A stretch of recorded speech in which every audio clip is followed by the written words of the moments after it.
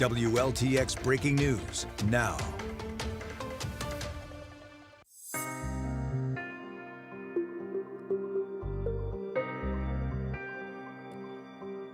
Thank you so much for joining us for this special report on News 19 this morning. I'm Whitney Sullivan, and today South Carolina says goodbye to one of its own. After services in Washington honored Senator Graham on the national stage, his casket now returns to the state he represented for more than 30 years and the place he called home since he was a boy in Pickens County. This morning, a casket carries him from the State House past the crowds gathered on Main Street to First Baptist Church of Columbia, where South Carolinians and the leaders who worked alongside him gather for a public funeral. And in just a few hours, the state will honor the colonel, the senator, and the son of Pickens County, who became one of the most recognizable voices in American politics. Now, we have team coverage from the State House to First Baptist as South Carolina says its final farewell to Senator Lindsey Graham. And this morning, we begin our team coverage with Xavier Harris, who has been at the State House for a few hours now as they continue to make last-minute preparations for today's farewell ceremonies. All right, so don't be alarmed. They got the dogs, the security dogs over here. I guess I gotta go around. Hey, thank you so much for joining us on News 19. Whitney, we appreciate you for tossing out here to us. And right now we are outside at the state capitol here, where in just about an hour and a half, we do know Senator Graham will be escorted here to the steps. Now, right now we're still waiting for quite a few folks to show up this morning, and we're going to talk to them in just a few moments. But right now, I have with me USC political science professor Shannon Brigman, and thank you so much for joining us this morning. Thank you for having me. So I want to talk about today, things that are happening today. Tell us the significance of this. Well, we're looking at essentially an official state funeral. Yesterday we had the national recognition for Senator Graham in Washington, D.C., both at the Rotunda itself and at the National Cathedral, where we saw national political leadership and international political leaders show up to pay tribute to Senator Graham. Today is more of a homecoming, more locally focused, and so this is South Carolina's way of paying respects and memorializing Senator Graham. And so we're going to see South Carolina political leadership show up. We know that Governor McMaster was there yesterday in D.C., but this is Senator Graham's homecoming here in the state, and so we're going to see the state of South Carolina and her citizens try to show proper condolences and reverence and their gratitude for Senator Graham's service over these decades. And what do you think history will remember about the U.S. Senator? I think that he is definitely now a historical figure. Beyond just his service in the seat, you've got the seat itself, the Class 2 Senate seat for the United States Senate from South Carolina, and then you have the actual incumbent, the man who embodied and inhabited that seat. And so we have his service in the House of Representatives, and then the shift over to the U.S. Senate, where he really rose to national prominence in terms of his advocacy for American military intervention and activity abroad, as well as political, using the national media, becoming a national media figure to become really a nationally recognized political figure, not just the senator from South Carolina. So when history looks back, it'll be more than just where he served in terms of representation of South Carolinians, but really in a national sense. Absolutely. And when we talk about the F-16 flyover and the case in which we can see some of the horses are already coming in now for that, how significant are those events that are going to happen today? Oh, those are very significant. These are official recognition of a life. The case on this is state-based. The F-16. That's, a symbol of not just the United States itself and our military presence, but also Senator Graham's long service, both as a JAG officer and also in his service in committees to both represent and bolster the defense community and the military installations here in South Carolina. So a direct reflection of official power. Absolutely. And speaking of his military background, kind of just tell me, how did his military background kind of shape the issues he championed throughout his career? Absolutely. Well, we know that Senator Graham started as a JAG officer, went to law school and served there, and he took his service seriously. And he felt a strong kinship and community with the military itself and those that also served. It also was compatible with his ideological leanings, right? We saw someone who was consistently pretty hawkish, supporting the use of America's military, as we are the largest military on earth, and have been for, the duration of his public service, and using that military power as an instrument to achieve our interests abroad, and as he saw it, an instrument of hopefully ultimate peace through activity. So. And for young South Carolinians who may not know Senator Graham, especially for the work and the things that he's done in his early years, what do you hope that they take back from today, everything that they learned today? I think especially young people now are so clued into visual media, social media, television. So I think a lot of them will probably recognize Senator Graham's work through social media, through, I don't want to say the algorithm world, but everybody is so tuned into their media channels through their relationships with their phones. And I think that it's easy to focus on his media work and his presence, sort of his ubiquitous presence in the national landscape. That being said, South Carolinians, especially young people, look up what work he had done for the state of South Carolina, where he fit in relative to his predecessors. See where, and I also will always try to get students, young people, to figure out where government touches them and affects them personally. Go figure that out. Figure out where he stood on issues for young people and child care, and how he envisioned what a healthy society looked like beyond what you saw on TV or on your phone. Absolutely. And he served in Congress for nearly 30 years. Talk about how rare or how unrare that is, especially in today's political climate. Well, we know that once you get into Congress, you kind of stay there. This is especially true in the Senate, because the Senate terms are designed to be 6 years. This is what the Constitution puts out there. In the House, where he started his career, you've got every 2 years you go for re-election. It sounds like a lot of opportunities to get voted out. But what we know is that incumbents tend to stay around. Roughly 95% of members of the House of Representatives get reelected. Some of that is through districting, which we've had our own sort of redistricting scare, I guess, here in South Carolina this year. But the other is just through consistency and service.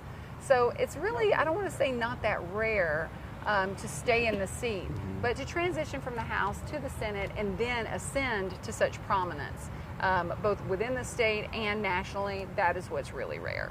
Absolutely. And we do know, for viewers who may only know him from recent headlines, how would you describe his legacy here in South Carolina? I think his legacy is one of patronage and service. Personal connection when possible, as whenever he was here. We heard great tributes of that yesterday in the services in Washington.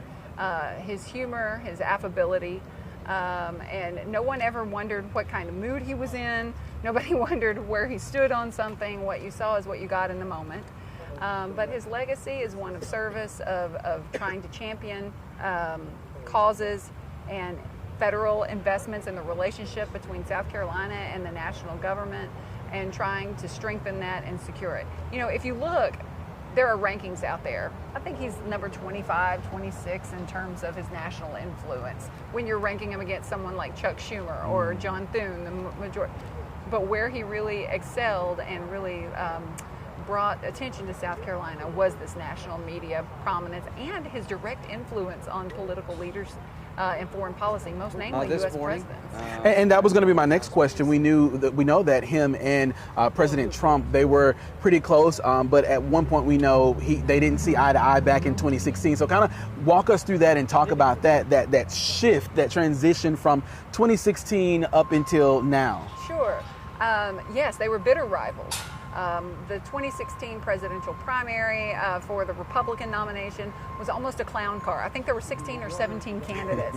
I remember when there were debates, there would have to be debate night 1, debate night 2, and you couldn't get everybody on the stage at once. And so they had to get pretty aggressive to stand out in that process and to differentiate yourself. There was so much media attention on Trump's candidacy that kind of took care of itself. So it left the other candidates really kind of positioning themselves as the alternative to that.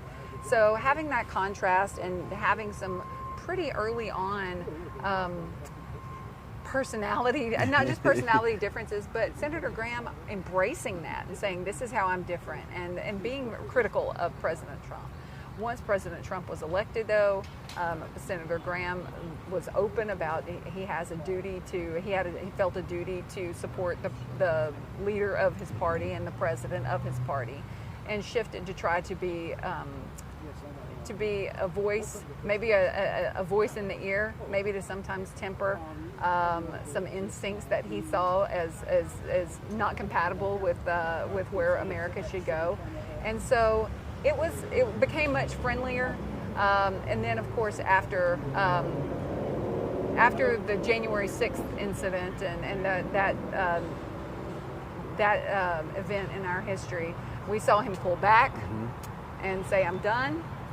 And then shortly thereafter, as the Republican Party kind of coalesced back around President Trump, Senator Graham also not only came into the fold, but strengthened that relationship and really saw in himself an opportunity to cultivate that relationship for the good of America and for South Carolinians. And is it common for us to see senators and a sitting president, or senators and a sitting president, to kind of form that close of a relationship the way those two had? Yeah, I would say, I mean, some are more bonded than others, obviously.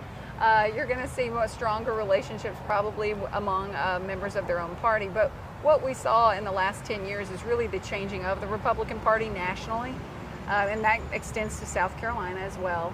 And so what we ended up seeing was a shift and really a representation of that shift of, kind of the old establishment Republicans and those who have kind of changed these generational shifts. We see more of a reflection of the kind of Trump-inspired Republican Party. So for them, I think we're kind of in an asterisk moment, is what I would say. I don't know what this is going to look like historically or in the future, but most things with President Trump are sort of an asterisk and function kind of in their own idiosyncratic way. So, but relationships, those are not uncommon. This one probably is for both personalities involved. Absolutely. And I kind of want to back up just a little bit and talk about his exposure to getting into politics. We know he was in the military, Air Force. Talk about that transition he made to get into politics. Well, like most young people, I guess, many young people who are who see opportunity. You don't usually see someone jumping in, with maybe the exception of President Trump, jumping into the political realm. And now our new Senator Graham in her 60s, young people tend to have more energy and see places where they could make a difference. And so we saw that with Senator Graham, and the Republican Party in South Carolina in the early 90s was actively trying to expand. This was a Democratic state, like most deep Southern states, over time, and so you saw them. Their Republican Party in the late 80s and early 90s was contest every race.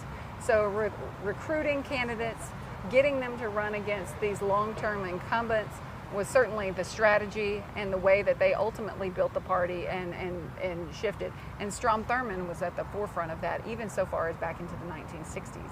Where Senator Graham fits in is, you've got this new generation of, at that time, young Yeah. Republicans that took over the House in 1994 with the contract with America. And so you see those opportunities that might not have been there within the Democratic Party structure.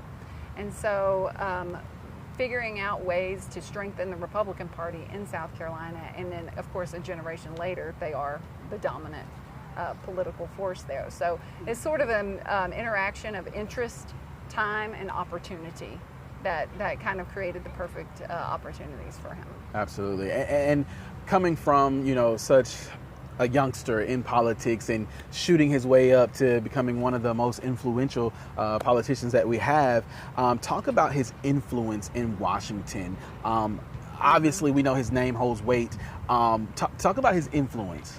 Well, his influence changed. It grew and changed from a House member, rank and file member, right? Not leadership. The House of Representatives is, not all leadership is based on seniority, but they don't hand the keys over to the new person, So he had roughly, not quite a decade, but he had several years to get acclimated to service in Washington. But just as a senator, we saw immediately jumping in with both feet, being mentored and cultivated by, if not centrists, certainly people who were unconventional. We think about Senator Joe Lieberman. We had Senator John McCain that he was quite close to. They were referred to themselves as the Three Amigos. They went around campaigning together. And so we saw him cultivate a more ambitious national profile. And when he was included in these bipartisan negotiations, we saw functional and formal power, that is, negotiating, rising in the leadership with the committees. And so he reached that sort of zenith right about the time that politics became more relational, especially in terms of the Trump era, and so with President Trump. So we saw that shift happen that we were just talking about. So his influence has been both formal and informal at the same time, which is really more than most senators enjoy. He's probably more recognized than some of the people in the Senate that have more formal authority by everyday Americans.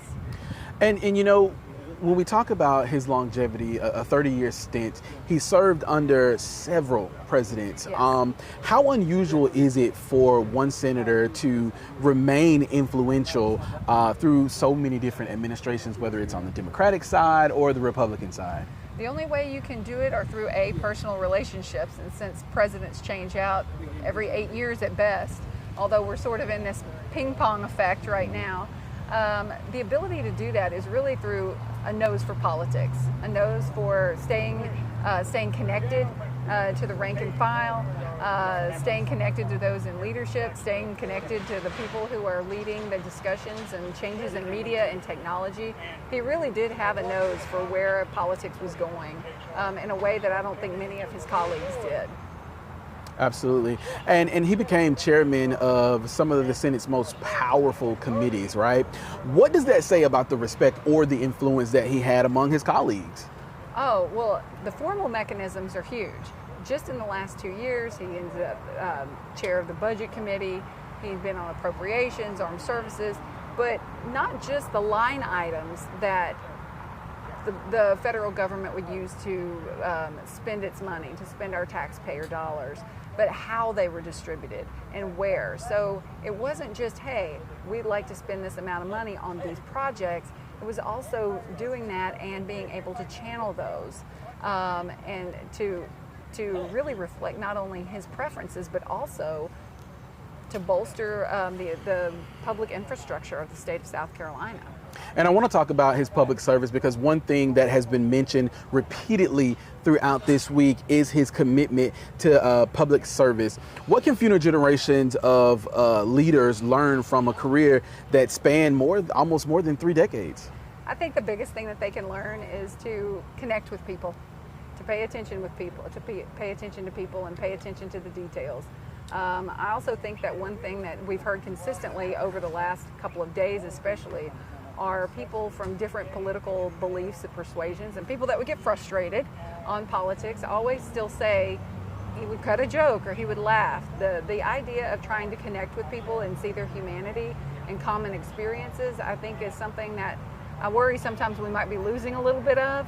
And so I would encourage people of all ages, generations, is to try to find connections rather than ways that we differ. And I think that he did that well on a personal level. Now, the persona that he brought to the media or showing up on cable news shows, you might not have seen that. Mm-hmm. But over and over again, this is what we hear of people's reflections and recollections of him and the way they connected. And he also said that serving South Carolina was an honor of a lifetime. How important is that connection between an elected official and the people that they represent? Oh, that's paramount, right? So, first of all, our public servants and the people in both appointed and elected positions should view it as an honor. That's why they call it public service. So as long as you know that you're there not for either your own enrichment or to expand your own power, which is hard if you're a politician, right? No politician is looking for less influence or power by any means. That being said, that's where our job as citizens comes in, to try to hold our elected officials accountable, to stay connected to them, not just for them to be responsive to our policy needs, but to remember where they fit in with public service. Absolutely. And what moment or accomplishment do you think kind of defines his career?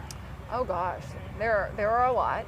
I could see several. One in his role in the bipartisan negotiations to try to both prevent a government shutdown in 2013 and to reopen, trying to come together and find solutions. But in terms of one moment, I think his career is too much to reduce to one moment. I think we've got an arc of service and change that's going to be fascinating to study for years to come. And as South Carolina says goodbye today, what do you think this moment kind of represents, not only just for his family, but the entire nation? I really think that today sort of is a moment, certainly unplanned, certainly sad, but it fits in with some other data points that we're seeing of generational turnover.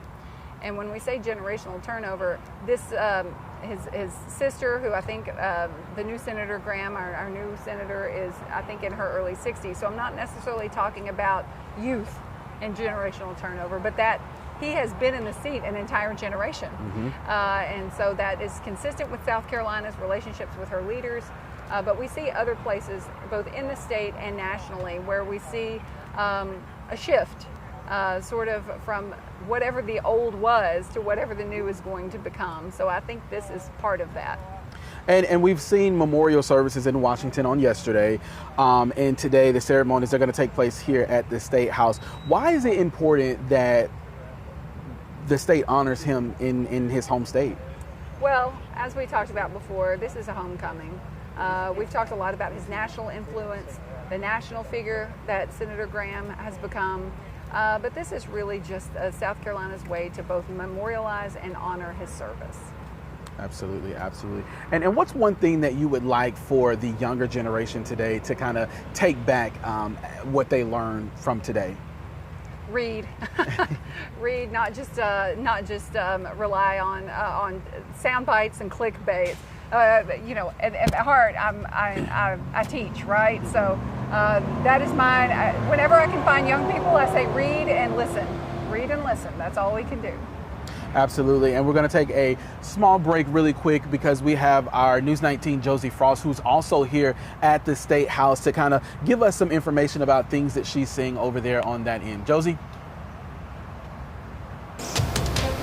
That's right, Xavier. Now, right now, I am here on the south side of the State House grounds. This is the side that's further away from Gervais Street. And I want to give you guys an idea of the layout that we're expected to see here as this funeral procession gets underway. Now, like I said, this is the south side. So this corridor down here is coming straight off of Main Street. And this is where the funeral procession will begin. So that caisson will bring Lindsey Graham's casket up through this corridor on the left side of the sidewalk here. Now, we actually just got a chance to see some of the horses that were a part of that case and that were coming through here kind of practicing. They ran all the way up this left side and up across the sidewalk here, and they'll come all the way up to, this is the back side of the State House. They'll come all the way up here and then cross over onto the other side and go up around the State House towards the north side. There's a barricade sort of corridor over there that's been blocked off that they will travel up to,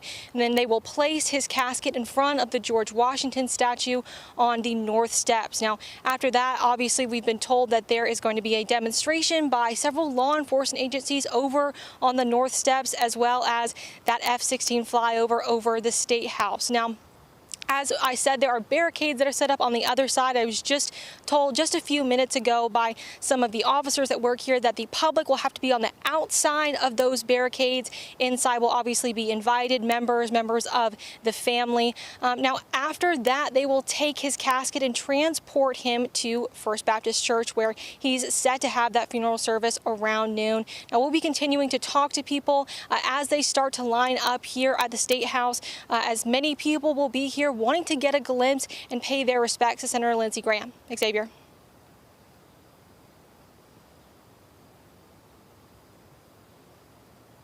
With USC political science professor Shannon Brigman. If you're just joining us, we're just outside of the State House, where in about an hour, the late U.S. Senator Lindsey Graham will be escorted here, his casket this morning, followed by a 11 o'clock flyover, F-16 flyover. And I kind of want to talk about that flyover as well. What does that symbolize? Well, we're talking about honoring the service of both someone who was part of the military through the JAG Corps and also the U.S. military establishment through his service in Congress and even chairing the Armed Services Committee in the Senate. So he also brought in hundreds of millions of dollars for installations, or military installations, Shaw Air Force Base, joint naval stations, etc. So we're seeing the honoring of both an official U.S. senator, an officer of the United States government there, and also the relationship that he had to that community. And Lindsey Graham's political position, it evolved over the years, like you said. How did his career reflect the changing Republican Party? Oh, wow. I think it's probably emblematic. Someday, and even now, as Southern politics scholars like myself write about it and will reflect back, we will see him as really an illustrative character and personality in that shift from establishment to the values of bipartisanship and reaching across the aisle, the dominance of Congress, quite frankly, as Article 1 of the Constitution lays out. When you look at the powers of the government itself, we talk about three co-equal branches ideally, but really Congress is dominant in terms of the formal powers of the government. And we'll see that shift over time from that to embracing a more executive-centered approach. We see presidents becoming more personality-based and governing through executive orders and rules and the administrative state. Senator Graham really kind of embraced that and recognized that. So yes, formal power through the United States Senate, but also influencing presidents, and not just President Trump, but trying to figure out ways of informal influence to expand that authority as Congress became less dominant in the national conversation. And would you say he was someone who kind of followed the direction of the Republican Party, or do you think he kind of helped shape it, or maybe both? I would say both. I would say that he was part of it early on, but you know, as we had wild historical events over the last 10 years, both trying to figure out and stay true to himself and his own values while recognizing that that maybe sometimes the best way, from his perspective, might have been the best way to be influential is to not take your ball and go home, but to engage power where it lies. So I think that'll be a really interesting. He's going to be probably one of the few case studies, I guess, for Southern politics scholars and political historians looking back. But we just don't know what that story is going to look like. Absolutely. And we're going to take a really quick break here. And we're going to toss things back to Whitney Sullivan, who is in the studio. Whitney? All right, thank you so much, Xavier. Well, again, we know that in just a few hours, the countdown is on until we begin that procession that will be happening at the State House right behind where Xavier is stationed. But we want to continue to take a look back on the life and legacy of Senator Graham. As many of you know, he died earlier this month at his Washington, D.C. residence following a trip to Ukraine. And we know that he was close allies with the President Vladimir Zelensky, wanting to support them in their effort against their war with Russia. Now, during his many years of political service, he created a lasting impact not only on South Carolina and the nation, but as we just talked about, the world as well. News 19's J.R. Berry has more on his life and legacy. Born on July 9, 1955 in Pickens County, Senator Lindsey Graham's character was forged early on by adversity. You had a guy who grew up in the back of a pool hall and a beer joint, really came from nothing. His parents died when he was 21 years old, leaving him with a 13-year-old sister who he helped raise. And to see that, and to see that success story, to see him be the first in his family to go to college, go on to law school, and get elected to the South Carolina State House, U.S. Senate, and he also served 33 years in the United States Air Force. Graham entered the political arena in 1995, successfully representing South Carolina's 3rd Congressional District in the U.S. House of Representatives. In 2003, he transitioned to the U.S. Senate, succeeding the legendary Strom Thurmond. And over the next 2 decades in the Senate, Graham served as a powerhouse on key committees. And he was known to be a fierce fighter for causes he believed in. This was Graham during the confirmation hearing of U.S. Supreme Court nominee Brett Kavanaugh. If you wanted an FBI investigation, you could have come to us. What you want to do is destroy this guy's life, hold this seat open, and hope you win in 2020. You've said that, not me. During the course of his long political career, Graham had other aspirations. I'm Lindsey Graham, and I'm running for President of the United States. He threw his hat in the ring for the Republican nomination for president in 2016, withdrawing, though, before the primaries. And later, he became one of the president's closest congressional allies. Outside of politics, Senator Graham was known for his sense of humor. 2 weeks before his death, this was Graham at Columbia's First Baptist Church, talking about kings and America's 250th birthday, and having a little bit of fun at President Trump's expense. The only thing we had in common, apparently, is we didn't want to be governed by a king. And after that, nobody could agree on much else. 250 years later, it's still the same way, right? Speaking of kings, President Trump said hello.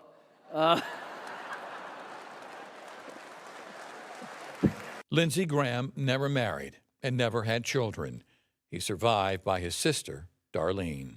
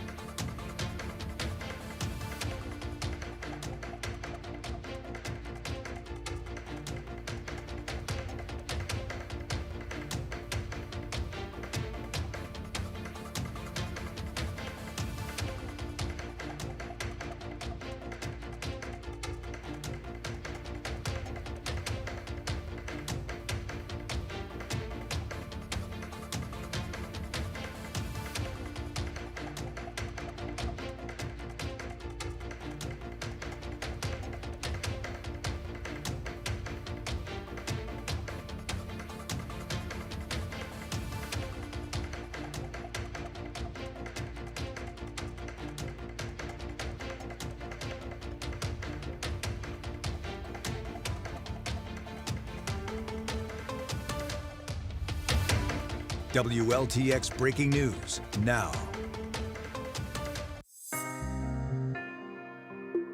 Your time right now is 9:35, and thank you so much for joining us for this special report on the life and legacy of Senator Lindsey Graham, as he will be laid to rest in his home state here in South Carolina. Now, we want to bring you the very latest that we have received regarding the details of what his funeral service is going to look like when it comes to what's going to happen at First Baptist Church. We want to get that information up for you in just a second. So as you can see, it's going to start at 10:45 this morning, where people will be able to line up along Main Street, and a casson carrying his casket will make a trip around the State House.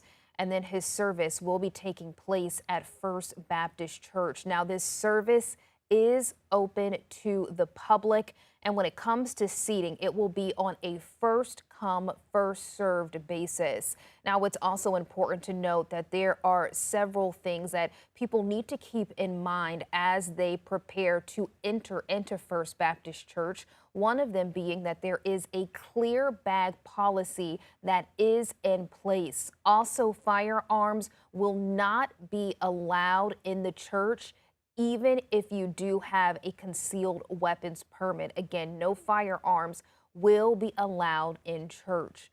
Now, after that service at First Baptist Church, we do know that the casket will then be taken to Pickens County, where there will be a private ceremony of friends and family, again, in his home county of Pickens County.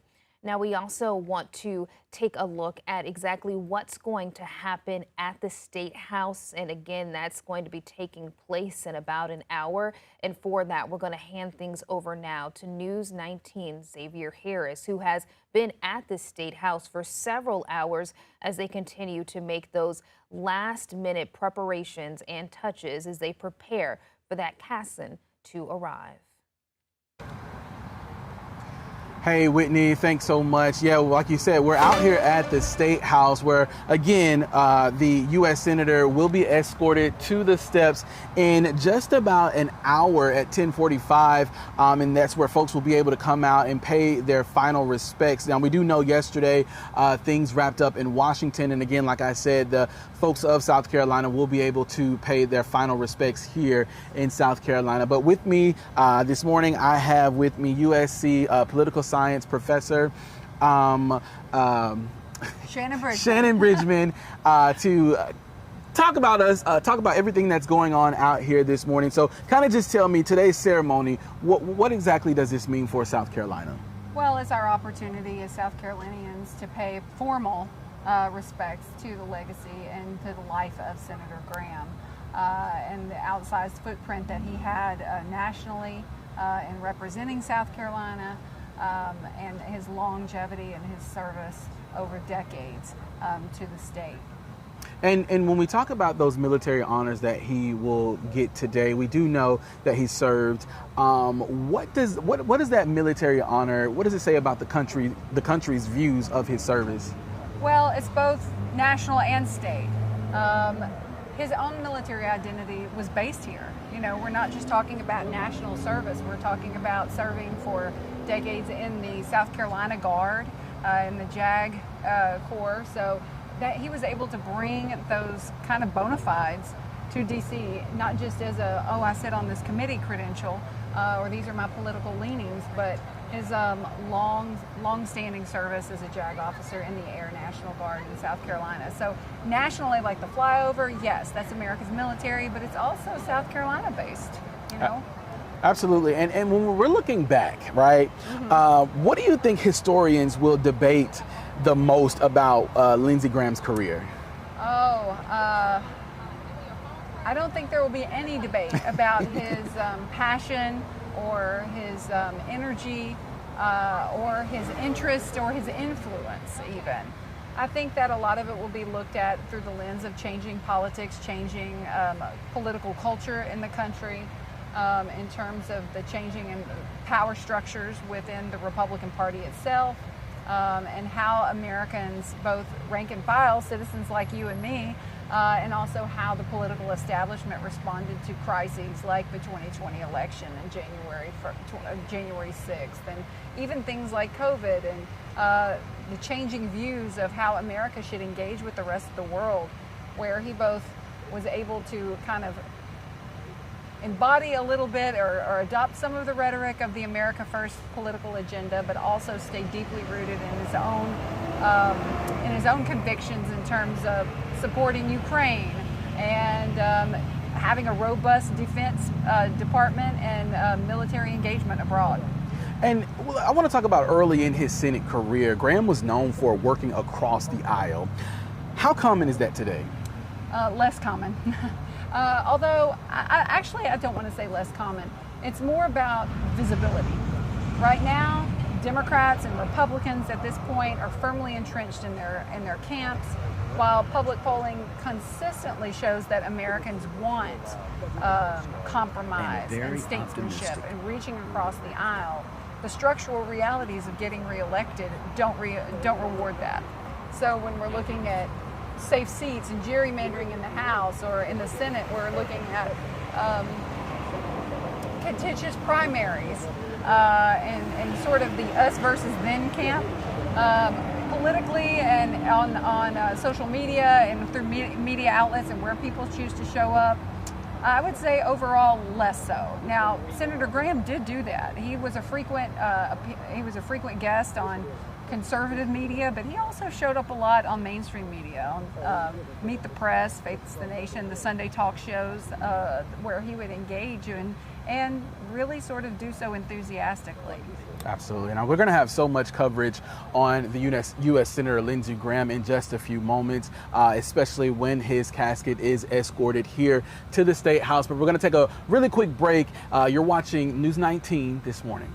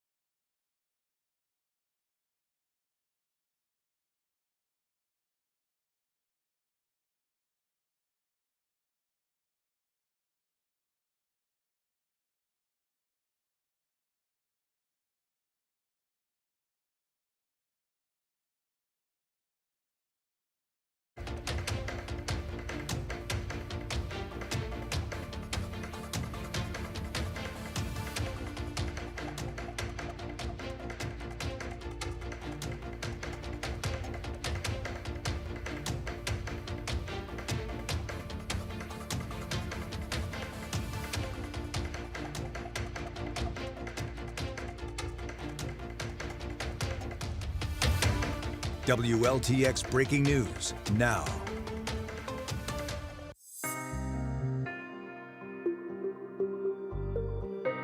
Well, today, the state of South Carolina will come together to honor the life and legacy of Senator Lindsey Graham. Now, one of the things that we have just received into the newsroom within the last hour are details regarding the program for today's funeral services that will be held at First Baptist Church in Columbia. And I quickly want to go through some of those. We have learned that the program will begin with a welcome and a prayer from the First Baptist Reverend Wesley Church, followed by a scripture reading, which will be done by U.S. Representative Jim Clyburn. Following that, there will be tributes delivered by Governor Henry McMaster, as well as U.S. Senator Tim Scott and television personality, as well as former Representative Trey Gowdy. Now, the message and prayer will be delivered by former First Baptist pastor Dr. Wendell Estep. Again, that service is set to begin at noon and doors will open at 10 o'clock this morning. The public is invited to attend that service and seating will be on a first come, first served basis. And another place where people in the state can go to pay their respects is at the South Carolina State House, as a horse-drawn carriage will carry his casket around the State House as people line the streets again to pay respects to the late Senator Lindsey Graham. And that's where we will find News 19's J.R. Berry, who is standing by as they continue to make those last-minute preparations at the State House. J.R.? Yeah, Whitney, good morning to you here on this day when South Carolina says goodbye to longtime Senator Lindsey Graham. Of course, yesterday, services inside, inside the National Cathedral in our nation's capital. Shannon Bridgman is joining me now with USC, and that program that Whitney just talked about, it is basically bipartisan because we're also going to be hearing from Democrats and Republicans today. We have 6th District Congressman Jim Clyburn. How important do you think that is to be included here in the service as we say goodbye to Senator Graham? I think it's both important and appropriate. Senator Graham has a long history of just general public service, but also one of the defining features of his early Senate career was bipartisanship. And I think it's appropriate for our congressional delegation and political leadership of all stripes to both honor and memorialize and celebrate the service of any public service, regardless of political persuasion. So I think that's a good thing. We're also going to be hearing from Governor McMaster today, South Carolina's new senior senator, that would be Tim Scott, and former Congressman Trey Gowdy. So 3 big names on the Republican Party in South Carolina. Just kind of hearing that as Tim Scott is now our senior senator. Yes, that's also very appropriate. You know, these are people who we saw yesterday, kind of recognizing Senator Graham's influence both on the national scene, but at the end of the day, this is just a homecoming. Right. This is South Carolina being able to say goodbye to him, both in the formal, the public, the private, the professional, the personal, all at once. And it's a very important step. I know we're saying goodbye today here in South Carolina, but yesterday at that National Cathedral, quite a service there yesterday, lasting some 2 hours as we were hearing stories about Lindsey Graham's life and his service. His niece at the podium at times talking about how good of an uncle he was, a family man that he was. Very moving comments that we heard yesterday inside the National Cathedral. Absolutely. You know, it started off with a traditional funerary service that a state funeral would include remarks by President Trump, which were fairly reserved, and I think that were good and dignified, and really recognized Senator Graham's service. And we saw over the course of that service yesterday, it become more personal. We saw his niece, which was, I don't think there was a dry eye in the place, and then also from his pastor, and hearing those personal reflections of someone that a lot of South Carolinians and a lot of Americans knew from his media presence and on social media, but seeing more of the person and the comments at the rotunda about how funny and warm he was and always seeking connection, that might be a side that most viewers and listeners might not have known. Well, of course, we're going to have you covered throughout the morning as this service unfolds. 10:45. We're less than an hour away now from this service here at the State House getting underway. Our Josie Frost, our State House reporter, is on the State House grounds this morning. Josie, good morning to you.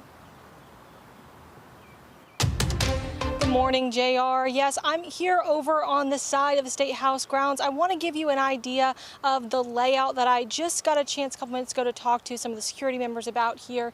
Now, as I mentioned earlier, this side over here is where they will be bringing that horse-drawn caisson through this corridor over here. I got a chance to see some of those horses come through just in the last hour to practice. They brought them down this corridor through here, and they'll be bringing it up to the front of the north steps. They'll place his casket there in front of the George Washington statue on the north steps. Like we said, that's going to happen just around 10:45 with that flyover, I'm told, expected to start at 11 o'clock sharp. Now, as we move into the next hour or so, we're expected to see people start to really line up. Many people wanting to come and pay their respects to the late senator. We know there will be a lot of road closures across Columbia today. Parts of Washington and Marion Street will have closures, as well as parts of Main Street. We've also seen a lot of people that have come out and start to get set up. We're seeing a lot of different state law enforcement officers that have come out and a lot of security out here. I got a chance yesterday actually to speak to the pastor for the service at First Baptist, and he told me that they've been working with different law enforcement agencies and security agencies going into today at the service as well. They've worked with Secret Service, had meetings with the U.S. Marshals to try and make sure that space is secure as well. Now, we'll continue to be talking to people as they come out here today, many of them wanting to get a chance to get a glimpse at this event and pay their respects to the late Senator Lindsey Graham. JR.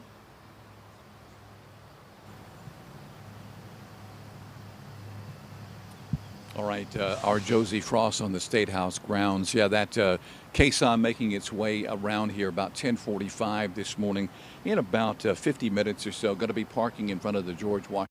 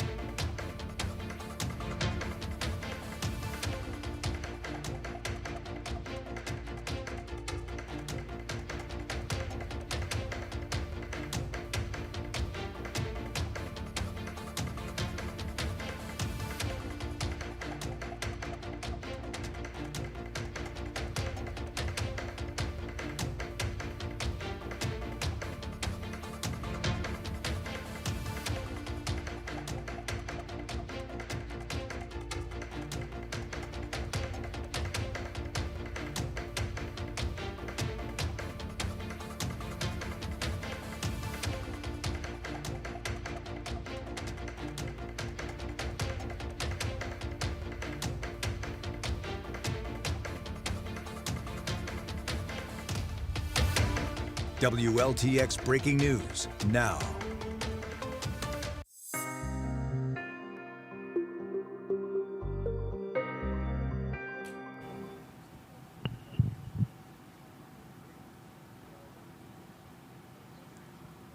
All right, we are live on the State House grounds for the funeral services today of Senator Lindsey Graham, who passed away back on July 11th at the age of 71. I'm being joined by Shannon Bridgman with USC. I know you've been talking about the life and legacy of the senator this morning, but today is all about remembering and saying goodbye.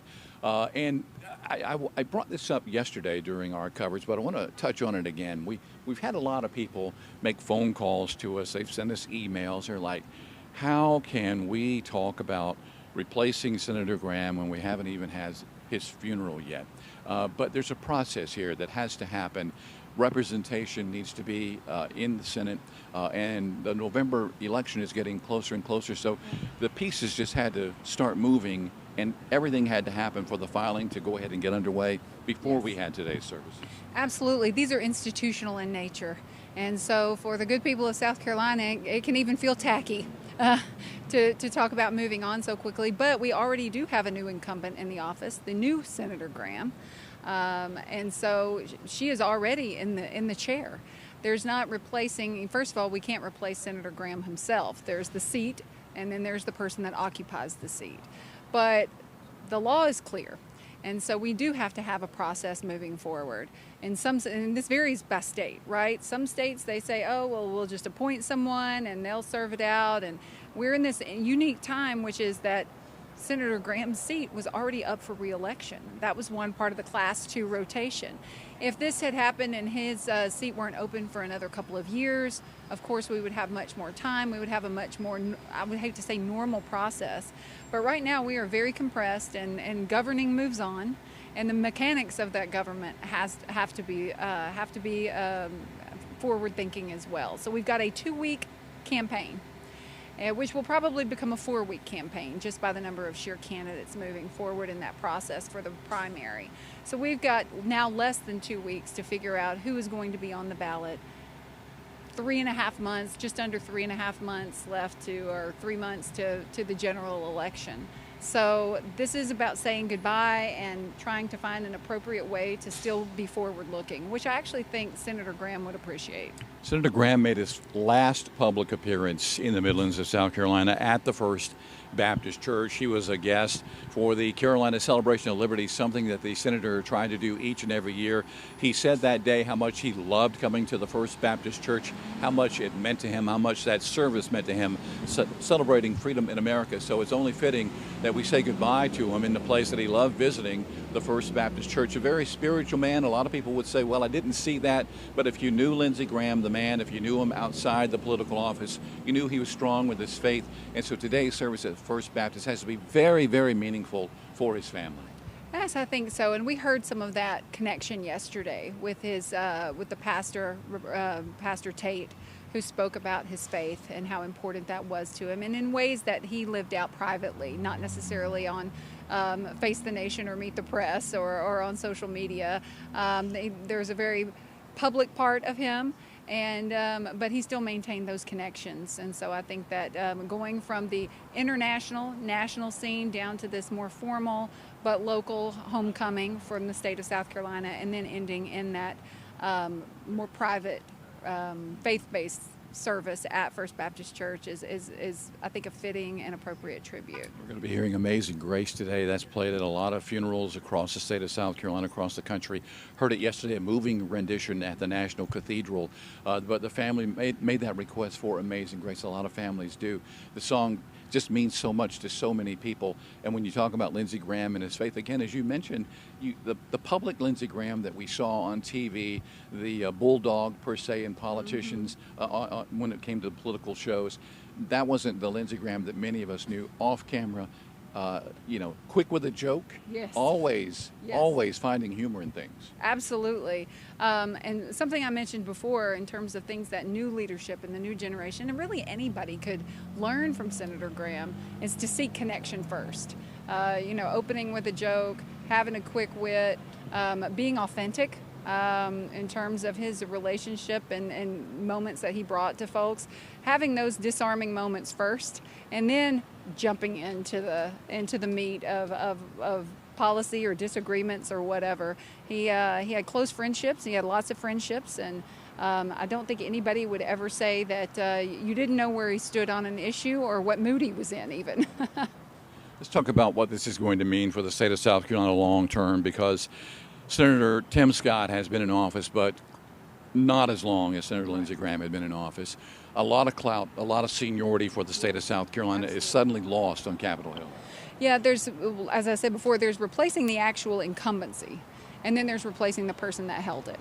And you've got 30 years of service and 23 years in the Senate. You've got formal power, but you've also got, he was chair of the Budget Committee. He was on Appropriations, Armed Services, Judiciary, shaped the composition of the Supreme Court and the federal judiciary long term.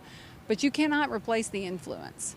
And so the personal influence, even the media influence, that's going to be a big vacuum. And so if you've got these formal mechanisms, so-and-so's on this committee, that's one thing. There's also channeling money back and patronage back to the citizens of South Carolina and moving the country forward in the directions that, in his view, strengthened America and South Carolina the most. You mentioned Supreme Court hearings, that moment at the Brett Kavanaugh hearing, which is etched in so many people's minds when Senator Lindsey Graham got very passionate and very angry. Is that something that he will probably be remembered for most as far as what he did when it came to selecting Supreme Court nominees? Possibly. We saw Justice Kavanaugh at the memorial service yesterday at the National Cathedral. So certainly that if not alliance, that partnership there certainly was cemented in our collective memories. So I think, yes, partially, but he was a part of so much more than just a confirmation hearing. We're talking about vetting. We're talking about lower level court justices and on the appeals courts and the federal, the district court level.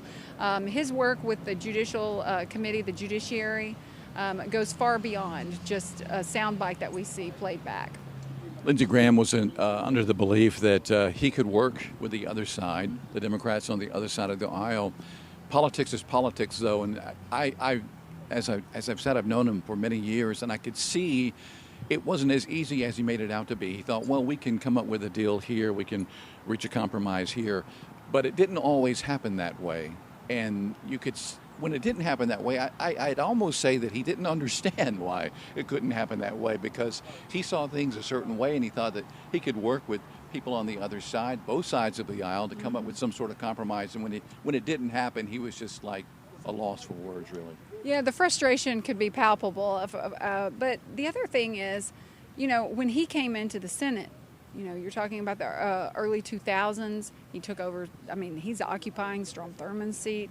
He quickly became under the mentorship of people like John McCain, Joe Lieberman. They called themselves the Three Amigos, going around trying to exemplify the idea of bipartisanship, moderation, being even-tempered. He always had glowing things to say about his colleagues, including former president and former senator and former vice president Joe Biden even. But politics, as it changed over the last really 10 years, but maybe 10 to 15 years, really didn't reward that as much. So having to learn to shift from these sort of overtures, and I think the relationship still remained, but maybe that's not what you saw on Fox News, on his or cable news appearances, or the Sean Hannity show, as he was talking about last night. That might not be what the sound bites and the clickbait remember. We mentioned his seniority, and 33 years in the military, Air Force Reserve, and the Guard. He knew the ins and outs when it came to military and the need for military spending. Again, how do you think South Carolina bases could be impacted by no Lindsey Graham on Capitol Hill? That's a great question, and it's a material question. South Carolina holds a very dense footprint in the military installations of our armed services. And he was able to not just bring home the bacon, but channel how those dollars are spent. So seniority is going to matter, and not just seniority, but crafting those relationships. When we're talking about him being a champion of the sovereignty of Ukraine, of the importance of NATO, and what that looks like, and how even those positions are materially translated for South Carolina's military community and installation, those are real impacts. And right now we're still living under a federal budget that was crafted and influenced heavily by Lindsey Graham. We're not going to be able to see what the full impact of that is for the next couple of years, and maybe even into the next administration. To say that South Carolinians were taken aback by the sudden death of Senator Graham would be an understatement. They've had a few weeks now to come to the realization that he is gone. Today, saying goodbye, are we expecting a lot of people perhaps to line the streets here of Main Street as that caisson takes him to the First Baptist Church? We'll just have to see in terms of, they have gotten a little bit of time to reflect. I think some of the heat, it depends on how this goes in terms of access, the heat, and how accessible the facilities in the campus are. But I do think we'll have a turnout here. Yeah, 95 degrees today is supposed to be the high temperature with the heat index well into the low 100s. I want to talk about when Lindsey Graham came into public prominence. He made a name for himself with the Bill Clinton impeachment hearing. He was media savvy. He knew how to talk to the TV camera, and suddenly he goes from somebody who's presenting a case to the Senate to somebody who's in high demand on the Sunday morning talk shows. If you wanted someone, it was Lindsey Graham. I think he made more than 100 appearances on Face the Nation. So, you know, his rise to prominence was quick. As part of presenting that impeachment case, and it was lasting. It was like if you needed someone to talk, if you wanted somebody on the Sunday shows, it was Lindsey Graham. In fact, I'm sure you probably already know this, he was scheduled to appear on Meet the Press the morning after he passed away. He was that accessible for the media. Absolutely. He was ubiquitous and ever present with that. And that's something we were talking about earlier this morning and a little bit yesterday, is that there's the formal mechanisms of power, right? Serving on committees, having seniority, and then there is the raw politics of it and how politics has changed. We're going from sort of the C-SPAN. I remember watching those impeachment hearings back in the 90s and seeing him as sort of a young, energetic figure, and then really how he grew and really enhanced and expanded his influence through being so media savvy. And really, I heard someone say yesterday, he always had his finger in the pudding. He always was putting himself front and center and wanting to influence, wanting to participate, wanting to problem solve. And part of that media openness and savviness is an extension of that, I think. He really felt a need to communicate. I was telling a coworker recently, I don't think anybody right now could tell you who the senator of Idaho is, but I think most everyone in the country, when you said Lindsey Graham, they knew automatically, well, that's the guy from South Carolina. Absolutely. And so I think there are rankings out there, and there's, I think in terms of raw political power and formal power within the Senate, I think he was ranked as high as 25 or 26, but that's just the formal power. In terms of his turning into a national political figure and being deployed to races and political goings-on across the country, he campaigned with people. He went to appeal to people on the party's behalf, on the president's behalf. He really was a national figure, and everyone knew where he was from. Let's talk about the presidential campaign. In 2015, he announces he is going to seek the Republican nomination. He is well known across the country, but here comes this dynamic figure out of nowhere, the billionaire Donald Trump, who suddenly jumps to the top of the polls, the so-called outsider who wasn't beholden to anyone. Lindsey Graham thought he had a good chance of winning the nomination that year, but ultimately drops out before the primaries and becomes a strong backer of President Trump. Well, what was so interesting, and I remember that time, you know, people thought, well, they thought maybe Donald Trump's candidacy was a novelty. No one really took it seriously, and we had, I think, 16 or 17 candidates in the Republican primary or the campaign as it first got started. So it was like a clown car, and it quickly crystallized within the media and the public imagination as Donald Trump or anybody else. So who is going to be the foil for that? And so yes, Senator Graham cast himself as that foil, and very energetic, and you know, famously said that President Trump was unfit to lead. And but once it became clear where the direction of the party was headed, he did become, he was critical of the president. He was critical after Charlottesville. But by the time late 2017, 2018 rolls around, he emerges as one of the biggest allies. And he credited John McCain for that. Senator McCain taught him that once elections are over, you move on, and you have an obligation to help the president, especially if it's the president of your own party. And he did that. The famous cell phone incident when Donald Trump, who was then candidate Donald Trump, gave out Lindsey's cell phone number to all of America. And I think Lindsey had a little bit of fun with that. He made a video showing him destroying his cell phone. I think he had that number for a good 20 years and had to get a new phone because it was constantly being blown up. But he found some humor in something that candidate Trump did at the time. Absolutely. And, at some point you have to have a thick skin. And what's done is done, and you lean into it and handle it the best way you can, and try to. If you're a politician, look, there is no politician out there that is looking for less exposure, less attention, or less power. So leaning into that and kind of making it a joke was probably the best thing he could do at that point. And President Trump reflected on that exchange and that experience yesterday, and even calling out the number again. From the lectern yesterday in the service at the National Cathedral. I got to tell you, I'm an avid golfer, and I had known Senator Graham since 1994. Up until the presidential campaign with Donald Trump, I had absolutely no clue that Senator Lindsey Graham played golf. I had no idea.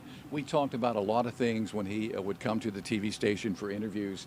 Golf was not one of them. But then he becomes this golfer, and I heard the president say yesterday he loved the game of golf, but he wasn't really meant to play the game of golf. Right, and he and Annika Sorenstam, I think, beat them, is what he said. I think a lot of people, I think it really reflects, Senator Graham's, it's not opportunism, I think it's more about connection.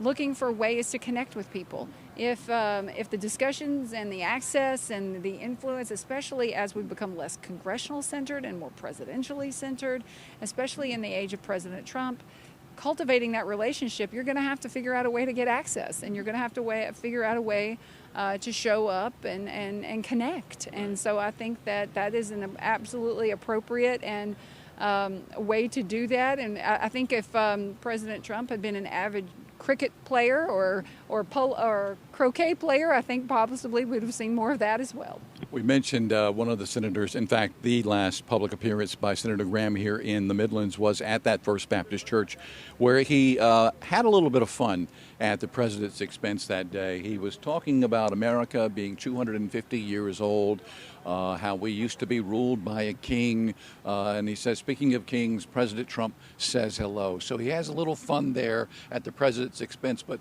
I believe that's what happened over the years. The two of them were able to just crack jokes about each other and have fun doing it. Well, and it's calling out the elephant in the room, so to speak, with the outsized personality that President Trump's leadership portrays, and his own embracing of that kind of to troll or to poke fun. So I think that's pretty. I think that was pretty savvy. Also, he made the best point. I think wasn't even talking about President Trump saying hi, but he said that we decided we wanted the king, and we really haven't agreed on much else since. All right, so Chris, I'm going to do something here if you can. If you can pan over, want to show what's going on out here on the State House grounds. We've got a slew of media from not only here in the Midlands, but across the state of South Carolina. Also, I've seen some national media out here today. Coming up in about 30 minutes from now, if you can pan over to the George Washington statue, that is where the caisson is going to be parked. Coming up in about 30 minutes, and that is where this ceremony for Senator Graham is going to be taking place. You see some seats are there. We're not exactly sure who's going to be here, perhaps some family members, we're not sure. But they're going to park in front of the caisson. The ceremony will start then, and then right at 11 o'clock we're going to have a flyover by F-16s. Which leads me to something else. We learned yesterday that Joint Base Charleston is going to be renamed in Senator Graham's honor. Is that fitting to you? I think so, especially given his both ties, his service ties to the military, and our national defense footprint. He was an avid supporter of a strong defense. He was an avid supporter of the idea of interventionism and activism around the globe and using that for what he would see as forces for good, which could be controversial. That being said, in terms of the support that he gave the military-industrial complex here in South Carolina and his longevity and his service, I think that's appropriate. All right, so again, we are expecting the procession to begin in less than 30 minutes from now. We're going to have it for you all right here on News 19, so you don't have to change the channel, go anywhere else. We're going to have you covered here on what unfolds as the day progresses. From here, that caisson is going to go down Main Street here in Columbia. The 1200, the 1300, and the 1400 blocks of downtown Columbia on Main Street are closed. No cars being allowed to park there from, I think, 10 o'clock last night until noon today. No traffic moving on Main Street starting at 11 o'clock this morning. That is because of the procession, the caisson, the horse-drawn caisson that's going to take the casket to the First Baptist Church. So there's been a lot of talk about the life and legacy of Senator Lindsey Graham since his passing back on July 11th. Shannon, what do you think is going to be what South Carolinians and the nation remember most about Graham? I think it might be different depending on who you are and where you're from. Those who have known him, like you, for decades and who are maybe under 40, might have a different view. You know, the younger generation might look back and see Senator Graham and remember him as someone who was on the news a lot, on social media, and some more of this media figure and direct access to his thoughts and his media presence. But the people that have known him and the people that have watched him, and South Carolinians who live in communities, they mentioned yesterday there's probably not a bridge or a school or something else that he didn't directly help support, and he was good at showing up to events and trying to connect. I think that the people of South Carolina will remember his dedication to them, but also can take some kind of pride in terms of his national media influence and elevating South Carolina on the national stage. Nationally, he might even be, in terms of the political scientists among us, the people like me that study Southern politics and political history over time, maybe more emblematic of the shift within the Republican Party over time. We also had some viewers ask us questions. Why isn't he lying in state at the State House? Why didn't he lie in state at the U.S. Capitol? We don't have direct answers to that, but that does seem like something that a lot of people have questions about. He was in the Capitol Rotunda yesterday for that service, but what constitutes lying in state when it comes to the U.S. Capitol or here at the State House? Well, there are official mechanisms that have to be used for that. Usually that honor is reserved for vice presidents, former vice presidents, former presidents. You've got maybe 15 in American history who have lain in state that were members of the U.S. Senate, and many of those, I think a third of those, went on to become vice president or president, people like LBJ or JFK. So I think we've had Bob Dole, Harry Reid, John McCain, these kind of figures. So the ones that do end up there are really less senators and more national political leaders. So the fact that he was recognized in the Rotunda yesterday, I think, is a tribute, not a slight, in terms of the honors given to him there. All right, Shannon Bridgman, thank you for your insight. We're going to take a quick break, just take a quick time out to collect our thoughts and freshen up, maybe grab some water on a hot day out here. But we'll be back with continuing coverage in just a moment.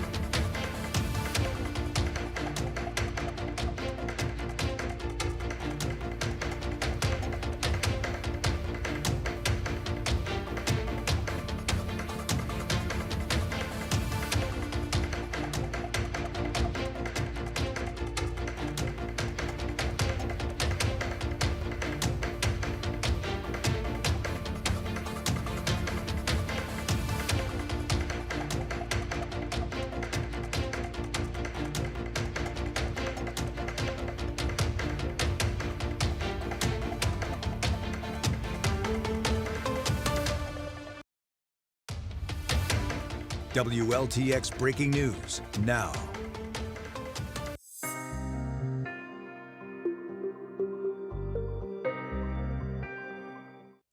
Time right now is 10:23. Thank you all so much for joining us on our continuing coverage. We have right now moved locations over here in Studio B as we are continuing right here in our newsroom this extensive coverage of Senator Lindsey Graham's funeral services as they have made their way from yesterday to the U.S. Capitol, now over here at the State House.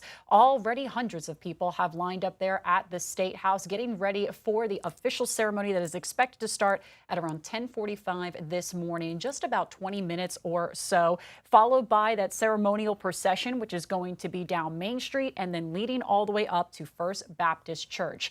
Also on the calendar for later today, there will be an F-16 flyover that's going to happen at around 11 o'clock. And then the public memorial will then start at noon with doors opening about 20 minutes ago as seating over there at the church first come, first serve. A lot of road closures in that area. A lot of people already at the State House. We have been on the air right here on WLTX Plus, keeping you covered on everything that is happening right here in South Carolina, and even the moments yesterday on WLTX Plus leading from what happened at Washington, D.C. to now over here in the Palmetto State. We have team coverage all over the Palmetto State right here today as we are continuing to follow the very latest there at the State House. Let's go ahead and send it over to Live with J.R. Berry. He has been out there this morning over with Shannon Bridgman.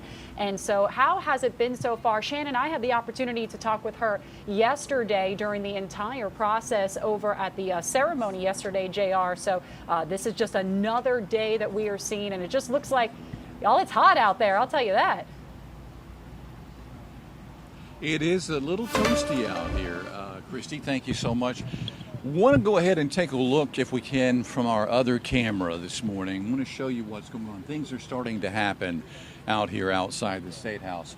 Down Main Street, a slew of law enforcement officers have now arrived on motorcycle and in vehicles in preparation for this ceremony that's going to begin in a little more than 15 minutes from now. And if we can pan over, I want to show you that we have people who are starting to line the fence here outside the State House. They do have a perimeter set up for bystanders on this side. You see the tents, and you see people gathered upside the fence. Some people out on Gervais Street up near the fence area so they can get a look at what's going to happen here this morning. We are beside the Benjamin Tillman statue, and we expect a number of mourners, South Carolinians, to move in this area behind where we are here on the State House grounds. And again, we're taking a live look here. Let me see if I can get a good look. We are starting to have mourners show up here for the ceremony that is getting underway at 10:45. They're going to be filling up the chairs here momentarily. A very, very hot day here in South Carolina. But people are here to pay their final respects to Senator Lindsey Graham. And again, you are looking live as this ceremony gets underway in just a few moments. Want to bring, I want to bring over Kevin Bishop if I can. We are on live TV at the moment. I'm not sure if Kevin can get over here or not, but Kevin Bishop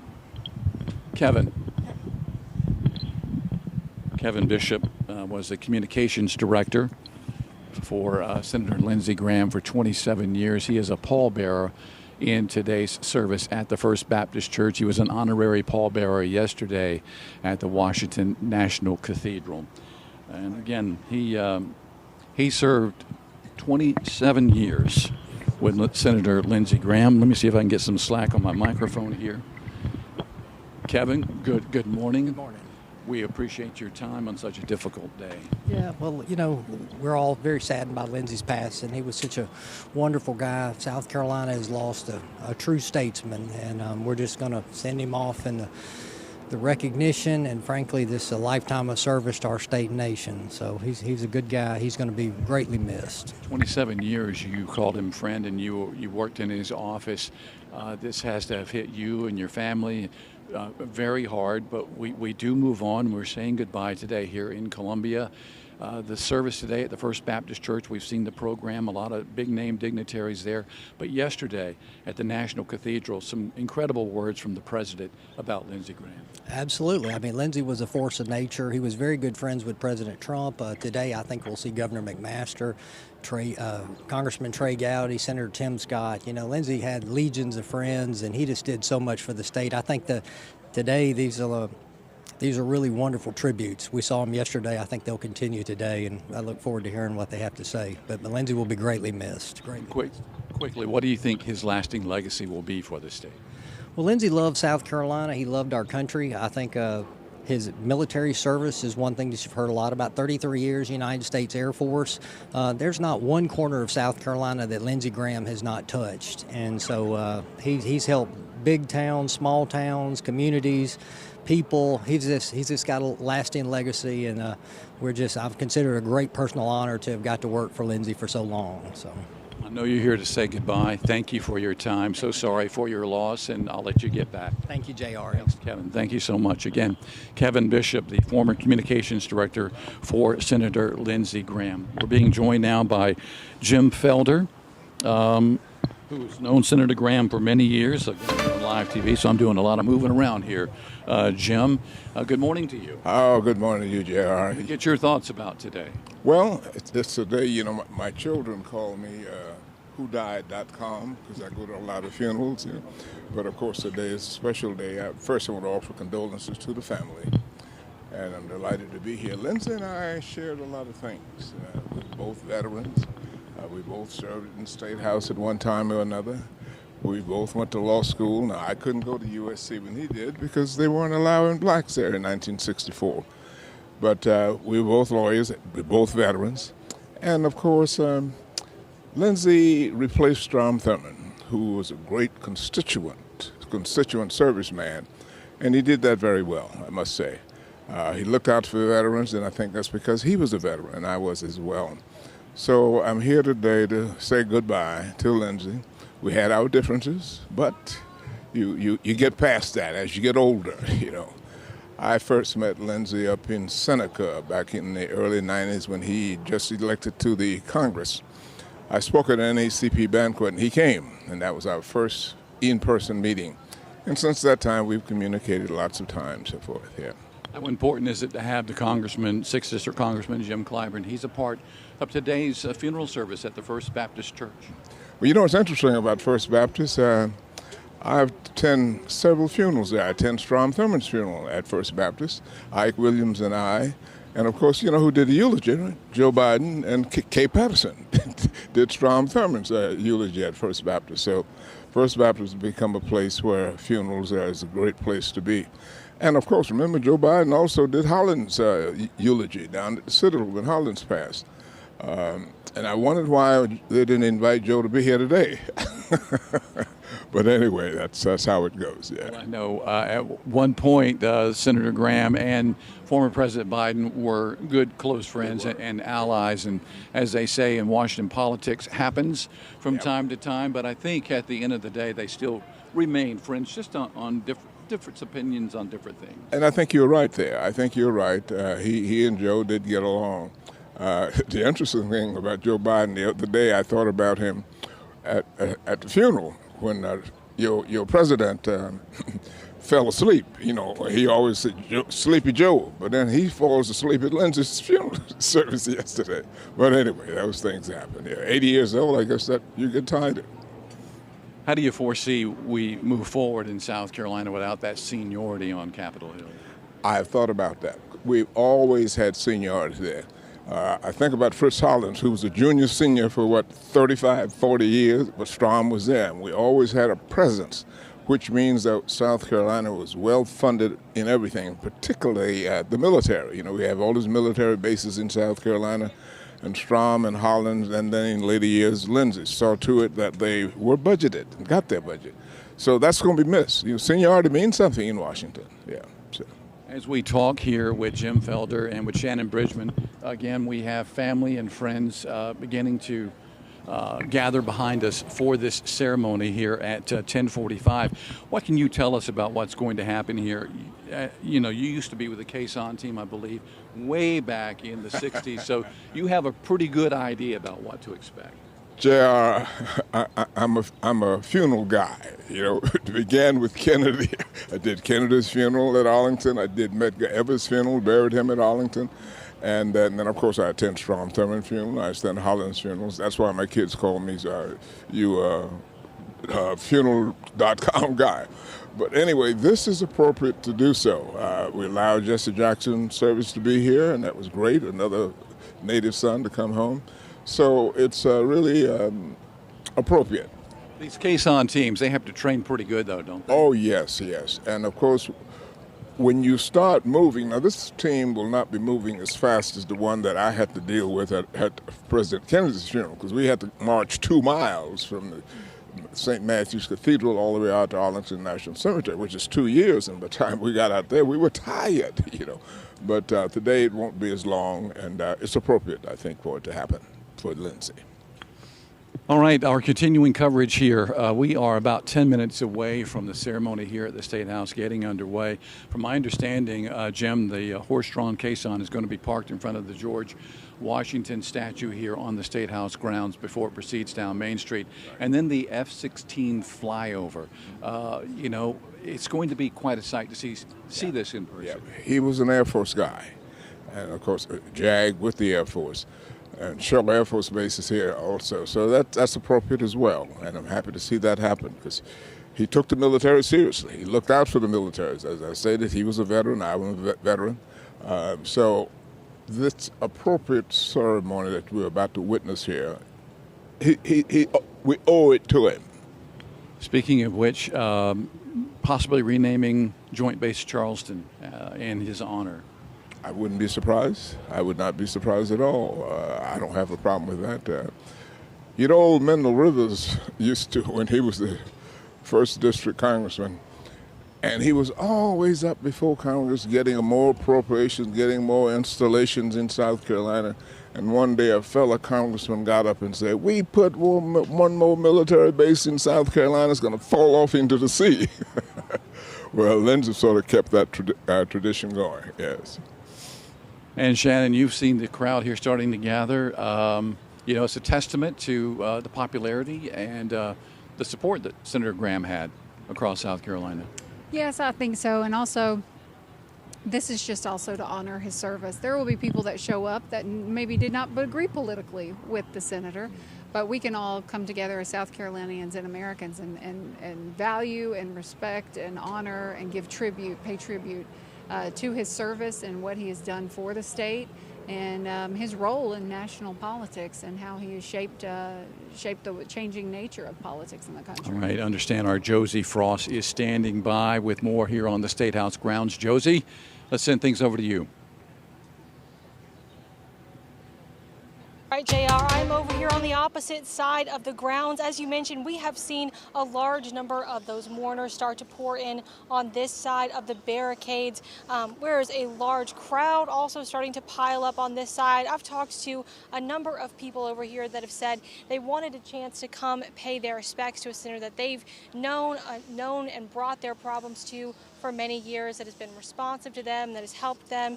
I've spoken to people from across the state that have come over here today to pay their respects to the senator. Now, as you mentioned, people have been sort of coming in this side of the barricade over here. Those are lots of invited crew. We've seen lots of state leaders. There goes the Lieutenant Governor Pamela Yvette right there. We've seen a number of state agency leaders, local representatives that are coming in. As I mentioned earlier, spoke to some of the security here. All the public is expected to stay on the outside of the barricades here. They're able to kind of pour in around the area. The casket will be brought into the opposite side and being placed in front of the George Washington statue across the way from the North Steps on the opposite side. After that, he'll be transported to First Baptist Church of Columbia, where there's going to be that service around noon. As I said, a very historic day for a lot of the people that we've spoken to out here. They say they've known of Lindsey Graham for years. He's meant a lot to their families. They've known him as their local representative for a long time, and many of them said that this is a unique opportunity that they have to come pay their respects. JR. Josie, thank you so very much. We also have Xavier Harris on the State House grounds. Going to check in with him to find out what's going on where he is positioned. Xavier?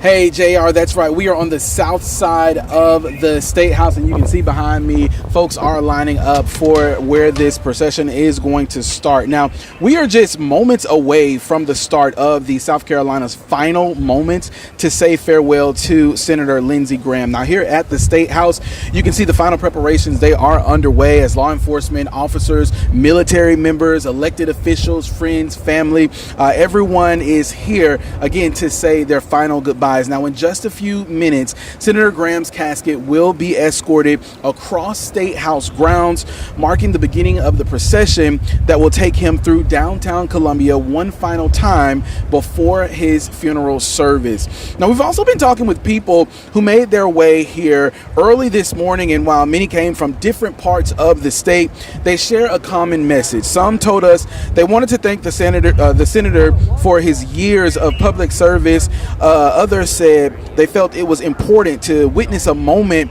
they believe will become part of South Carolina's history. Now, one man told us whether you agree with him or not, he served this state for a long time, and they wanted to be here to pay their respects. Take a listen. I just believe it's so important to pay my respects to Senator Graham. He spent his life in service to our country and our state. Regardless of how you felt about him and his political views, the thing that I really admire and appreciate so much about him and respect about him is that he always did what he thought was the right thing, and he always spoke out for what he believed was the right thing, even when it wasn't popular with his own party. And I think that's so incredibly important. I just felt that it was very important to come out and pay my respects to someone who's played such a significant role in our country and our state.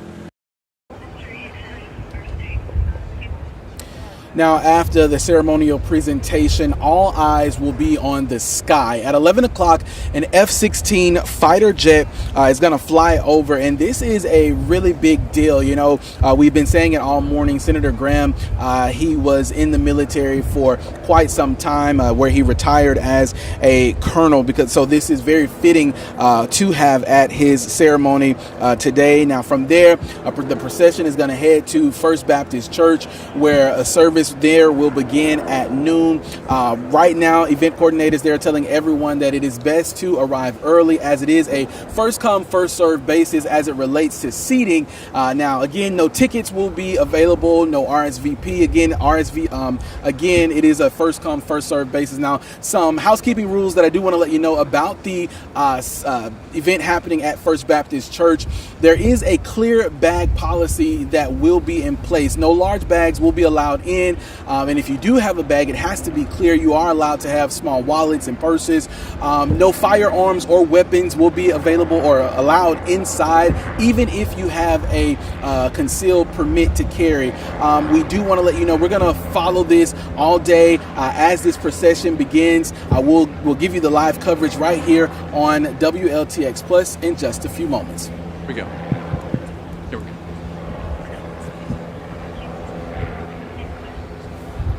All right, Xavier, thank you so much. We're just a couple of moments away from this ceremony getting underway, and the crowd is really starting to gather out here. I'm looking down Main Street, and I see people starting to line the street. We have family and friends of the senator here. They're beginning to gather. This caisson's going to come out any moment, Shannon, and this is going to be a very solemn ceremony and something that a lot of people who are here are going to remember for a long time. Absolutely. This is an official state response to the senator's death. It's the homecoming, and but it also gives proper formal tribute to him. And I think this is going to be something that those of us who are here will remember for a long time, and your watchers and viewers at home. The caisson is another dignified layer of this remembrance and tribute of his service. And so we already see helicopters, and traffic is stopped, and we're on the cusp of watching this tribute begin. Jim, are you surprised by what we're seeing out here this morning? I'm not. Lindsey gave over 30 years of public service, and he oftentimes reached out to the other side of the aisle. While they may have argued about things, at the end of the day, he was willing to sit down with his counterparts, like in the old days when Strom and Hollins, they could fight and fuss, but then at the end of the day, they sit down and work it out and have a beer. So today it's very appropriate to have this going away for him after some 30 years of service for South Carolina. He and I, we had some differences, but we also have some great things together. So I know he considered you a friend. You considered him a friend. I did. Yes, I did. Yes. All right, so again, we're just moments away. Let me check my time. Live TV here. The ceremony is set to get underway in about 1 minute from now. The caisson will be coming around from the west side of the State House. It will be taken in front of the State House steps. If we have that live camera shot, you can see that. This is where the family and friends have gathered. It's going to be parked in front of the George Washington Monument. There will be a ceremony, and then at 11 o'clock, we are expecting a flyover of F-16s. And following that flyover, the horse-drawn caisson will make its way to Columbia's First Baptist Church. At the First Baptist Church, that funeral service is set to get underway at 12 o'clock today. Pastor Wendell Estep, Pastor Emeritus, the former pastor of the church, a longtime pastor of First Baptist and a close friend of Lindsey Graham's, is going to give today's eulogy. We're also going to be hearing from Henry McMaster, along with senior senator now, as I mentioned, Jim, Tim Scott, and Trey Gowdy. I see John Parker. John, let's get John over here if we can for just a moment. We're going to get his insight of the day. John, good morning to you. We appreciate you being with us here this morning. Let me get that microphone. John, your thoughts on the day. It's a day of reflection and gratitude for a man who dedicated his life to public service and to something that was greater than himself. No matter what you thought of his decisions, this is a time that we come together and we recognize that this is a person who's entered our state's history, that's given back to our state, and respect that sacrifice and deep appreciation. His life and legacy being celebrated today. How do you think we're all going to remember him 10, 15, 20 years from now? It's hard to say how it changes over time, but one thing that we know is that this is a fellow citizen that we can all respect, that he for decades now has brought the concerns, the interests, the troubles of South Carolinians to Washington, and that we can all come together and respect and gratitude for that kind of service to our state and to our nation. Every 6 years, John, we would hear, this is the year Lindsey is not going to win re-election. We would hear it. You would have these candidates come forward. You would see all kind of social media posts. But then at the end of the day, Lindsey would wipe the floor and move on to the nomination and move on to victory in November. Yeah, absolutely. There is a saying that if you don't have, if people are not upset in politics, or if you don't have enemies in politics, then you're not making a difference or an impact. And there's no question that Lindsey Graham made a difference and had an impact. So, of course, there were people that are upset. But what you saw time and time again is that he won, and he won by big numbers from basically the start of his career to the very last. And that's because so many South Carolinians did see that this is a man that was absolutely devoted and dedicated to something that was greater than himself, to public service, to giving back to our state and our nation. It was quite a life and quite a legacy. Quite a life, quite a legacy. Very few politicians, South Carolinian politicians, have risen to this national prominence, to be a national figure like Lindsey Graham has. And that will live on in history no matter what. And few of us can say that because he's had that kind of dramatic impact on our state and our nation. talking to Mr. Felder and Shannon earlier about today's funeral service. 6th District Congressman Jim Felder is all going to have some remarks here. Jim Clyburn. Excuse me, Jim Clyburn, live TV, but I appreciate it. Yeah, you're both from Sumter. We're all three from Sumter, aren't we? So 6th District Congressman Jim Clyburn with some scripture reading, I believe, today. How important, as a Republican, do you think it was to have that bipartisanship here at his funeral today? I think that it speaks to something about the character of Lindsey Graham, that in a political and partisan environment where so often we see division, Lindsey Graham absolutely reached across the aisle and was a coalition builder.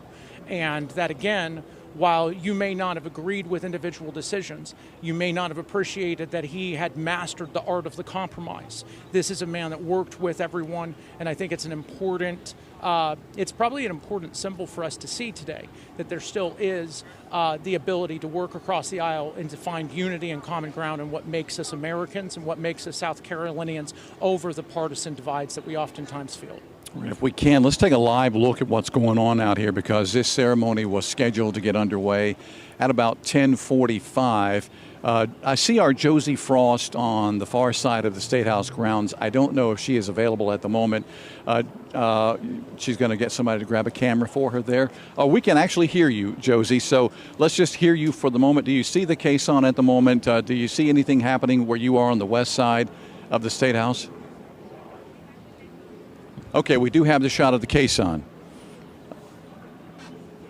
All right, understand we do have live pictures of the caisson right now as we take a live look now.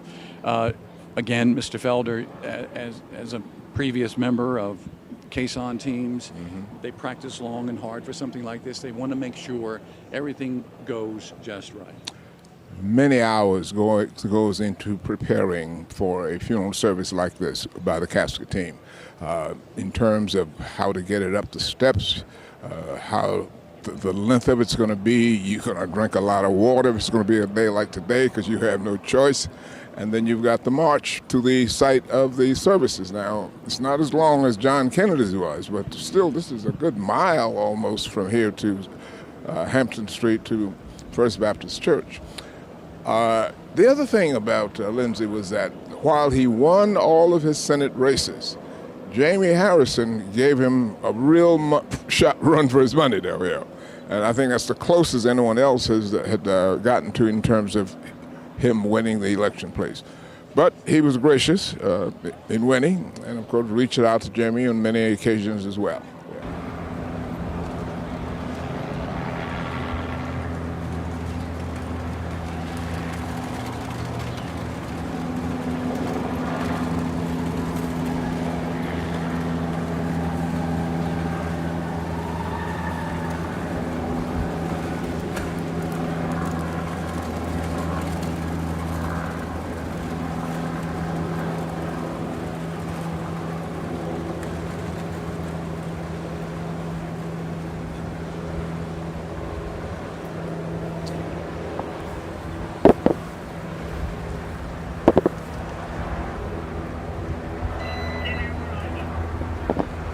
Hey guys, right now we are watching history unfold here at South Carolina State House. Just moments ago, Senator Lindsey Graham's casket was brought out of the State House, marking the beginning of South Carolina's final public farewell to the man who spent more than 2 decades representing the Palmetto State here in the U.S. Senate. Right now, the procession is making its way across the State House grounds, surrounded by ceremonial escorts of law enforcement officers, military members, and members of the Honor Guard. Now, you can see folks lining up on the grounds here. We saw some holding flags, some standing there silently, others taking in the moment as they pay their final respects. Now, we've been speaking with people who came out early this morning, and many told us they felt the need to be here. Some say they wanted to thank Senator Graham for his years of public service to South Carolina, while others told us they believe this is a historic moment they wanted to witness firsthand. Now, in just a few moments, that procession will pause for one of the day's most symbolic tributes. 4 F-16 fighter jets from the 169th Fighter Wing at McEntire Joint National Guard Base are expected to fly over the State House. Now, the flyover is a traditional military salute, and it's a fitting way to honor Senator Graham's more than 30 years of service in the U.S. Air Force and retiring as a colonel. Now, once that flyover is complete, the procession is going to head to First Baptist Church, where a memorial service will begin at noon. Now, we do want to let you know that that is a first come, first served basis when it comes to seating. There is a clear bag policy in place that's going to be fully enforced. Now, today isn't just about the ceremony. That's what a lot of folks here have been telling me. It's about a state coming together to honor a man who spent decades in public service and whose impact will be felt both here in South Carolina and around the world. Reporting here in Columbia at the State House, sending it back to you, JR. All right, Xavier, thank you. We're going to take a live look at the caisson now as this ceremony is about to get underway, and we are not going to say anything for just a few moments. We're going to let the air.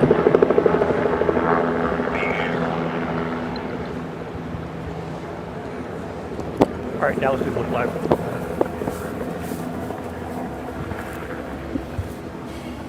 I was like literally screaming at them via text, like, come to me, it's here.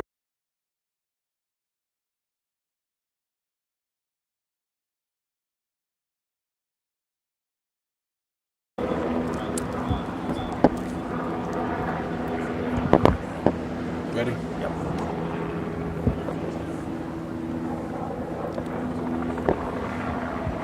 What's the deal? You still got to do a look live. Oh, is it?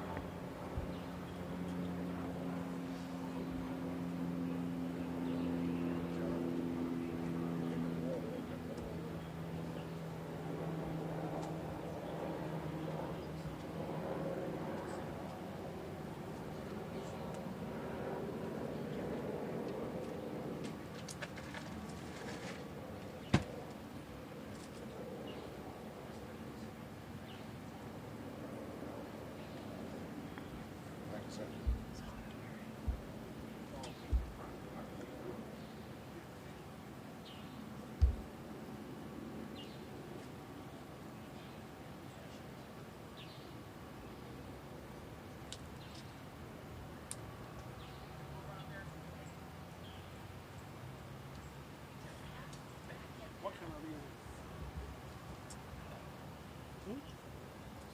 All right, cool. So ETD, yeah. All right, cool. All right, well, we got 15 and yes, it's between the average that goes up to date. What's wrong with you? You don't really know these. By the way, I'm really enjoying the recording. Hey, better and better all the time. Nice to see you again.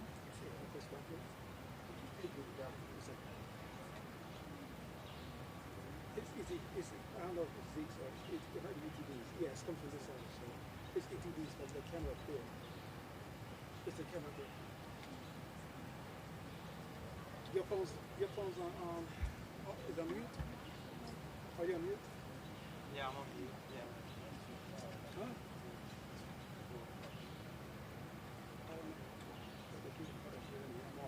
I'm off now. So. Hold on for a second. Let me make sure. No. Both cameras. Okay. Hold on a second. Hey.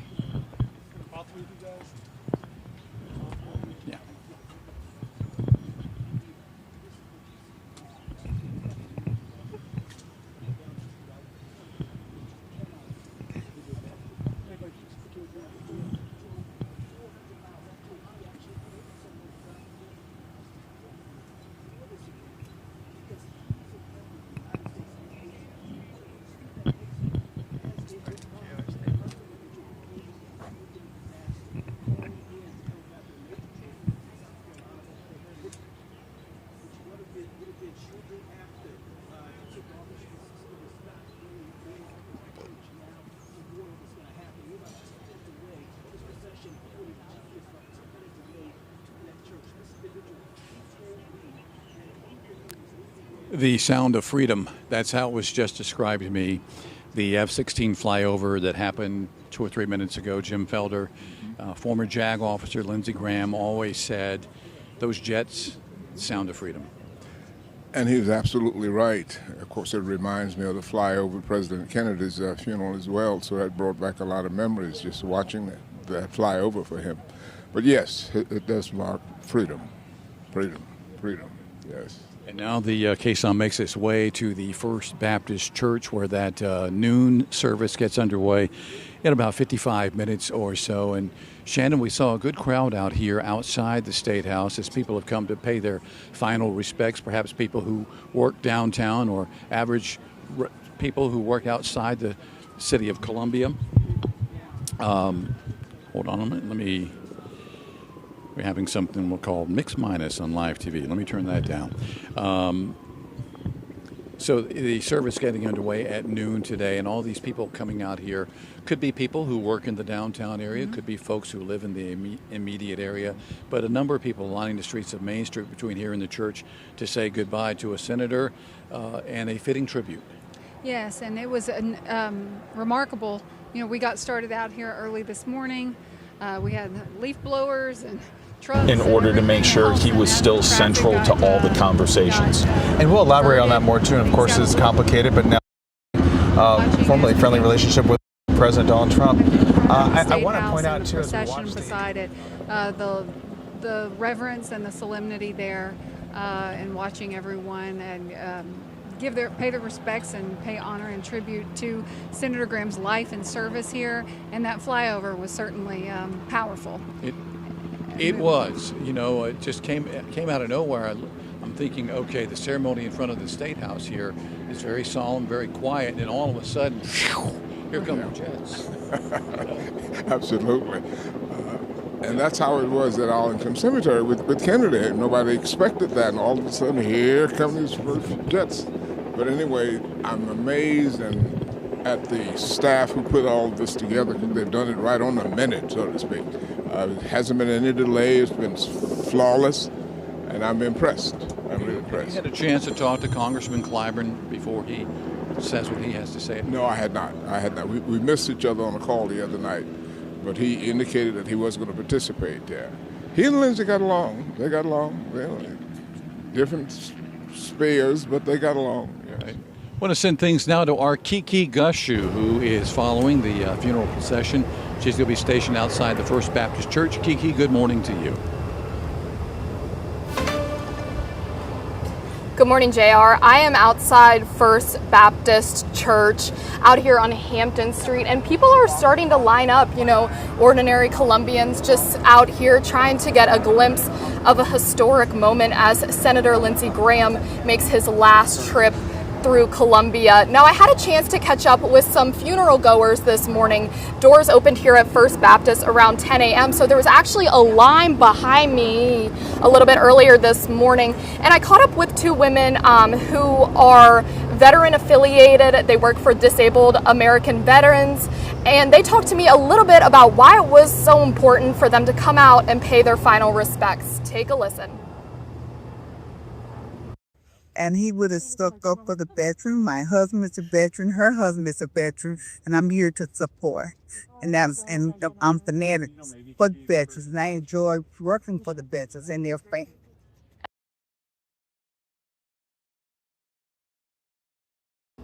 And it's really pretty solemn out here still. People are just kind of waiting for Senator Graham to come and make his final trip here to the First Baptist Church in Columbia. And we will be bringing you that procession here on Hampton Street in just a little bit. Live in Columbia, Kiki Gushu, News 19, WLTX. All right, Kiki, thank you so very much. She's at the First Baptist Church. It's going to take just a few moments for the caisson to make its way down Main Street, but it won't be long. And when it does, Kiki, guys at the First Baptist Church, keep us updated. We'll send it back to you once that caisson gets there. Shannon Bridgman has been joining us throughout the morning from USC, talking about the life and legacy of Lindsey Graham. And some of this could sound repetitive, but we've had people logging on since we started talking about today's funeral services. When it comes to Lindsey Graham and the public service he did here in South Carolina, do you think it's going to be his work with the military, perhaps, that might stick out, or could it be something else? Could it be every little thing he did across the state of South Carolina? It was not a known secret. You could pick up the phone, and sometimes if you had a problem, Lindsey Graham would pick up the phone and call you back, which says a lot about a man who is one of 100 people, a U.S. Senator in the United States. Right. Obviously, in terms of the historical reflection, we're going to see these institutional contributions for the dense military footprint that South Carolina has on foreign policy, on these kind of big things, on the federal judiciary. But when you go to communities, whether it's the dedication of a new building that he helped secure funding for, a school, a hospital, you're going to see that legacy live on in maybe even in ways that the people themselves who benefit from it don't fully recognize. But the ones that he did help, they're going to be remembering him for a long time. And again, how do you replace that seniority? I mean, it takes, you thought when Strom Thurmond passed away, when he retired from office, when he didn't run for re-election, and you thought when he was no longer in office, it's like, wow, what's South Carolina going to do? We've lost all of our seniority in D.C., Fritz Hollings and Strom Thurmond. So how do you do that? How do you move forward? One day at a time, and now the senior senator, Senator Scott, will try to start to rebuild that. That being said, as we said, there's the seat, there are the committees, and then there's the incumbent who holds the seat. And the personal charisma, energy, instinct to maximize that power, sort of a synergy, that's not going to be replaced. So, I will say that Tim Scott does have some name recognition out there, not only here in South Carolina, but across the country. Absolutely. I just don't think at this point yet he would be a comparative political figure nationally yet. But the longer that he's there, the more he will. And then, of course, we'll see what happens with our interim senator, Senator Graham, and what happens with that political race moving forward. And we're just going to we always will have a national spotlight on us for our role in the presidential elections with the party primaries, which we're still making news. And so we're not going anywhere anytime soon. But certainly the loss of the seniority in the committee system we're going to feel it, maybe not next year, but within the first few years after that we will. All right, if we can, let's take a quick break so we can have a moment to regroup as the procession continues here on Columbia's Main Street en route to the First Baptist Church. But we'll take a quick break. We'll be back with much more coming up in just a moment.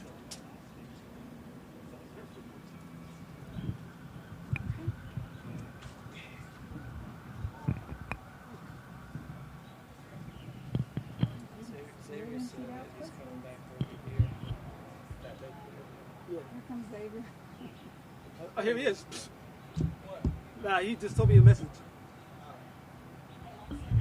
So what happens next? WLTX breaking news now.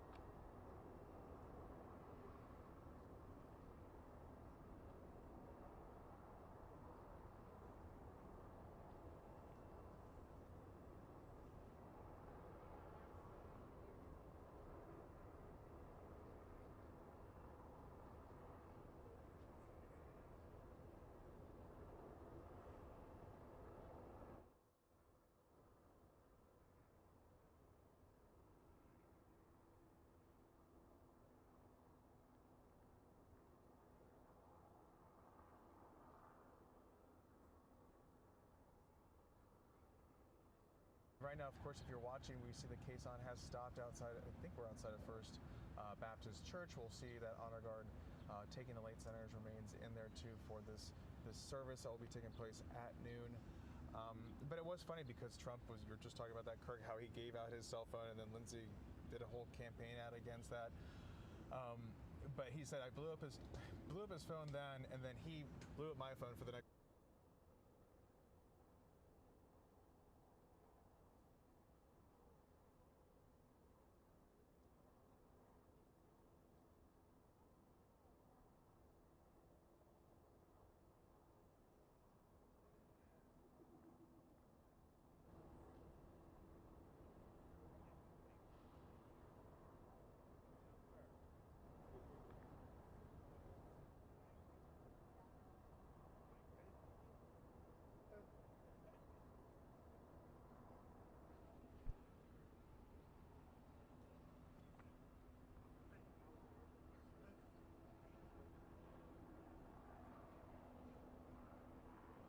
Now we're seeing as these members of the armed services are coming to be pallbearers and get the casket of late Senator Lindsey Graham. Over now you can see that his family, Darlene Graham, her daughter and husband, as they wait.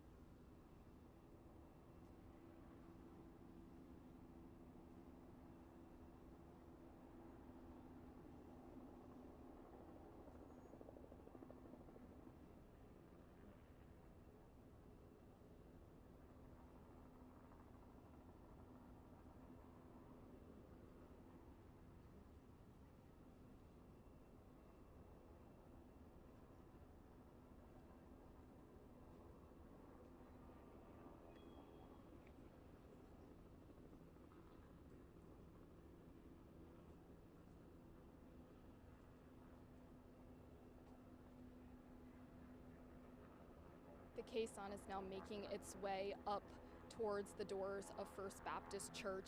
Now I know that they have a really symbolic funeral planned. Earlier this week on Sunday, I was able to catch up with the Minister of Music here, Steve Phillips, and he let me know that Darlene and the Graham family requested Amazing Grace as one of the hymns today for the service, and that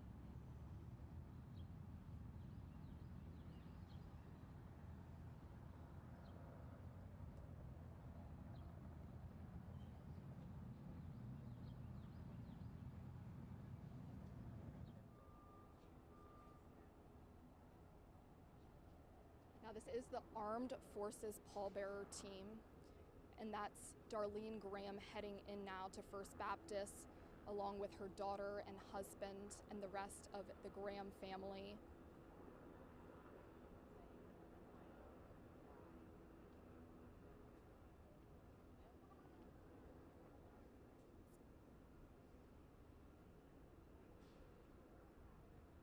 The caisson is now in First Baptist Church.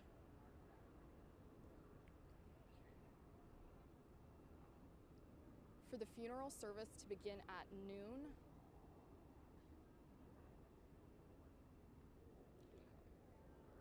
the speakers are going to be the Honorable James Clyburn,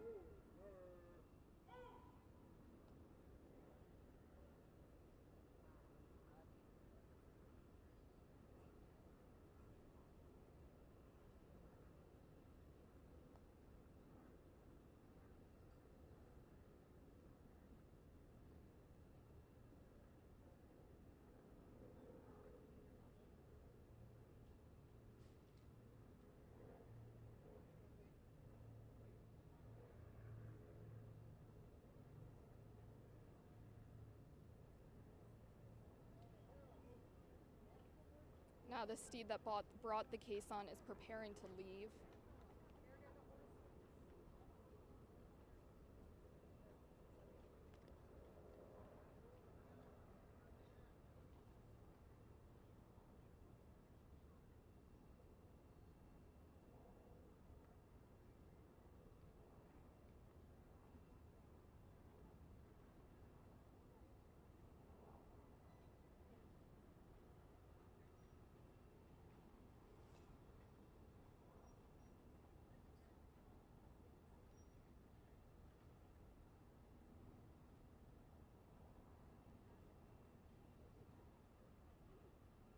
Minister to talk to a dozen undergraduate students from USC, and I think that's a really good story that showcases how he never forgot where he came from. Yeah, because, you know, he could make up an excuse. He could say, I'm busy, there's a lot going on, but he knew the power of that constituent services and touching those hands and seeing those faces. Is that you? Wait, hold on. I need you to recall me.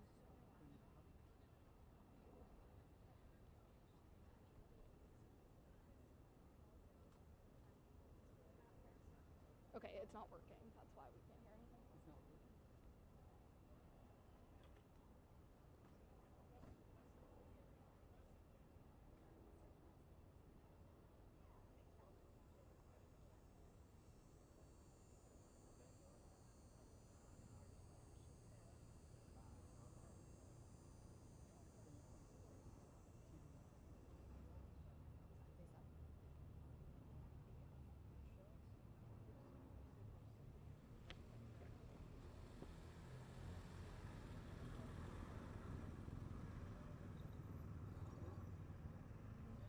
Go 180. Is that what they said?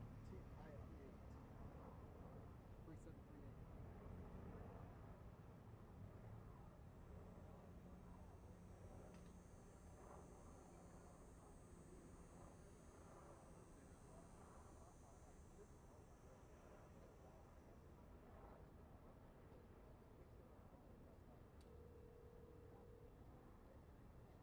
Not working.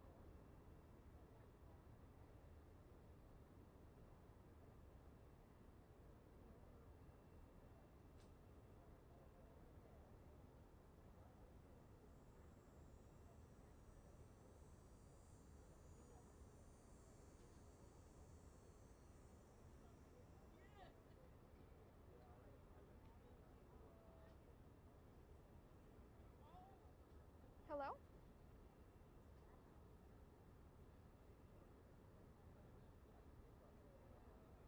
Someone picked up.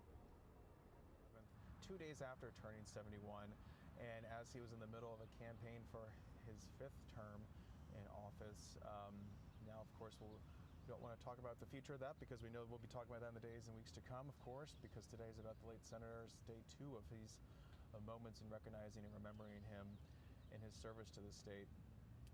And kind of going back to this as we wait to see what happens here, Kirk, and these ceremonies to start off, I wonder what we're going to hear from the governor. Of course, they've had a working relationship too. I want to say I was down in Beaufort County last November.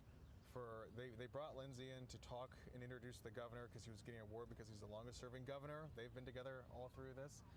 And you know, it was just funny to see them kind of cut up and joke because they are probably two of the funniest politicians in South Carolina. Governor McMaster always has a good joke, always a story. Even if he's repeated it before, it always hits, it always lands. And same with Senator Graham. You heard that yesterday from folks talking in the Rotunda, as well as the National Cathedral. So, what do you think we'll be hearing today? Of course, different tone from Washington, but still honoring the late senator. Yeah, I would expect that today we're going to get a bit more of who Lindsey Graham was as an individual. There will still be some stories about him as a senator, as a member of the House, his impact on South Carolina. But I expect that we'll get a bit more of who Lindsey Graham was, excuse me, as a person, because the individuals, as you said, that are lined up to speak had a very deep personal relationship with Senator Graham that existed over decades. And so, you know, I can only imagine if I was in that position, which among numerous stories might I tell in a moment like this? How would I best represent or remember my friend? And so I think we're going to get a lot of personal moments from everybody who is slated to speak. And it'll be interesting to hear from Trey Gowdy and Senator Tim Scott, of course, really good friends there.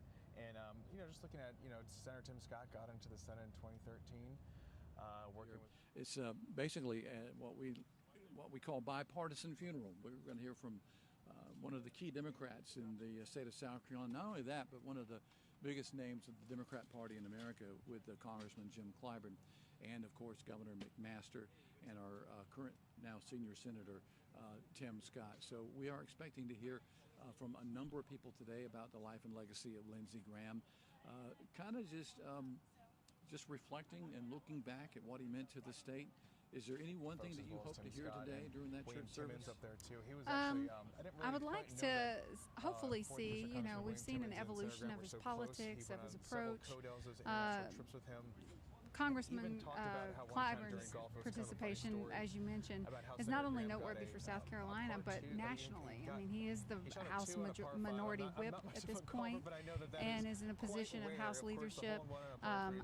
I think he will probably focus, and I hope will focus on the history and the pattern of bipartisanship that Senator Graham embodied for a very long time, and I hope to see that, and just what his commitment to public service means. You know, his family is certainly there. The people that knew and loved him are there. But really, his responsibility in a way that other people couldn't do were the constituents of South Carolina, and how he could move politics and forward in the way that he thought best reflected the preferences of South Carolinians. Already hearing from inside the church, 5th District Congressman Ralph Norman is... When he stepped into the Senate to replace Strom Thurmond, Lindsey did the same thing with Tim Scott when he stepped in to replace Jim DeMint when he left to join the Heritage Foundation.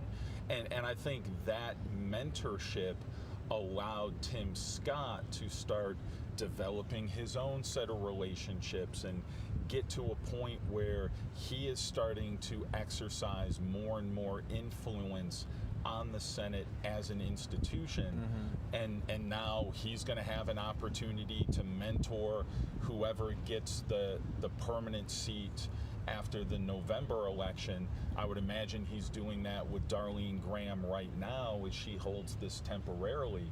But Tim Scott now is the senior senator, as you mentioned, and he has that opportunity to sort of walk in the same footsteps as his friend, and it'll be very curious to see if he brings that into any of his remarks at First Baptist later on.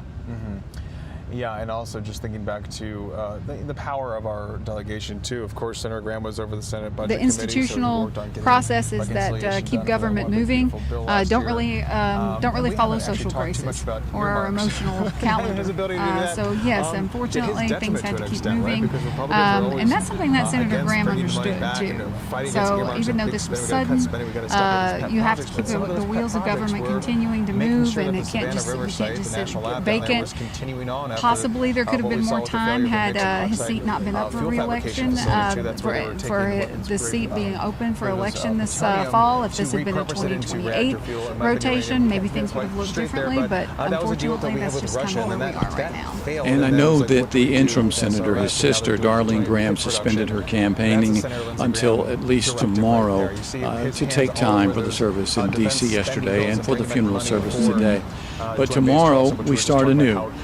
The primary will be less than 2 weeks away, the special primary, August 11th. What can possibly be done in those few days to generate interest, to get people to go to the polls to vote on August 11th? Well, you bring up a great point. You know, we have, 9 candidates, I think, that ended up filing. We had 12, and 3 didn't make certification. We have Air Force CENTCOM right there, which is playing a huge role right now with what's going on. And I didn't have a chance to mention about the F-16s, but another story with Senator Graham, we know that the F-16s from Lockheed Martin are now being produced in Greenville. That move happened in 2019 after a move from Texas, Fort Worth, Texas, because Lockheed was going to produce the F-35 down in Texas. They needed a home for the F-16. Well, guess what? How do you think that got there, Kirk? You know? Well, and I think that also goes to show how Lindsey Graham did a lot of this stuff behind the scenes in ways that people just... Who's going to show up to vote? Who is the electorate? Who's going to comprise the electorate come August 11th, and then, if needed, August 25th? And so that's going to be a hard project, and I think all the candidates are going to be trying to turn out as many voters as possible. If you look back to the June primary, we had a tremendous turnout across the state of South Carolina, but then that runoff 2 weeks later, not so much. It was a dismal showing. And now, because of the untimely passing of Senator Graham, we're going to be asking voters to do it all over again on August 11th, and then most likely August 25th. Voter fatigue, maybe? Possibly. The rhythm of life comes in. We've got back to school, new semester at the university, and across the state, people are getting back into their lives. It's not necessarily voter fatigue as much as special elections by nature. We'll see a much lower turnout than a normally scheduled primary. And so if you're talking about Republican voters or unaffiliated voters and Republican voters, those are the ones who will be able to participate, motivating them to turn out in a crowded field of which they probably don't know very much. We have a new senator. Yes, she's the incumbent, she's running, but we don't know much about her positions. So it's going to be very difficult to kind of motivate people unless they know more. By the way, for our viewers at home, John Parker, our Republican State House insider, has made his way to the First Baptist Church. He is unavailable the rest of the morning. And Jim Felder, our Democratic strategist, State House insider, also making his way to the First Baptist Church for this service, which starts in about 25 minutes or so. I want to get back to the special primary now because, as you mentioned, we do have 9 candidates. You do have the presidential backing of Darlene Graham. Russell Fry also encouraged to run at the urging of President Trump, from my understanding. So you got 2 candidates there that the president is kind of like favored for this race. How do the others? I mean, Ralph Norman, longtime 5th District Congressman, the former Governor Mark Sanford. How do you separate yourself from a crowded 9-candidate field in such a short amount of time? It's going to be difficult. And I actually looked at some of the campaign literature from some of the candidates, and 2 were so remarkably similar. I think maybe their staffers were using the same resources, almost verbatim. So those 2 might have a difficulty and might want to look at that. But when you're looking at the what we would call high-quality candidates, a high-quality candidate is someone who has held office before. So when you look at Ralph Norman, when you look at Mark Sanford, even though he's been kind of out of the spotlight for a while, when you look at Russell Fry, I know Mark Lynch is out there, and he ran for this earlier, so he's prepared. But the high quality candidates are the ones that are the most visible and familiar. And so you might have voters look at them and say, oh, I know a little something about them, especially those who are their current constituents. You might get a little boost there. But if you don't have much name recognition, or I mean, we'll see.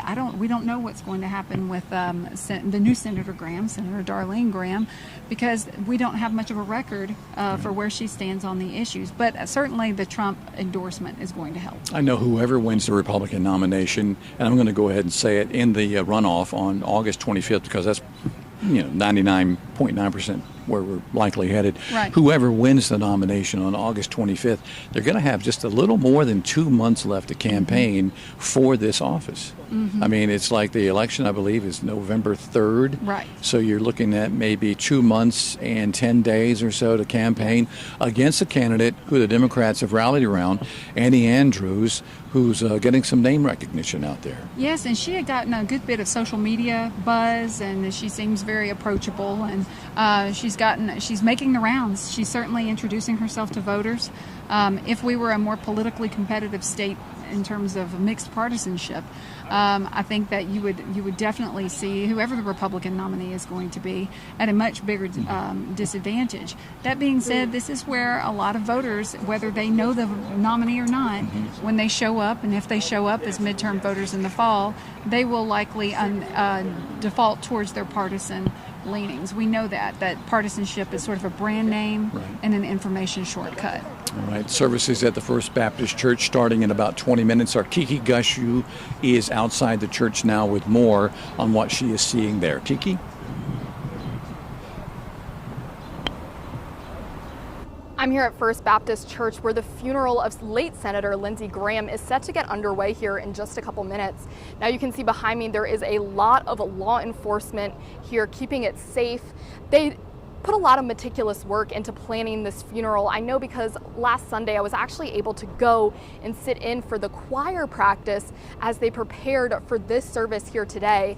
The family of Senator Lindsey Graham, Darlene, and her family asked that Amazing Grace be played, and then also the choir here said they're working on some hymns themselves. There's going to be readings from Jim Clyburn, from Tim Scott, from Ainsley Earhart, just to name a few. They told me that they anticipate this program to go around an hour and a half, just really focusing on honoring the late senator and making sure that he is sent off for his last visit in Columbia in the most respected way possible. You can actually see behind me the funeral home is ready. The hearse is ready to take Senator Graham to his final resting place. That's going to be up in the upstate in Seneca in his home, and that is going to be a private family viewing a little bit later on today.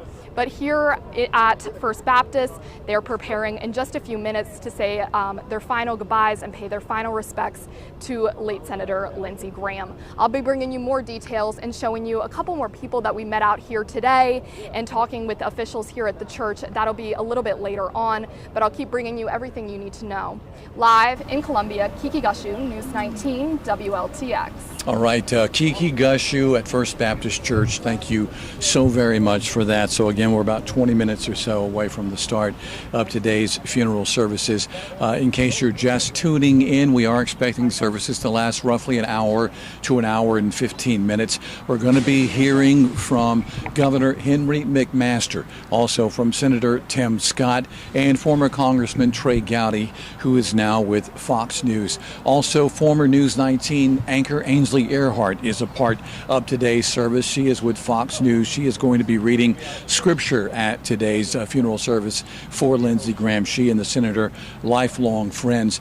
Also, we're going to be hearing from 6th District Congressman Jim Clyburn, who is showing some bipartisanship here. He and Graham worked on a number of issues while on Capitol Hill, of course, Graham being in the Senate for the longest time there, and Clyburn in the House, but they did collaborate early on when both were in the House of Representatives. And the eulogy today is going to be given by Wendell Estep, the former pastor of Columbia's First Baptist Church. He's pastor emeritus now, and he is going to be handling today's eulogy, remembering Senator Lindsey Graham. So again, this ceremony starting in just a handful of moments.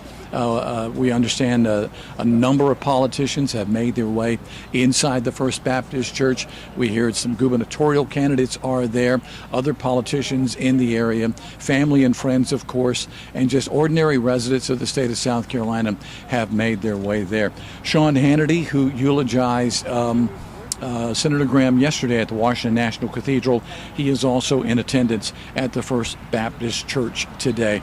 We've got a who's who right now of politicians gathering inside the First Baptist Church. We expected this. Lindsey Graham, a lifelong service to the state of South Carolina.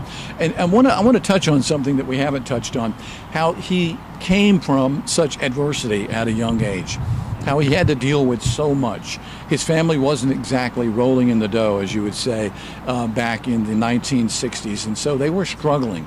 And then the untimely death of his mother, then his father, and then Senator Graham is, he does something that I don't know a lot of people would do. He becomes the legal guardian of his 13-year-old sister, and with the help of his aunt and uncle, helped raise her, get her through school, and she's become the woman she's become today.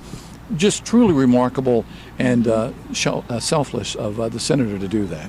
Absolutely. And, when the parents are gone, you see siblings turn towards each other.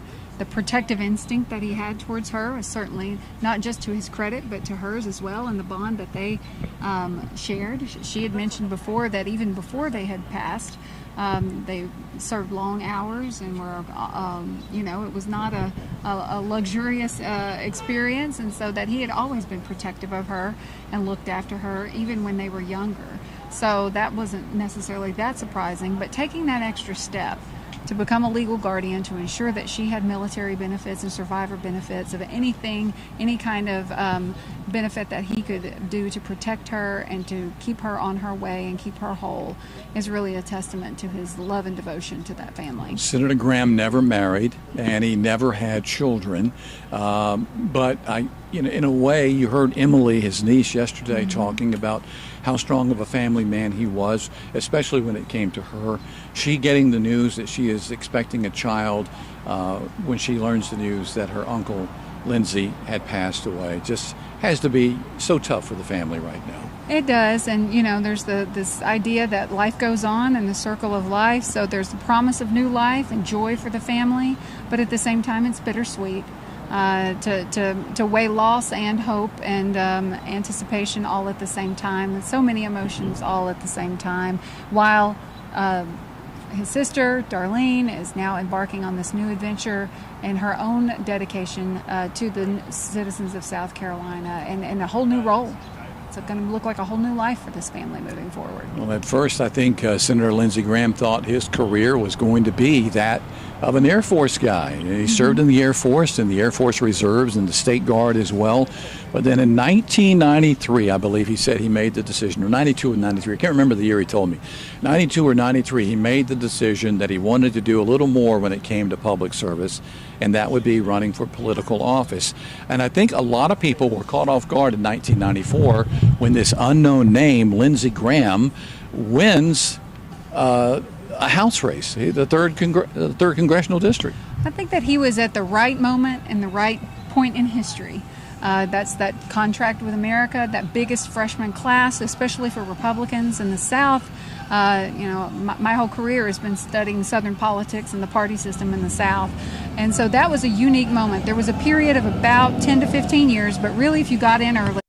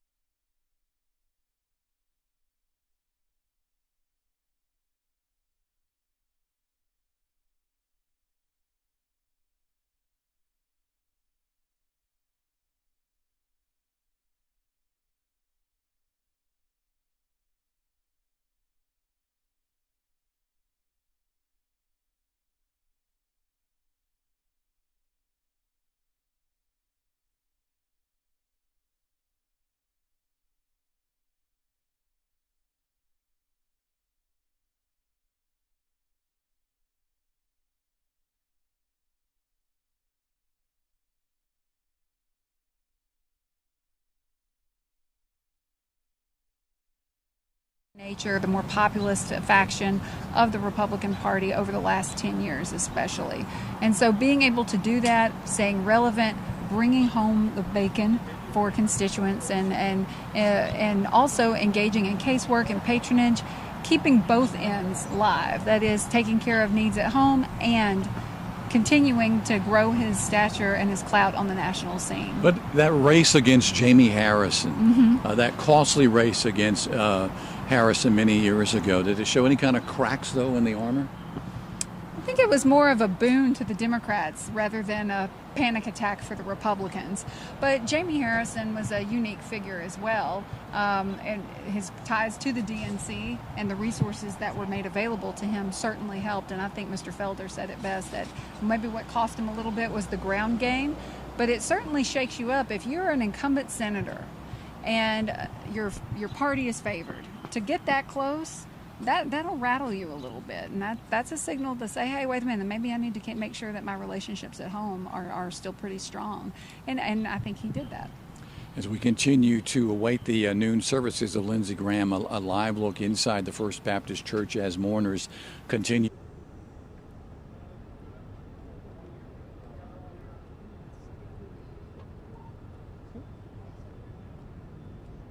More time left in him, because you're talking about the Strom Thurmans, you're talking about the Fritz Hollinses. I mean, what's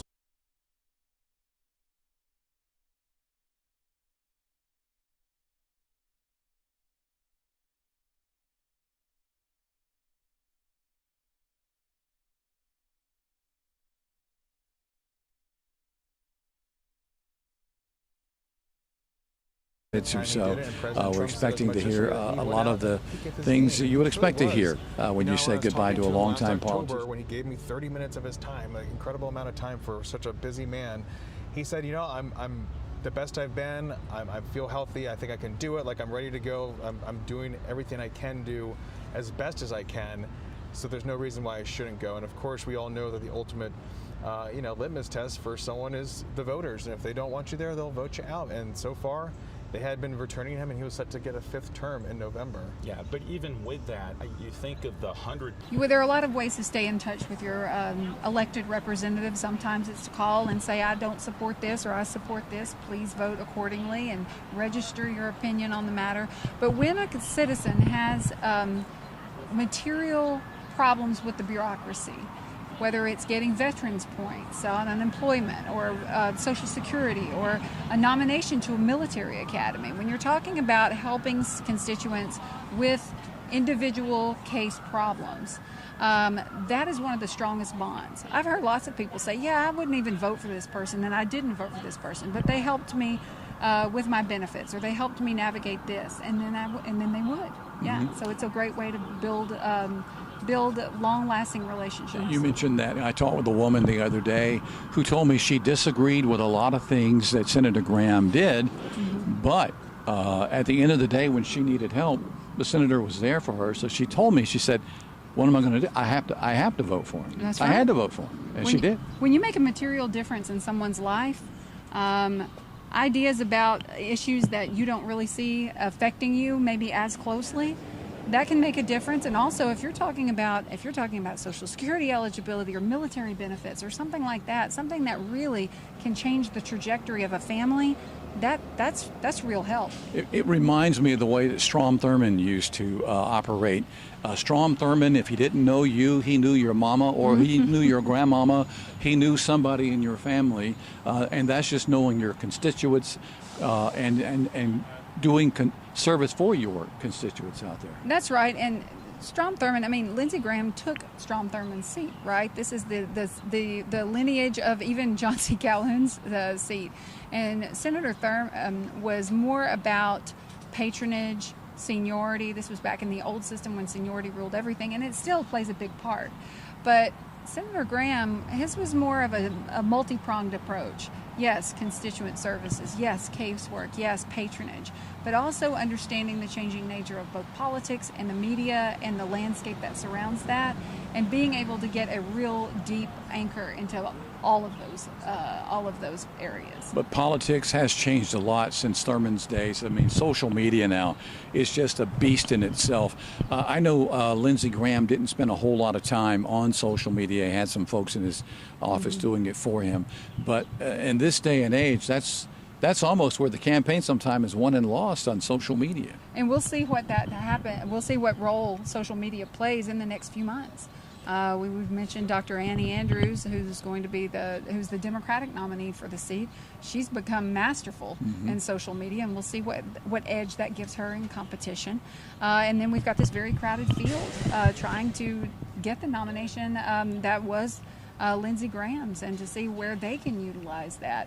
He was able to do a lot of different things, but his frequent, almost routine appearances on Sunday morning talk shows, his relationship with donors, and his longevity and his tenure in that position really helped him. Every time there's an open seat in South Carolina, we kind of all go, well, what happens now? What does this look like? We don't really have a model because it doesn't happen that often. He may not have been social media savvy, but he was media savvy. Absolutely. I mean, this guy was in demand all over the country. Every network, if they had a Sunday talk show or one of these opinion shows, if they needed somebody and to talk policy or to talk military or to talk domestic and foreign issues, usually it was Lindsey Graham who they called. Absolutely, and this was bipartisan, right? This would have been the case for Democrats or Republicans in the White House. Sometimes he showed up to challenge the views of an administration. Sometimes he showed up to be a cheerleader and a surrogate for those views, to try to communicate better with everyday people and viewers. He certainly came of age in the age of television and harnessed that and really capitalized on that with the role when he was in Congress, in the House. All right, again, about 5 minutes away from funeral services starting at the First Baptist Church as mourners continue to file into the church now. And before we send things to the church, I know we spoke earlier about his life and legacy and what he's going to be remembered for. But for our viewers who are just tuning in, at the end of the day, when all is said and done, the history books look back at Lindsey Graham. What's it going to say? I think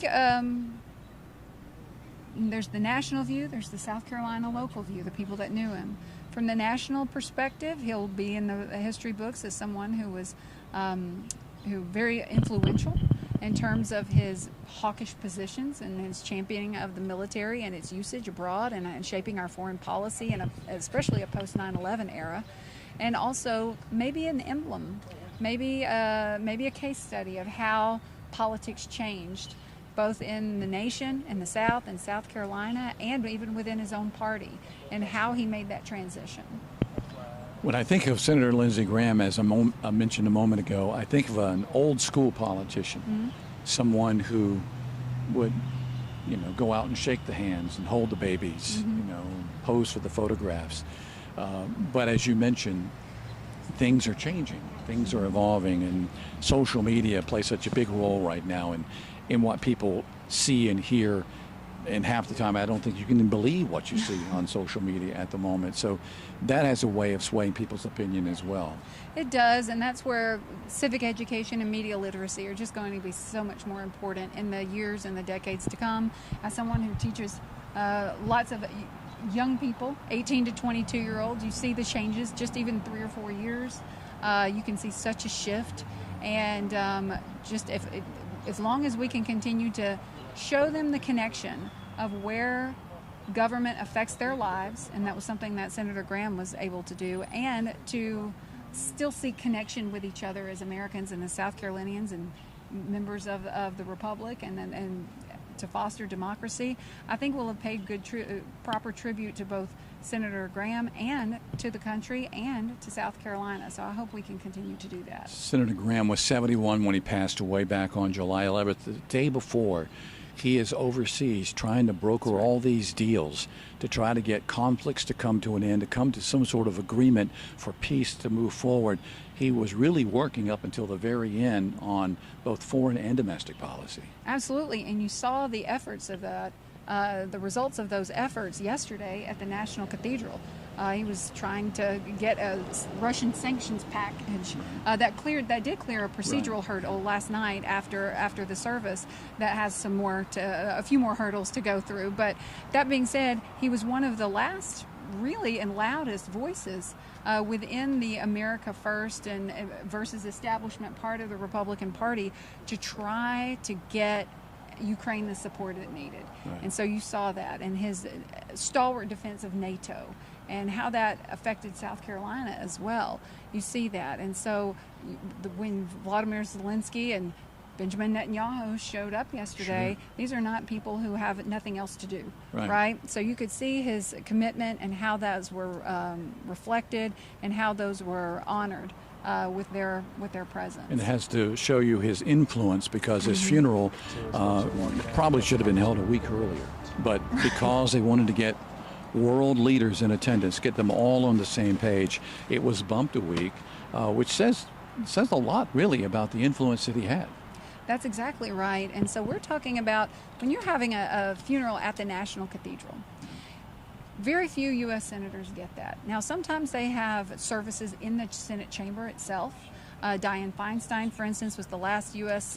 senator who was sitting in her seat when she did pass. They had services there.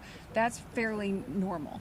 But when you have, recognition at the Rotunda and then, again, a service at the National Cathedral, that in and of itself, you think about John McCain, you think about Bob Dole, for instance, these kind of figures, larger than life national political leaders. When you're talking about world leaders, you're talking about national political leadership. And that was that was stunning, quite frankly. All right, it is approaching the 12 noon hour. We're going to go live inside the First Baptist Church for the funeral service of Senator Lindsey Graham.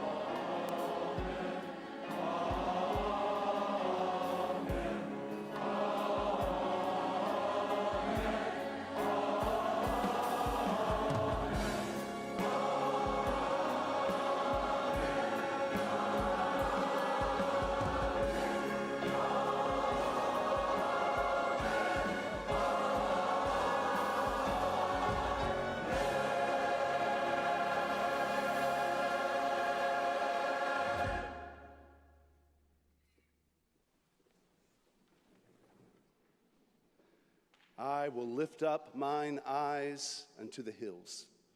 From whence cometh my help? My help comes from the Lord, the maker of heaven and earth. Those ancient words from Psalm 121 have been recited for centuries by pilgrims traveling to Jerusalem. As they lifted their eyes towards the surrounding hills above the holy city, they reminded themselves that their confidence was never ultimately in kings or armies, in wealth or in power, in human wisdom or earthly achievement. Their help came from the Lord, the maker of heaven, the creator of the hills and the mountains, the giver of life. And our choir just echoed those same sentiment in this song, Total Praise. You are the source of my strength. You are the strength of my life. I lift my hands in total praise to you.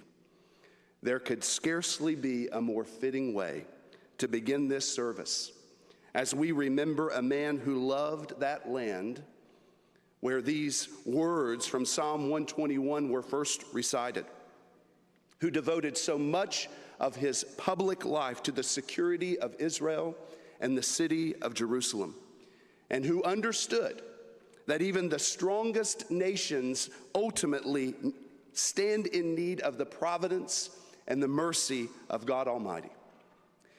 Governor McMaster, Secretary Bessent, Senator Scott, congressmen, constitutional officers, elected officials, members of the judiciary, distinguished guests, friends, and people of God. On behalf of the First Baptist Church of Columbia, and especially on behalf of Senator Graham's family, welcome. Thank you for gathering today. Thank you for the many prayers and expressions of encouragement and of love over the last 2.5 weeks. We are here to give thanks to God for the life of Senator Lindsey Graham and to affirm the sure hope that belongs to all who trust in Jesus Christ. It was just 31 days ago that Senator Graham was seated in this very sanctuary, just right back there, with his beloved sister, Darlene, their family. And he came here and in his typical humorous fashion said, "This is the highlight of my year to remind me what our country is all about through Baptists who can sing and dance." And he said, if you don't think Baptists can dance, you've never been to First Baptist Church.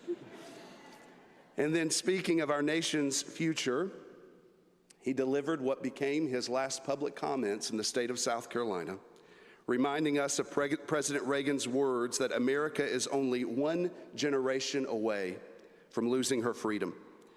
Senator Graham then made this commitment. He said, America is not going to lose her freedom on our watch. That was more than a memorable line. It reflected the conviction that shaped his public life. So today, Darlene, to your family, to the devoted staff of Senator Graham, to countless friends who mourn with them today, we extend our deepest sympathy. We grieve with you, and we hold fast to the promise of our Lord who said, don't let your heart be troubled. Believe in God, believe also in me. In my Father's house are many rooms. I am going away to prepare a place for you. I will come again and take you to myself. Our Father in God, we lift our eyes to you today, for you alone are the source of our strength and the strength of our lives. We thank you for the life of Senator Lindsey Graham, for his faithful service to this state and nation, for his devotion to freedom, and for his love for the people that he represented. Today, God, we ask that you would especially draw near to Darlene, to every member of the Graham family, to his devoted staff, and to all who mourn his passing. Father, would you be their refuge? Would you be their comfort, a very present help in this moment of trouble? Remind them that you are the God who never slumbers nor sleeps, and that your mercies are new every morning. And as we remember this life, would you turn our own hearts towards the eternal realities that outlast every earthly office, every accomplishment, every honor. Fix our hope upon Jesus Christ, who conquered death through his cross and resurrection, and who gives everlasting life to all who trust in him. May everything that is said and done in this service honor Senator Graham's memory, comfort those who grieve, and above all else, bring glory to your name. And we ask these things through your Son, Jesus Christ. Amen.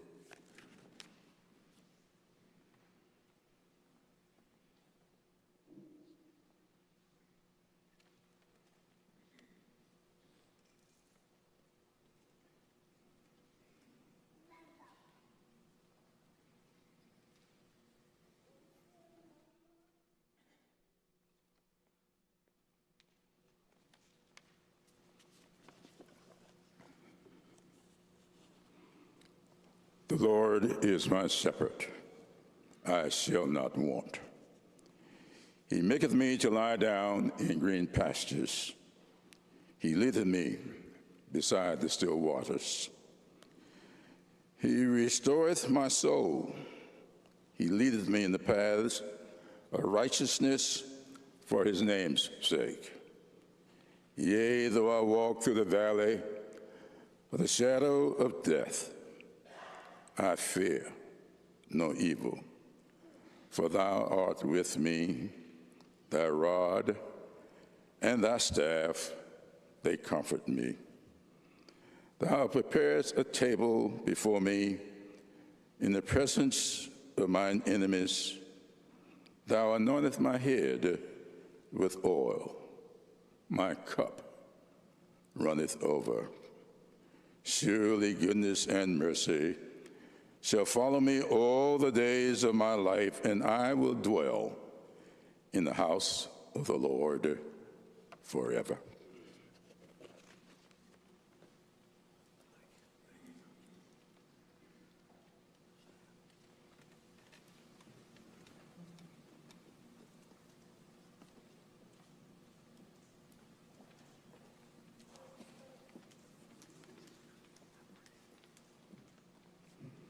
From the Gospel of John 11:21 through 27. Lord, Martha said to Jesus, if you had been here, my brother would not have died. But I know that even now, God will give you whatever you ask. Jesus said to her, your brother will rise again. Martha answered, I know he will rise again in the resurrection at the last day. Jesus said to her, I am the resurrection and the life. The one who believes in me will live even though they die, and whoever lives by believing in me will never die. Do you believe this? Yes, Lord, she replied. I believe that you are the Messiah, the Son of God, who is to come into the world.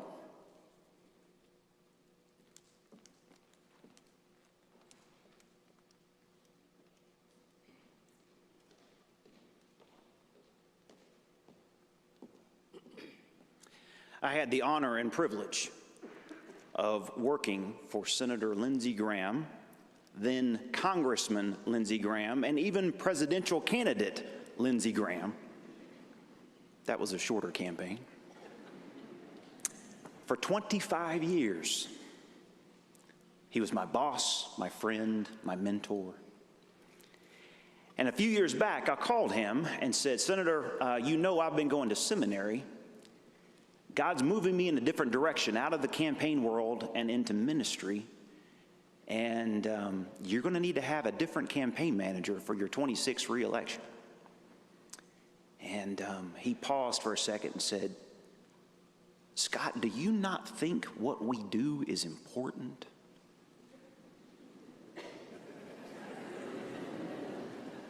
And I said, Senator, it is. It's critically important. It's life and death at times, decisions. But Senator, it's not eternal. And he paused and said, I understand. Today, this passage from Revelation is eternal. Revelation 21, 2 through 7. I saw the holy city, the new Jerusalem, coming down out of heaven from God, prepared as a bride, beautifully dressed for her husband. And I heard a loud voice from the throne saying, Look, God's dwelling place is now among the people, and he will dwell with them. They will be his people, and God himself will be with them and will be their God. He will wipe away every tear from their eyes. There will be no more death or mourning or crying or pain, for the old order of things has passed away. He who was seated on the throne said, I am making everything new. Then he said, write this down, for these words are trustworthy and true. He said to me, it is done. I am the Alpha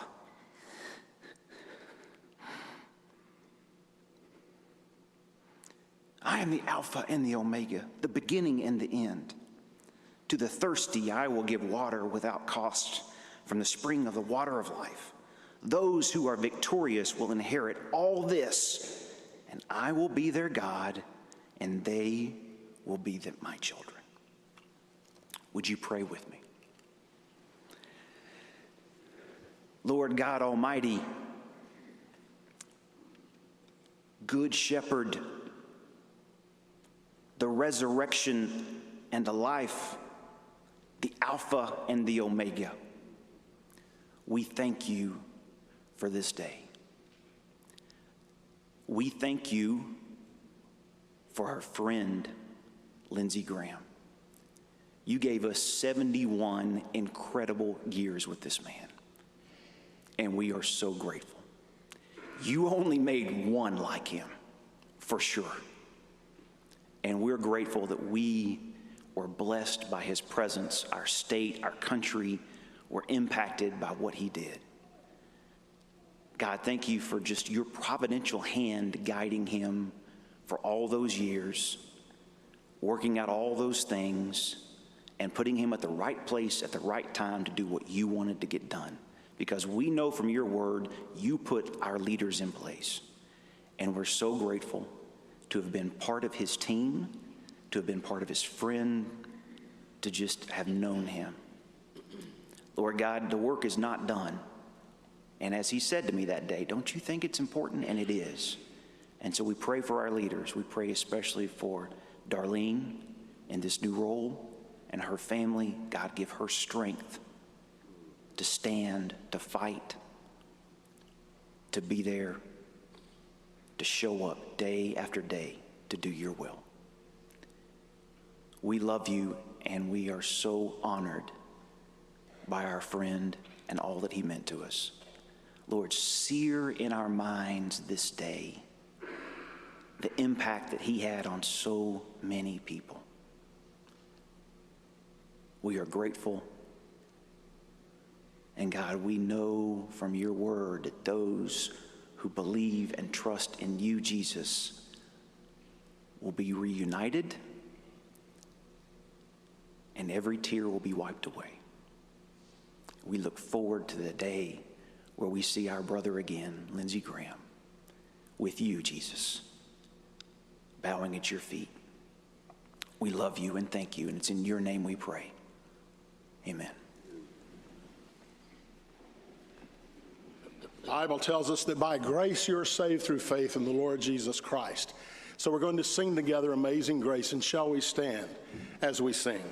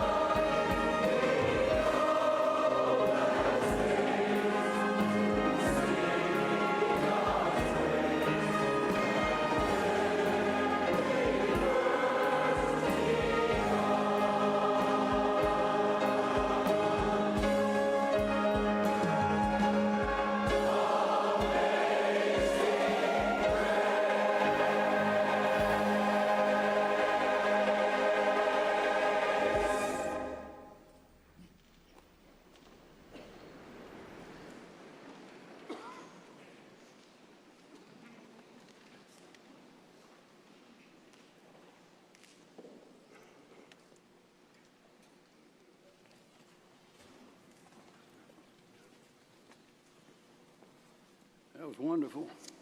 We're all awake. I want to thank the family, Darlene, for inviting me for this very special moment for a lot of us.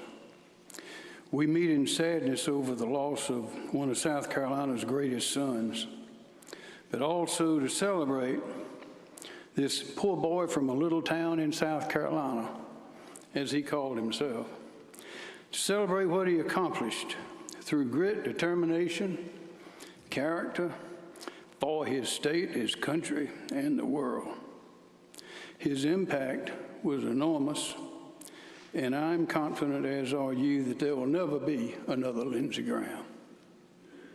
He recognized the greatness of America and her obligations in a dangerous world. Lindsey Graham recognized the seriousness of his work, but also the value of humor and a lighthearted spirit. Lindsey Graham understood the hopes and dreams and needs of his state and delivered every time. Presidents, paupers, famous or forgotten, he treated everybody the same. We have seen him attack evil and injustice and embrace friendship and the common good, all with equal fervor. You know, the psychologists tell us that when we grieve for lost friends or loved ones, part of our sorrow is for ourselves. In a melancholy reflection on missed opportunities, mistakes, roads not taken, in short, wasted time. I don't think Lindsey wasted any time. I have really never seen him sitting still. An old farmer once said of somebody, he said, the boy is either going somewhere, getting back, or going again. And that's Lindsey.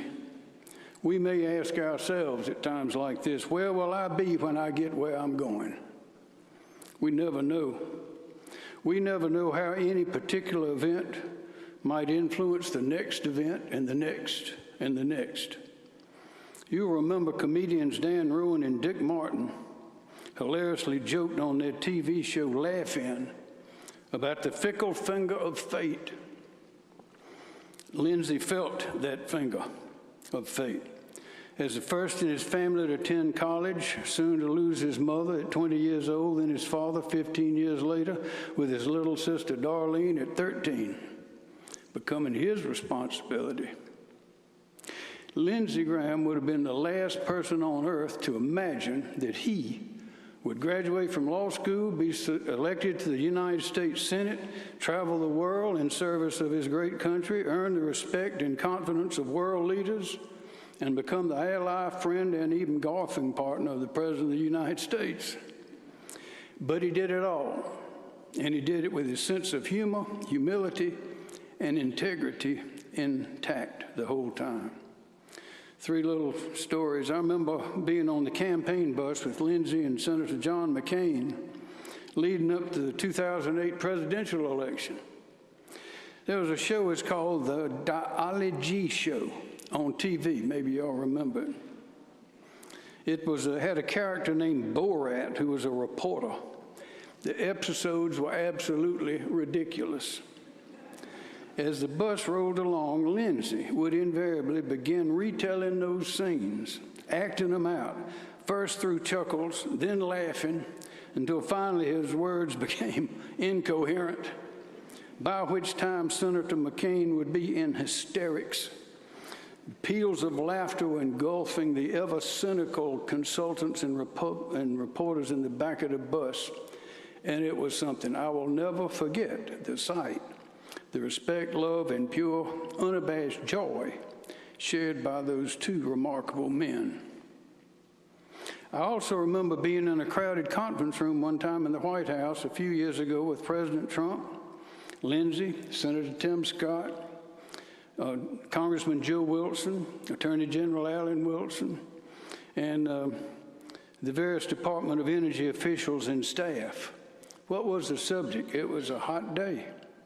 The department's wholly unsatisfactory performance in promising but not removing plutonium from the Savannah River site in South Carolina. The room was tense. The top DOE official made a bold statement about how their great progress was going along in removing that plutonium, which Lindsey, who was sitting next to the president, perceived as highly inaccurate, I'll say. And he said so in loud, plain language. As younger staff members tried to disappear into the walls, the president reached over, patted Lindsey on the arm, and with a twinkle in his eye said, "Maybe you should calm down a little bit, Lindsey." Lindsey quickly replied, "Thank you, Mr. President. That's quite a comment coming from you." Everybody except the Department of Energy officials loved it. Here's another one. In 2002, Lindsey was elected senator. Mark Sanford was elected governor. I was elected attorney general. Lindsey took his oath before we did on January the 7th in Washington. Mark and I would take ours at the State House later on Wednesday, January the 15th, along with the other constitutional officers. We all assembled just before noon in the State House. Protocol provided that all the participants would gather in the library up in the top to be announced in turn and proceed out down the steps to their seats for the ceremony. When the names were announced in sequence, Senior Senator Fritz Hollings and then brand new Senator Lindsey Graham emerged under the portico of the top of the steps of the State House. Ours being mostly a Republican state then and now, Senator Hollings, a longtime Democrat, received noticeably polite applause. As it began to subside, Lindsey's name was announced, and as applause immediately began to swell, Lindsey reached over and grabbed Senator Hollings' hand, and they raised it high with his own. So there we were, if you get this picture, our two U.S. senators, hands held high, waving to the crowd when the thunderous applause washed over both of them. I believe that not many men would have done what Lindsey did. I recite those instances, and I have one more that came to mind. I was sitting next to Congressman Clyburn. South Carolina was in a contest with the rest of the country for some major funds to help us be innovative in our technology. South Carolina decided on energy. We need energy. And we were working about 300 applications. It'd be narrowed down to 12 states would get this money. So we worked, and we got notice that we were maybe down to about 30. Finally, we realized they told us we were one of the 12 that was going to get the money. It's $48 million, I think, a year. Well, what did we do? We ended up, I was on my phone in my office in Columbia. Lindsey was on his phone, I think, in Washington. And Congressman Clyburn was on his phone in Washington. And Secretary Gina Raimondo, Secretary of Commerce under President Biden, was on her phone, I presume, in Washington. And we talked and we made the case. Each in our turn said something. Finally, towards the end of the conversation, Lindsey started cutting up as usual. It ended up being a very happy phone call. And we didn't find out then, but we found out later that we would get the grant.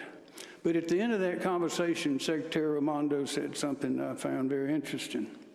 She said, "Gentlemen, this is the first time since I've been in this office that I have had a bipartisan conversation."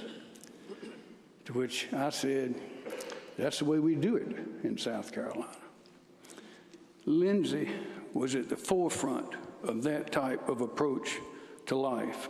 I recite all these instances just to present the picture of a man I would describe as a full-fledged son of South Carolina, a man of genuine happiness, dedicated to his state and devoted to his friends and to his family. Yet, a man who, to protect the people of his state or in response to injustice, could bring forth a torrent of ferocious firepower as great as any battleship. We saw a glimpse of this, all of us did, on television when Brett Kavanaugh was under unfair attack in his Supreme Court Justice hearing. Today, in our 250-year anniversary since the birth of our nation, through a violent revolution, I am confident that South Carolina's great leader, Christopher Gadsden, general, statesman, and creator of the Don't Tread on Me flag, would be very proud of Lindsey Graham. I know I am, and I know that you are. I know that people all over the world are, and we are deeply grateful for the life of this poor boy from a little town in South Carolina. We have great music in this church. My church is down the street, but this church got great music, so does mine. We don't have 500 people in the choir, though. If the singer-songwriter Vince Gill were here, y'all maybe know the song. I bet I know what he would say. He'd say, "Go rest high on that mountain. Son, your work on earth is done. Go to heaven a-shouting, love for the Father and the Son." We love you, Lindsey. Goodbye. Until we meet again.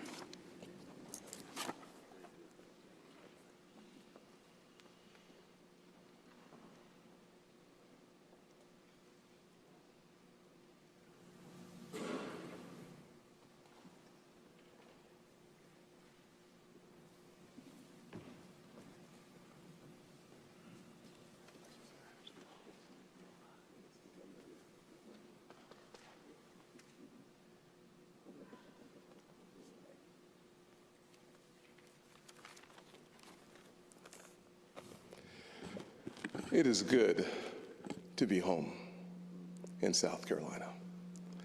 We love when the world celebrates our heroes, but it is so good to come home to South Carolina.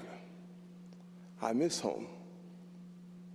And when we feel pain in our hearts, Richard, we need to be home, surrounded by people who love us, who know us, who care for us. We are deeply, deeply sorry for your loss.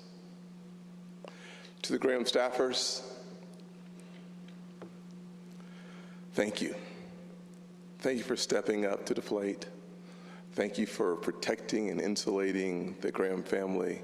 Thank you for going the extra mile.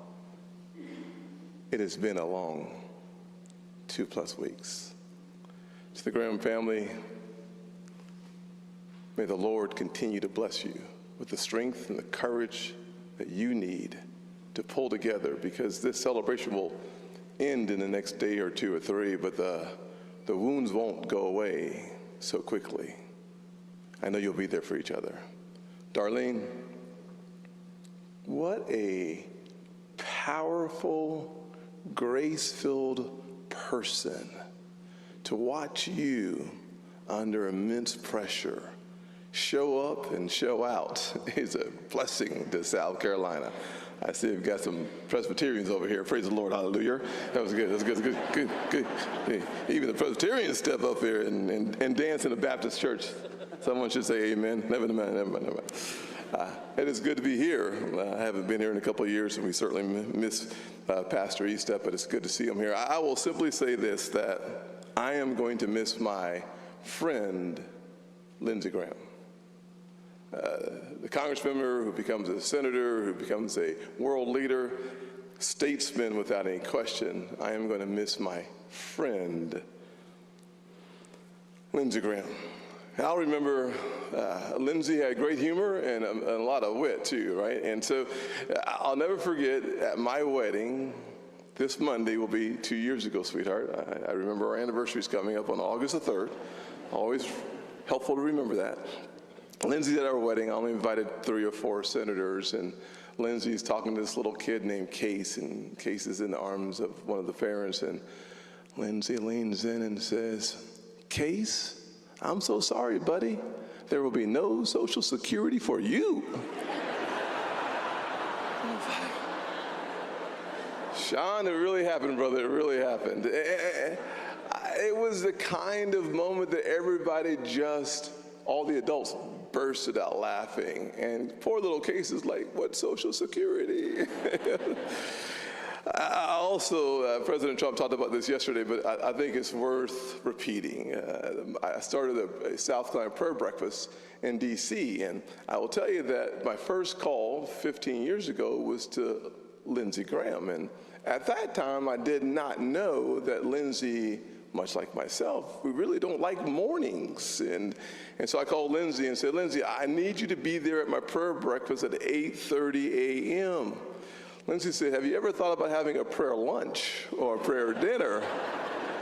I was like, Lindsey's already said, man, I need you there. And he said, I ain't coming. If Jesus comes before 10 a.m., I am not going to be there. But Lindsey committed to his friends, did what I hadn't seen him do since then. At 8:31 a.m., Lindsey walks through the door because Lindsey Graham was always committed to his friends, even if it was uncomfortable for him. I did not realize, however, that Lindsey gave lots of advice to kids. This was a new revelation for me. I was talking to Katie Britt, who has 2 young kids, and she told me that Lindsey actually gave her, Trey, legal advice. The head of the Judiciary Committee giving legal advice to a pretty good attorney in her own right. I had to write this down because I just didn't believe it. I said, well, what did he say? Well, the legal advice he gave to her 2 kids is simply this. All the kids in the room, listen to most of it. Don't sell drugs on school property because the enhanced sentencing guidelines is not worth the risk. That's good advice, but wow, right? Second advice he gave, not legal advice, was simply this. Kids, never do for yourself what someone else will do for you. Third piece of advice, he said, get away with as much as you can for as long as you can. And then one of my personal favorites, I practiced this while I was in school myself. He said, don't work too hard, just pull your friends down. That's really good advice. Having failed a couple subjects in high school, Spanish and English, I learned how to do that firsthand. But the advice I most appreciate from Lindsey, he never spoke to me. He lived it. First piece of advice, and I hope that it helps you too. Number 1, get really comfortable being yourself. Get really comfortable being yourself. But in order to get comfortable being yourself, he would say, through his actions and not his words, you've got to know yourself. Know why God created you. Jeremiah 1:5 reminds us that God made Jeremiah a prophet before he was even in his mother's womb. Sometimes to be yourself and comfortable in your own skin, you've got to walk alone. God doesn't want carbon copies. Lindsey was an original. And I would challenge each of us to honor Lindsey Graham by living as originals. God's imprint on each of us, unique and specific. It reminds me of Romans 12:2, to know the acceptable and perfect will of God. Second lesson that he demonstrated, I actually like when, if you're not a pastor, the kind of sermon I like to hear is the one that I can only hear with my eyes and feel in my heart. Second one was simply this: learn to stand up for those who can't stand for themselves. Over 60 million Americans will never have their little feet on the soils of our country. Lindsey Graham always fought for life. He was 100% pro-life when it was convenient and when it was not. And he never apologized for it. If you want to have a conversation about the special needs kids, or if you want to have a conversation about the poor, Lindsey Graham always, according to Proverbs 31:8, stand up for those who can't stand for themselves. Lindsey embodied the spirit of that verse, and he did it every single day in a way that you didn't have to hear it, because you could see it all the time. And finally, Romans 10:9 and 10. You see, I am going to miss Lindsey. But when I get to heaven, it will feel like for just seconds, because I know eternity is real. And Romans 10:9 and 10 reminds me that if we confess with our hearts and believe, if we confess with our mouth and believe in our hearts that Christ was raised from the dead, you shall be saved. And if you're saved, you get the benefit of spending eternity with the ones you love the most, like Lindsey Graham. And I will tell you, having watched the sermon every day, and I will concede sometimes the sermon would come in colorful language, not found in 2 Timothy 1:7, or maybe 3 Timothy, which there is no 3 Timothy, but it's colorful language sometimes. But Lindsey was always authentically himself. He always found time to fight for the underdog. And we now all know that he believed in the King of Kings and the Lord of Lords and the Alpha and the Omega. Let's make sure we spend eternity with God Almighty, whose Son is Jesus, and our good friends like Lindsey Graham.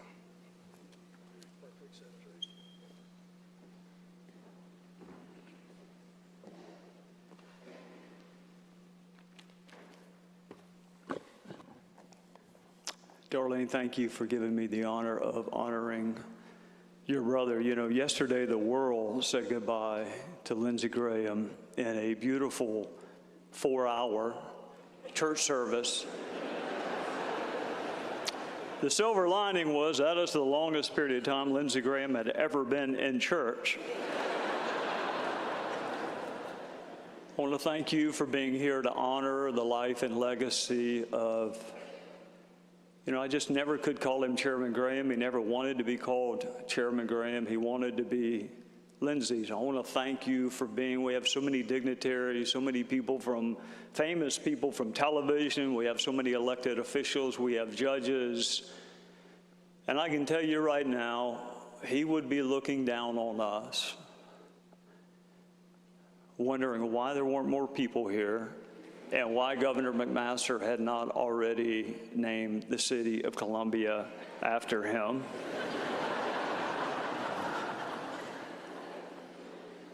Both Governor McMaster and Senator Scott put their finger on it.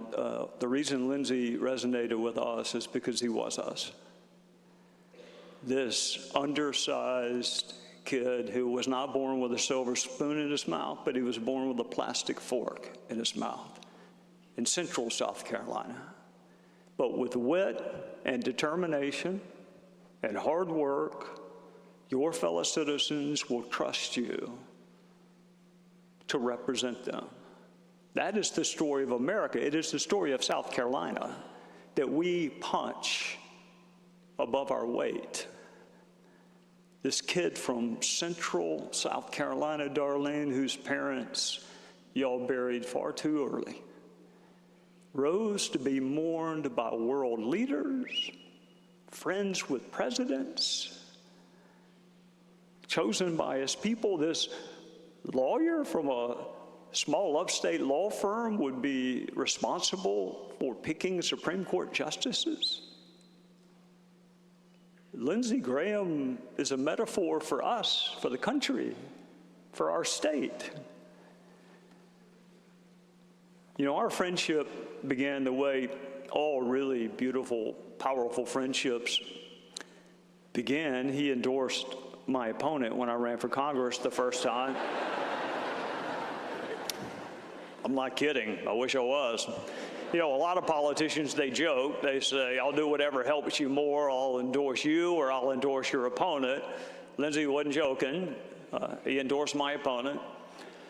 After we narrowly eked out a victory and my wife is picking the confetti out of my pomade on election night, the very first phone call I got was from Lindsey Graham. He said, I will be the best friend that you have in Washington, D.C. And I'll be doggone, then Congressman Scott, if he was not. He helped us with committee assignments. He helped us navigate the waters of Washington. He never looked at us and saw a competitor. He looked at us and saw a fellow South Carolinian that needed some help. The things that that man did for me that no one else could have done. He introduced me to a guy named Bono. He pronounced it Bono. He couldn't tell you a single song U2 had ever recorded or written, but he knew that I was a fan of U2, and I wanted to meet Bono. 5 different times I got to be in the room with a guy named Paul Hewson, also known as Bono, because Lindsey Graham thought enough to think about a lowly House member and invite him over to the Senate. And you know what they were talking about? It certainly wasn't about music. And it wasn't about the earrings that Bono had.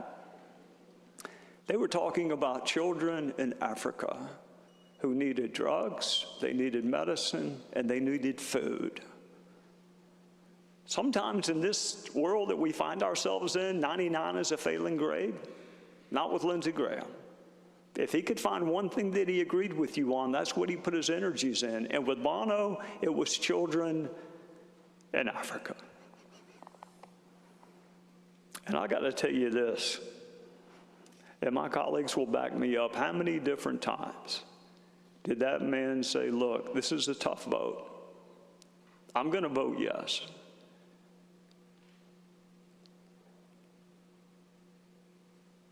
But y'all ought to vote no.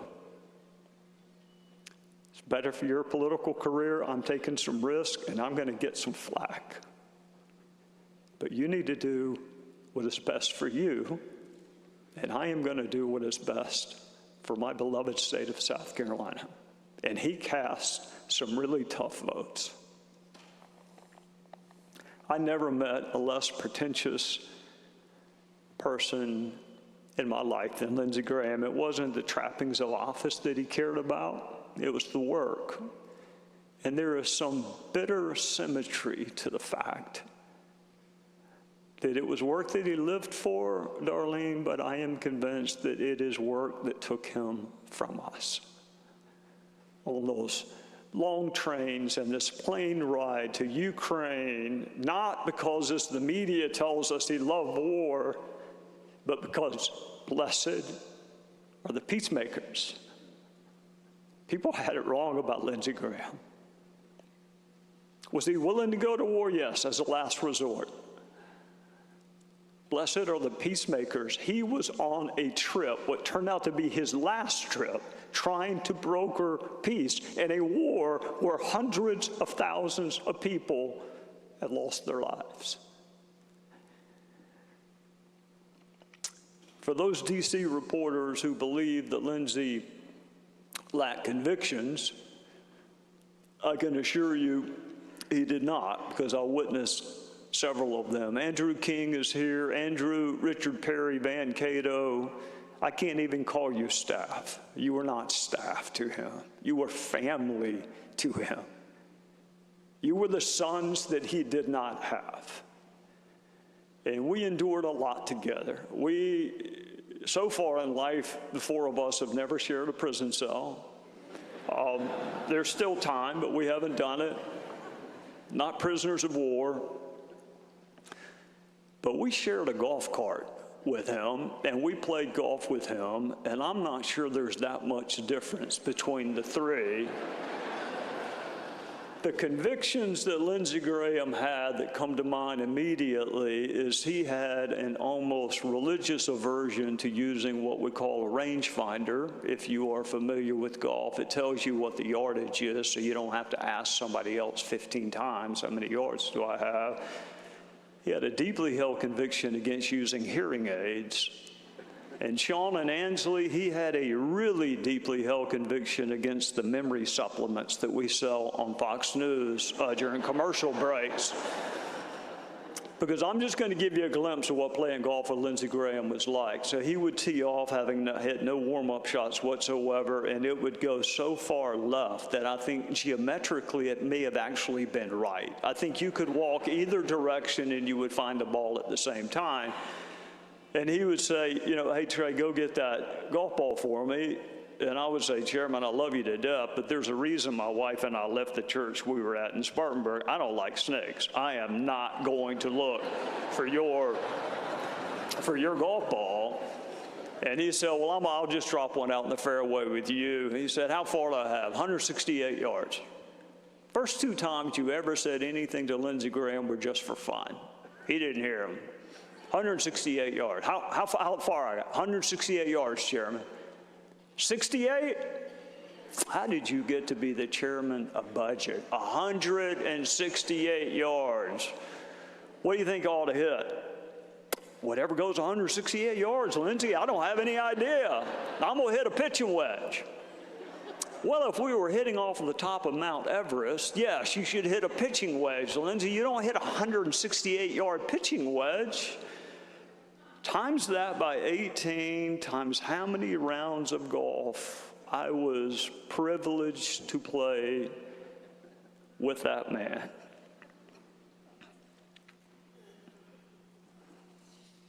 You know, senators and federal judges have slightly different rules when it comes to golf. The first one that comes to mind is they don't pay their debts. You can tell that I don't practice law anymore because there's some judges here and they probably don't find that as funny as I do. But Lindsey was turning over a new leaf. I played about a month ago with a guy named John Ratcliffe, who's our CIA director, and Johnny and I somehow managed to eke out like a 6-up victory over Lindsey and his partner, and Lindsey decided to pay. So he brings out this crumpled up, probably counterfeit $20 bill out of his pocket, and he hands it to John Ratcliffe. Ratcliffe's on a government salary. He took it. I handed it back to him. I said, look, Fox is great to me. Plus, Lindsey, honestly, that would buy you 2 brand new suits. You need to keep that $20 bill. He told me he was going to run for president. Scott, my reaction was not unlike yours. But I said, let me hear you out. And he said, well, you tell me, what do I need to do to be more competitive in a presidential race? And I said, you need to get married, Senator Graham. And he said, well, there's some things I'm just not willing to do, Trey, even if it means not being the President of the United States. And I don't know if y'all knew this or not. I mean, the media never talks about it. Lindsey actually wasn't married. Did y'all know that? The media never brings that up, but they never get right why he was never married. I know why he was never married. I sat through a wedding ceremony with him. I know why he was not married. I sat through their wedding ceremony with Lindsey Graham. He shows up at the church, Seacoast in Charleston. He asked my wife and I to wait on him because he was running just a tad bit late. He showed up in cargo pants and a shirt, like a T-shirt. And my wife, who's the sweetest human being on the face of the earth, said, you know, Chairman Graham, would you like us to wait while you change? And he said, change what? I mean, you can barely see the stains. No, I can't see the stains, Lindsey, but I can see the Dale Earnhardt logo on your shirt. Well, he wasn't going to go change, so we finally work our way in there to the beautiful wedding of Tim and Mindy Scott, and it was gorgeous. It was a beautiful wedding. But you cannot see 2 deaf people beside each other at a wedding. So my wife figured that out, and she sat in between us, which was a tragic mistake in hindsight. So for those who are wondering why Lindsey Graham was never married, there's not a chance in the world that he would have made it through the wedding vows, because he didn't make it through Tim and Mindy's. When the pastor got to for better or worse, Lindsey whispered to me like an F5 tornado, like, how sick are we talking about? You mean like seasonal allergies? You mean a cold? And my wife's trying to get us both to calm down, and then they get to for richer, for poor, and you can imagine what his reaction to that was. Tim, don't do it. Negotiate. Let me go start another gang up in Washington and get you a better deal. So you have no idea how hard it is to get kicked out of a wedding, but we managed to do it.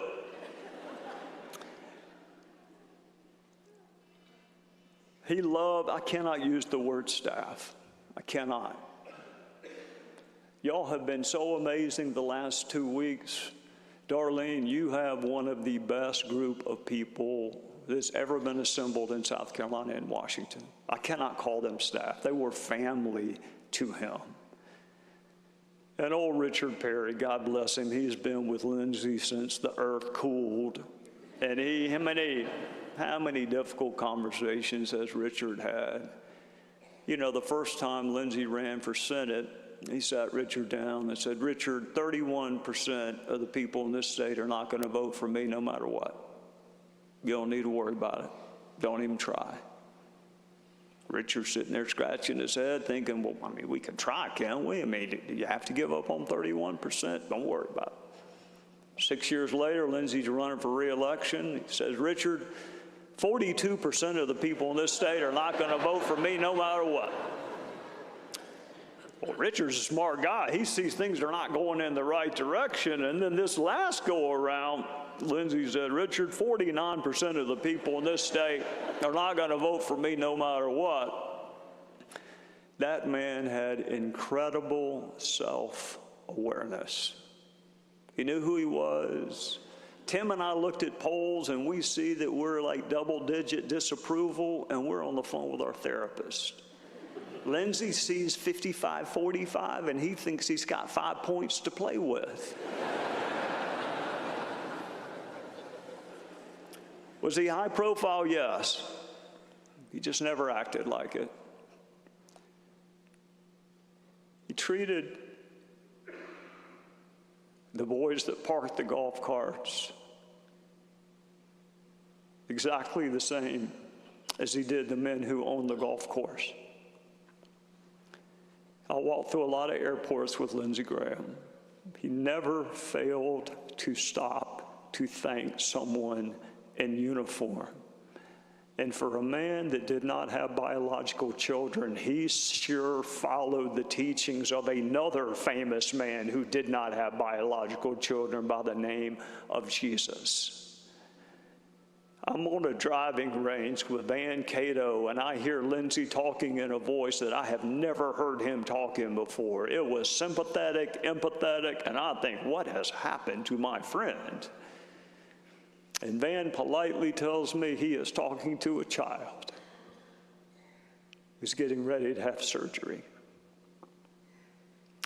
And he was speaking like he was the parent of 12 children.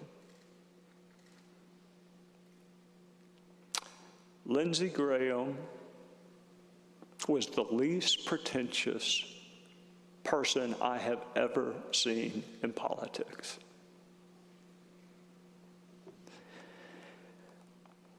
Speaking of that prayer breakfast, I was going to let it go, but I can't. You know, I should listen to my wife. She said, let that one go, Trey. I can't do it, honey. I'm sorry. Yes, Tim Scott had a prayer breakfast. And there for a while, I mean, back when I was there wasn't any talk about your personal sex life at the prayer breakfast. That came later after I left. So Lindsey was sometimes, that's not true. Lindsey was always late. It wasn't sometimes late, he was always late. And Tim had just finished a beautiful sermon, and I was so lucky I had two senators that quoted the Bible. One of them got it right, and one of them wasn't even close. So Tim asked us to share our favorite Bible verse, and Lindsey stood up there and shared his, and I whispered to Tim, that's actually a line from the movie Gladiator. That's not a Bible verse, but... And then that small county lawyer wowed the jury like I've never seen a preacher do, with the authenticity, the sincerity of his message, the humility of his message. He did more for the cause of Christ without being able to cite a Bible verse, just with the authentic way that he presented his relationship with Christ. You know, there are a few things in life less relevant than a former member of Congress. And you do wonder, is anybody going to return these telephone calls? Anybody ever going to call you? When you leave, you go through a period where you just question your relevance. My two senators would not allow that to happen. That man will preach my funeral. And Lindsey Graham spent more time with me after I left the House than when I was his colleague in the House. He took me on trips with him. He took me to see the President of the United States with him. I played more golf with him when I was a non-member of anything than I ever did when I was actually in a position where I could help him. To my friends in the media, or to those on social media, and boy, if I could go back in time and change one thing, I would never have got Lindsey an iPhone. I would have kept that flip phone, and whoever taught him how to use X, there's a special place in purgatory for you. I got to tell to all of Lindsey Graham's critics,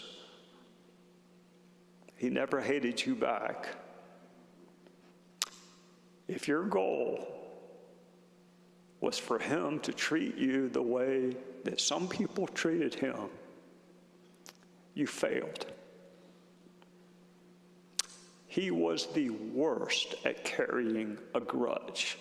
I had to keep a list of who we were mad at because he could not remember who had done what. And what speaks to the love and the forgiveness of Christ more than not carrying a grudge? Yeah, I saw him cry one time. I saw him get teary-eyed one time, and I saw him cry one time. Darlene, he cried at his retirement ceremony from the Air Force because he loved wearing the uniform of his country.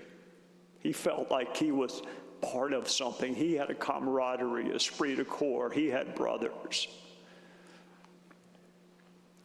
And Darlene, I saw him get misty-eyed almost every time your name came up, and you don't doubt that he loved you, but I will tell you, even before I really got to know you, I knew one thing about Lindsey Graham, that he loved his baby sister. We were on the 16th tee box at the Country Club of Spartanburg, and I saw Lindsey running back. Well, that's not true. I saw Lindsey jogging back. Let me get this. He was briskly walking back to the 15th green because he had forgotten something. And I thought it was the quarter that he marked his ball with because that could get him to move pretty quick, but that's not what it was. He had forgotten the putter that your father gave him. And he came back to the 16th tee box, and I'm standing there, Larry, with my son, and he says, and he was misty-eyed, there are three things that matter to me in my life. This putter, because my father gave it to me. The class ring that my mama bought for me. And my baby sister, Darlene. And that was it.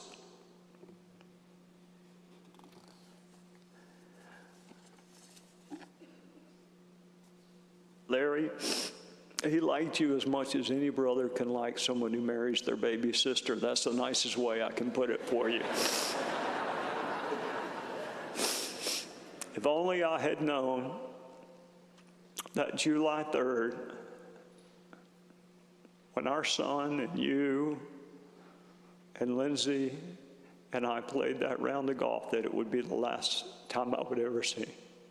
If only I'd known. But we don't know, and that's kind of the point, isn't it? That's what Lindsey would tell us. Folks, I was talking to Sean Hannity, and Sean said, what do you think Lindsey would say if he was speaking at our service? And I said, well, Sean, they'd have to beam him in from Saudi Arabia. He wouldn't be at our service. Are you kidding me? But if he were to be beamed in, he would say, those flowers are beautiful. I would love to have seen them when I still could. Send the flowers when people can see them. And he would be so overwhelmed with the outpouring of love that has been visited upon him and his legacy and his family over the last 2 weeks. He'd be overwhelmed. But my heart breaks because he didn't get to hear more of it when he actually could have heard it. So what Lindsey would say is send flowers to people when they can still smell them. And tell people you love them when they can still hear you. Last thing he said to me, Larry, you were in the parking lot, I was in the parking lot. He just was with one of my children, but he said, tell the other child, Abigail, hello, tell Terry hello. He loved my wife. He loved my wife. And I will call you when I get home. That's the last word that crossed his lips to me was home. Lindsey, you are home.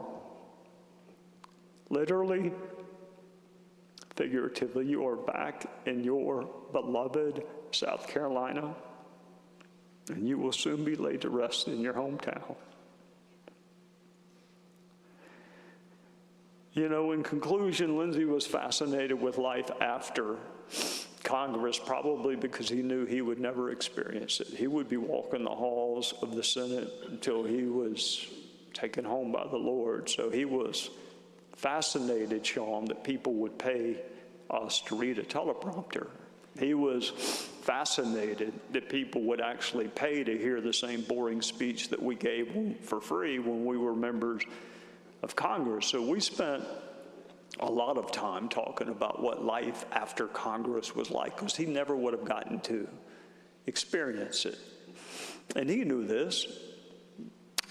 I gave 95 speeches. I've given 95 speeches since I left. Different states, different groups, different topics. One common denominator. Started every one of them with a joke about Lindsey Graham. You only pick on people that you love, so I wanted there to be no doubt that I love that man. So I won't tell the joke, but I will never tell it again. I will give you a glimpse, and then we will draw this to an end. I tell this joke about 3 of my friends going to heaven and violating the rules of heaven. John Boehner was one of them. He broke into a CVS and stole some cigarettes and some self-tanning lotion, and he was chained to Roseanne Barr.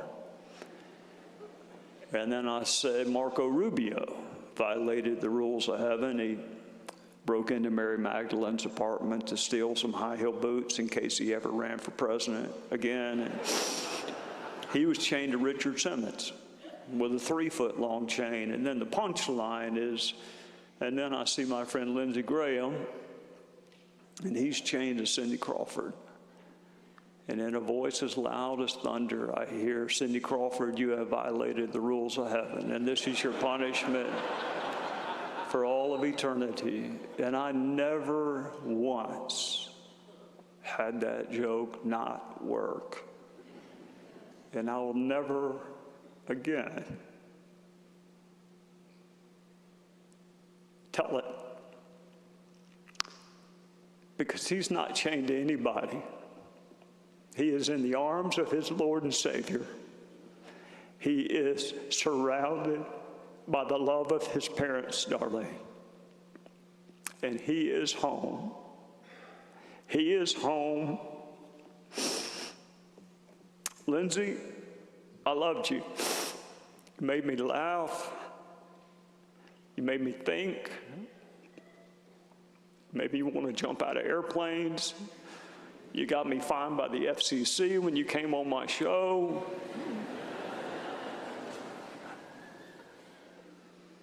And you have made me cry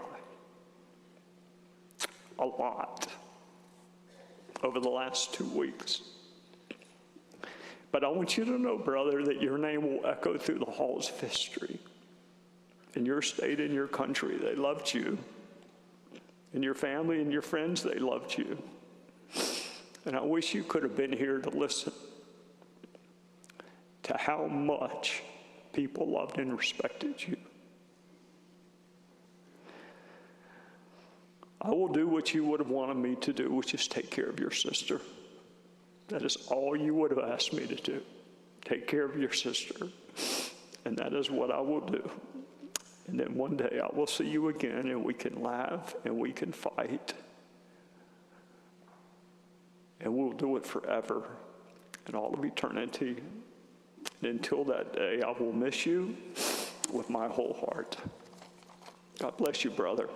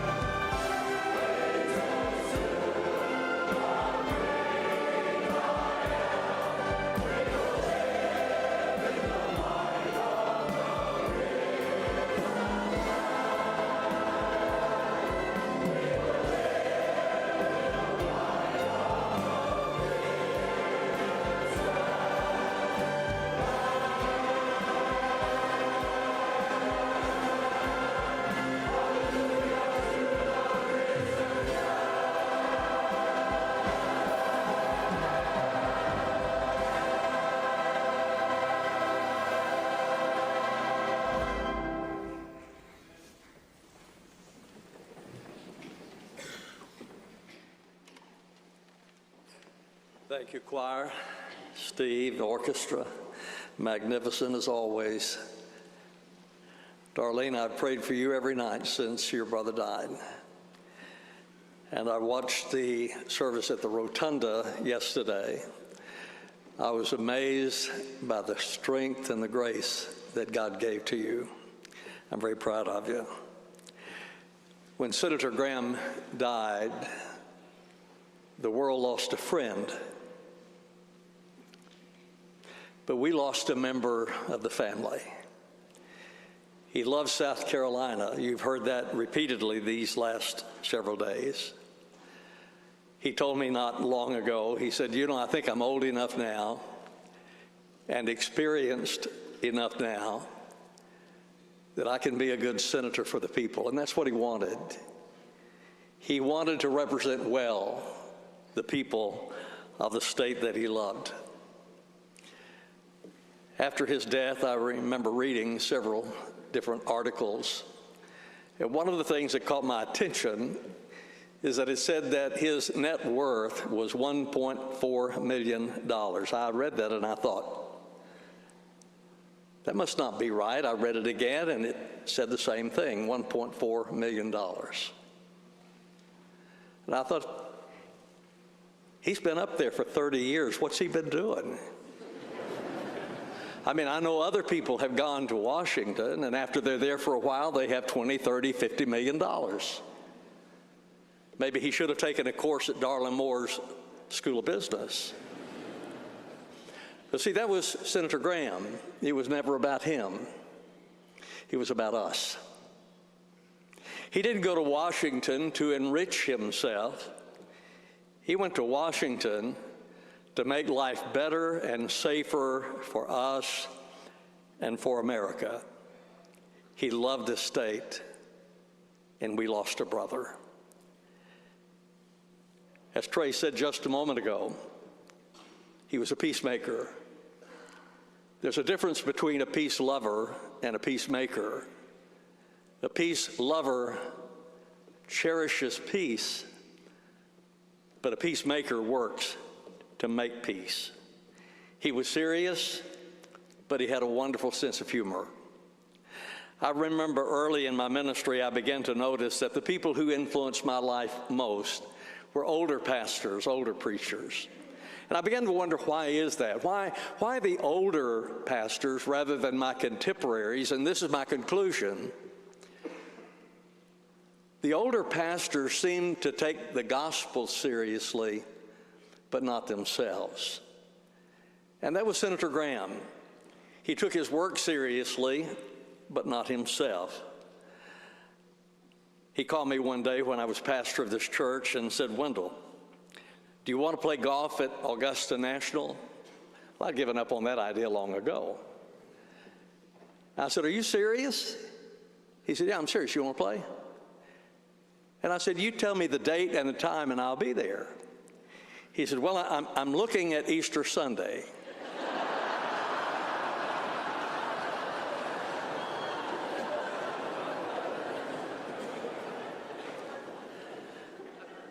I thought about it for a minute or two,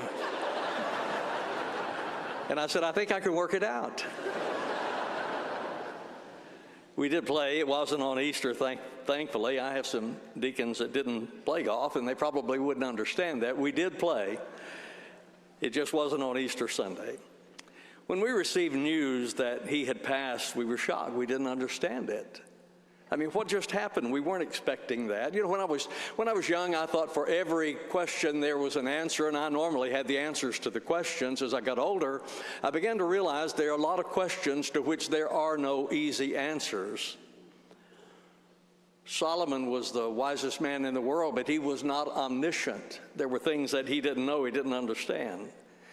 David didn't understand the prosperity of the wicked and the suffering of good people. And he said in Psalm 73, behold, these are the wicked and always at ease. They have increased in wealth. Surely in vain I have kept my heart pure and washed my hands in innocence. We have questions when death comes to those we love. My dad died at 43, and I didn't understand it. He was a good man. He knew God. He was a deacon in the church. He loved my mother. He was a good father. I didn't understand it. I still don't. There are questions to which we have no answers. We don't really understand the senator's passing at such a young age. Wasn't expected. He was here a couple of weeks before he died at Celebration of Liberty. And we were talking. I said, Senator, you look great. You've lost weight. You really look good. And he said, I'm getting ready for the next 6 years. He wasn't expecting to be here like this. Death comes and we don't always have the answers as to why. What I hope to do today, and I'm going to do it as briefly as I can, what I hope to do today is to encourage you from the Word of God. And the passage of Scripture I'm going to read is Isaiah chapter 6, beginning in verse 1. In the year that Uzziah died, I saw the Lord seated on a high and lofty throne, and his robe filled the temple.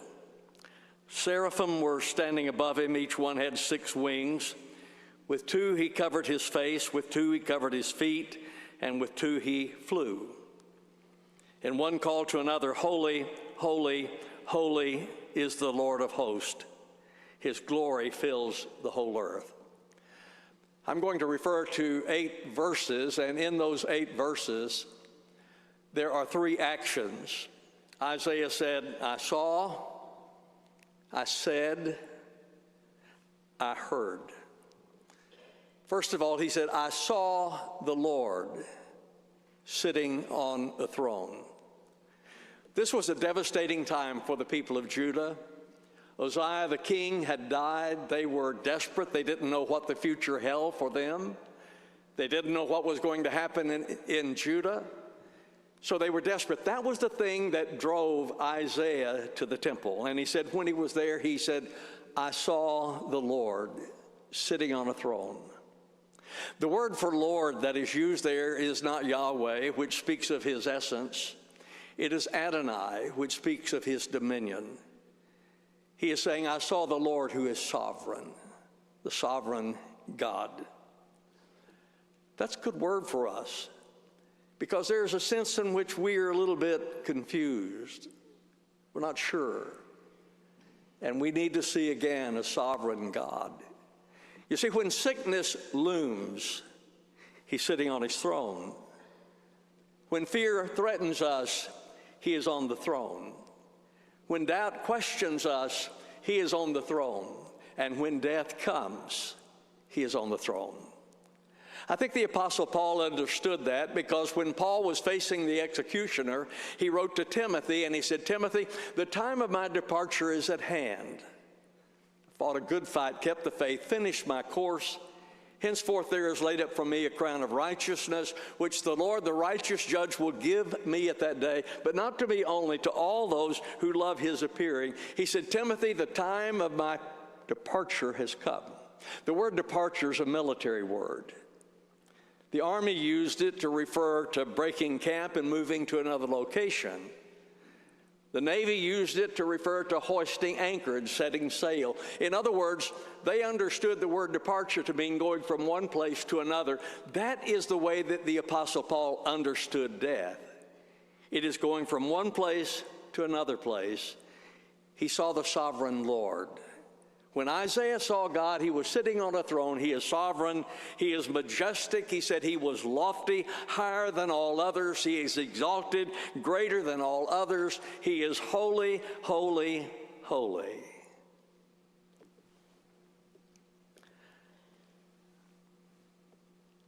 Ladies and gentlemen, it seems to me, and probably to many of you, that in many respects, the world is upside down today. Evil is called good. Good is called evil. Black is called white. White is called black. It is upside down today. And in that circumstance, we sometimes become discouraged, thinking that all is lost. There is no hope. And we desperately need to see a sovereign God again. I pray every night, I have for some time, Lord, remove the scales from my eyes that I don't just see the garbage that is out there, but help me see the Lord sitting on a throne, because he is sovereign. Isaiah said, I saw. Secondly, he said, I said. Then I said, woe is me, for I am ruined, because I'm a man of unclean lips, and live among a people of unclean lips, and because my eyes have seen the King, the Lord of hosts. Isaiah saw God, and then he saw himself, and he said, woe is me. Isaiah was not prideful because of his vision. He was humble because he saw his sinfulness. Senator Graham walked the halls of this world's power, but he never forgot who he was. He was a boy from South Carolina who grew up in a pool hall, and that gave him a humility that was attractive to all of us. Isaiah said, woe is me, and then he saw his sinfulness. He said, I'm a man of unclean lips. Matthew Henry wrote, those are fittest to be employed for God, who are low in their own eyes and are made deeply sensible of their own weakness and unworthiness. Senator Graham knew and confessed his sinfulness. He knew his need. And then the holy God, Isaiah said, cleanses us. Verse 6. Then one of the seraphim flew to me, and in his hand was a glowing coal that he had taken from the altar with tongs. He touched my mouth with it and said, now that this has touched your lips, your wickedness is removed, and your sin is atoned for. Senator Graham did not always know the language of the church, but I believe he knew the Lord. He confessed that, and his actions confirmed that. He was a tireless fighter for the unborn. He fought for peace. He fought for justice. He fought for Christian values. But you know what troubles me most?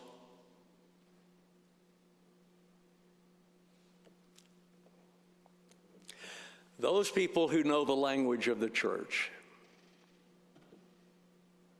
and because they know the language, they convince us they know the Lord, when their actions testify that they do not. I believe that he knew the Lord, but not always our language. Third, I heard. Then I heard the voice of the Lord saying, who should I send? Who will go for us? I said, here am I, send me. The Lord said, who will go for us? And Isaiah said, here am I, send me. I think Senator Graham heard that voice, who will go for us? And he said, here am I, send me. He traveled the world on a quest for peace. How many times was he in the Middle East? 10 times in Ukraine, just came back from a successful mission. He heard the voice of God. Who will go for us? Here am I, send me. But ladies and gentlemen, after the Lord tells us to go, there is a time when he tells us to come. Senator Graham went, and then he went home to heaven. You know, all of us are going to end up in heaven or hell. I don't know. I'm curious about heaven. I know some about it because of what I read. The Bible says it's a place of beauty, more beautiful than Senator Graham's beloved South Carolina, streets of gold, gates of pearl, place of service. The Bible says his servants shall serve him. I used to hear about heaven, and I thought, I'm going to be bored to death up there. I mean, sitting on a cloud trying to keep my robe straight, my halo on, and all that stuff. And then I read that verse. It says that his servants shall serve him. I believe we're going to be productive when we get to heaven. I'm not sure what we'll do, but I believe we'll be productive. Is a place of sinlessness? There's none there. Place of peace. The Bible says he shall wipe away every tear from their eyes. There shall no longer be any death. There shall no longer be any mourning, crying, pain. First things have passed away. Place of reunion. We will see again those who know the Lord if we know the Lord. I believe, and I do, I believe I'll see my mother, my dad again, my brother, my sister, our senator. I believe that we will be reunited. Will we know each other? We're not going to have less sense up there than we do down here, so yes, we're going to know each other when we get there. Let me close with this. I read this some time ago, and it's always been meaningful to me because it is a description of death that pictures it for me, and perhaps it will for you. I'm standing upon the seashore. A ship at my side spreads her white sails in the morning breeze and starts for the blue ocean. She is an object of beauty and strength, and I stand and watch her until at length she is only a ribbon or a white cloud just where the sea and the sky come to mingle with each other. Then someone at my side says, "There, she's gone." She's gone where? Gone from my sight, that's all. She is just as large in mast and hull and spar as she was when she left my side, and just as able to bear her load of living freight to the place of destination.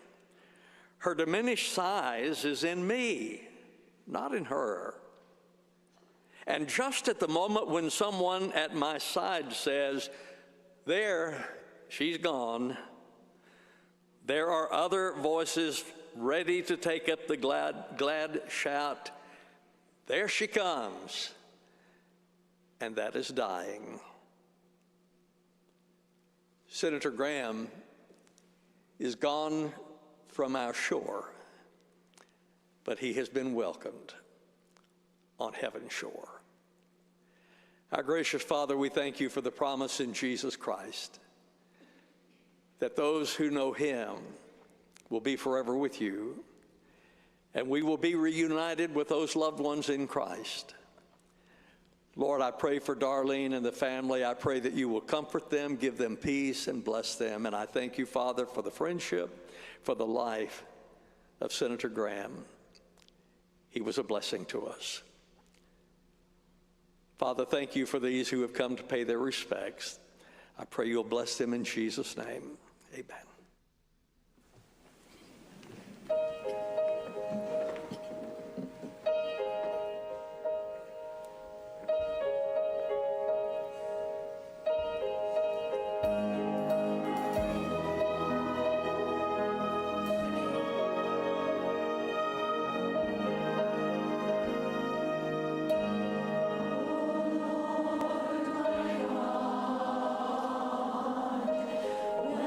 When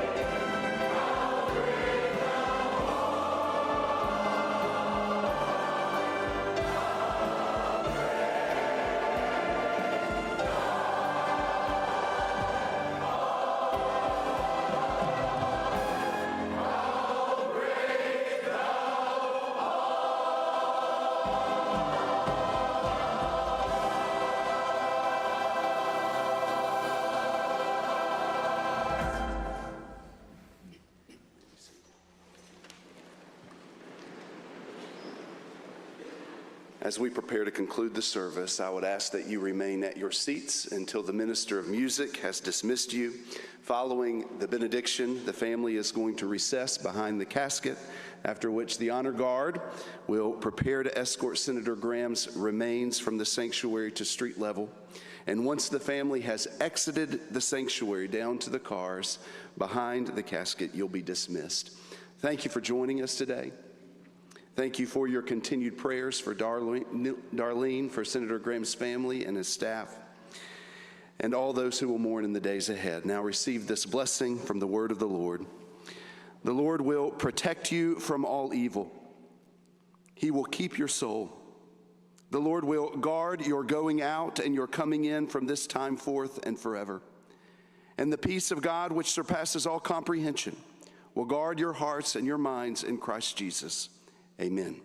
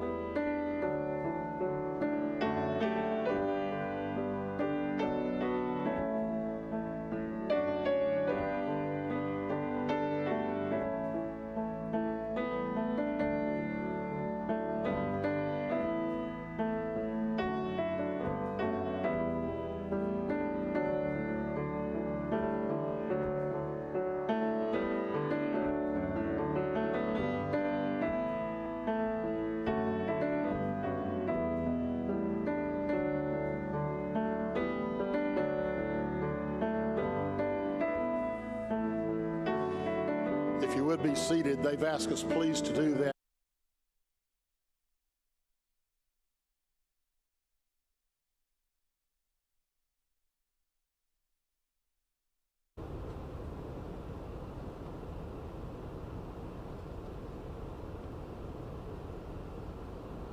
We're taking a moment now, and the Armed Forces pallbearers here are standing at attention as the casket leaves the First Baptist Church here in Columbia.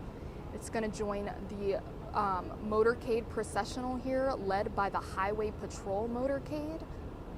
They're headed down the steps now here at the First Baptist Church in Columbia. It's an assortment of pallbearers from different branches of the armed services.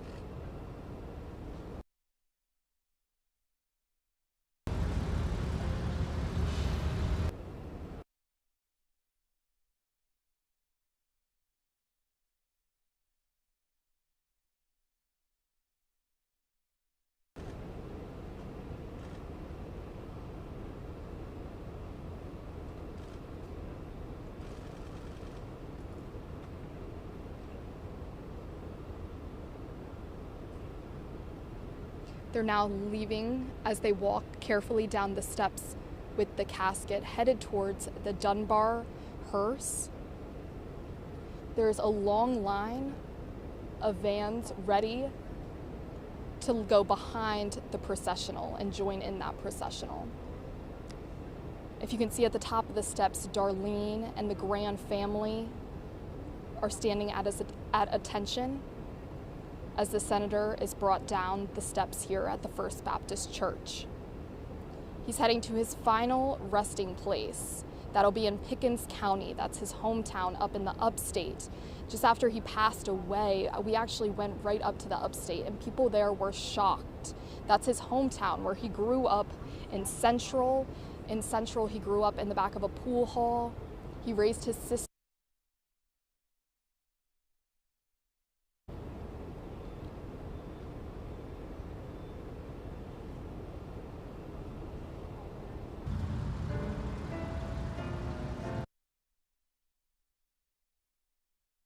First Baptist Church. During the service, Senator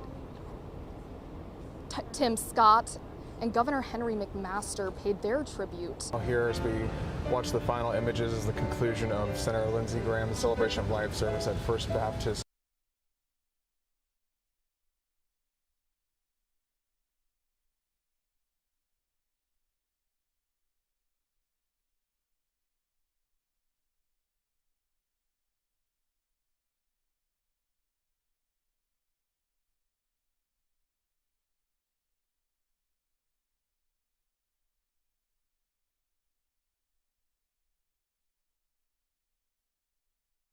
The former Congressman Trey Gowdy with a powerful eulogy right there. Tell me some of your takeaways from that 2-hour-long service.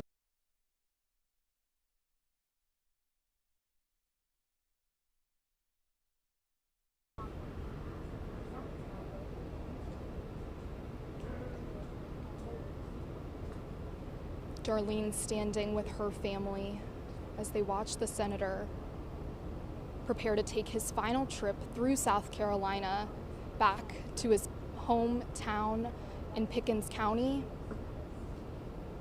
Up until his death, he had a home in Seneca, South Carolina, and he's from Central South Carolina.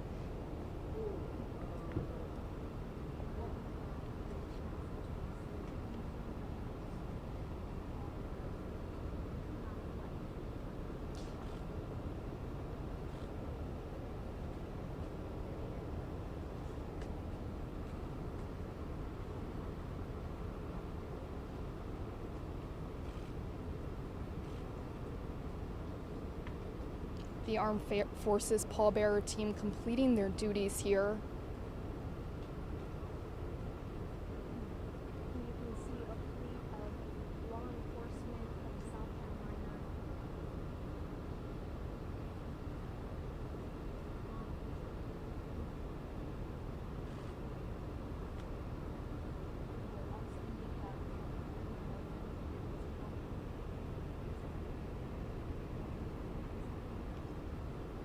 Columbia is a notable city for Senator Graham. Despite being the capital of the state, it's also where he attended the University of South Carolina undergraduate and law school. He was a champion for the university. Actually caught up with former President Pastides and current president of the university, President Amarides, and both said Senator Graham made a lasting impact on the university.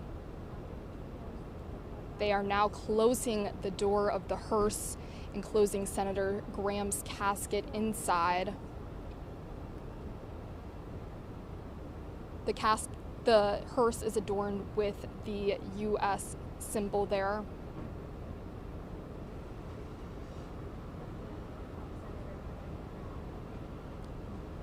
The senator's family are being escorted into their vehicle here. They're going to be following the hearse and part of this procession, making that trip to the upstate.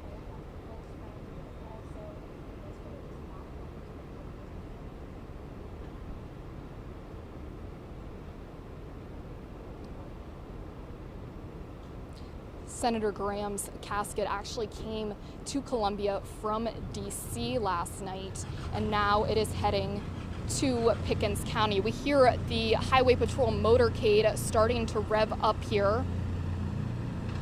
They're getting in position.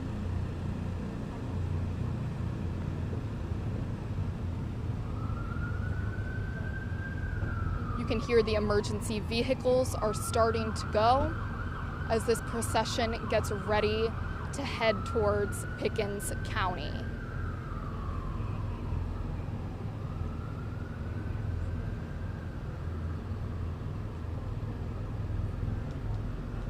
There's crews gathered here. There's doctors out from Prisma and just onlookers hoping to get a glimpse and pay their last respects to the senator as he leaves the state capitol here in Columbia and heads towards his hometown of Pickens County.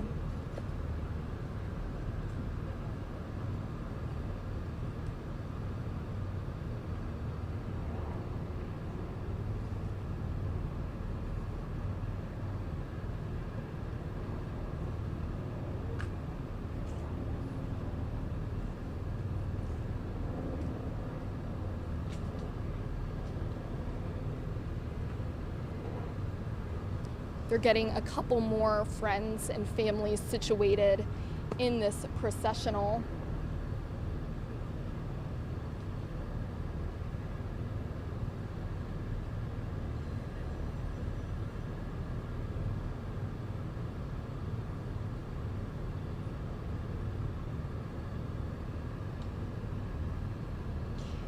And it's important to note that Senator Graham did have a distinguished record in the United States Air Force.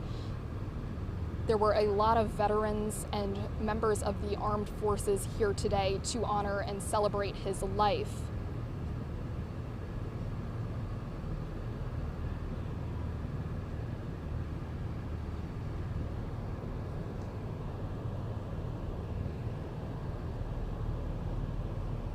Graham represented the U.S., South Carolina in the U.S. House in 1994.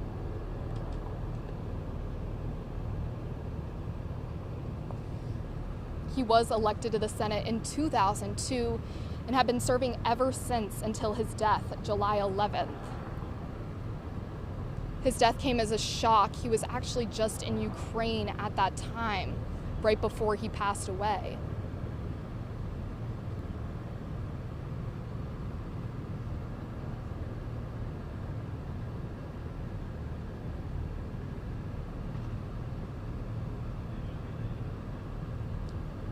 Now they're making a few final last touches on the processional.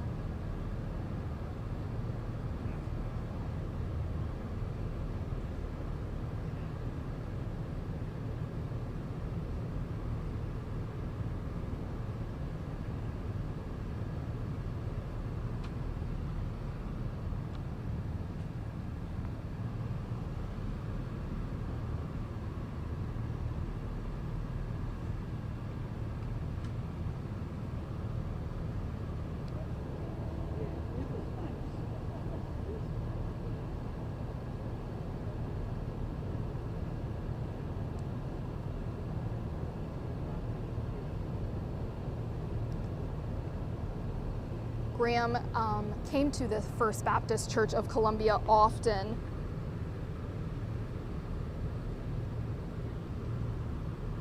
He's also Baptist himself. He was a longtime member of the Corinth Baptist Church in Seneca.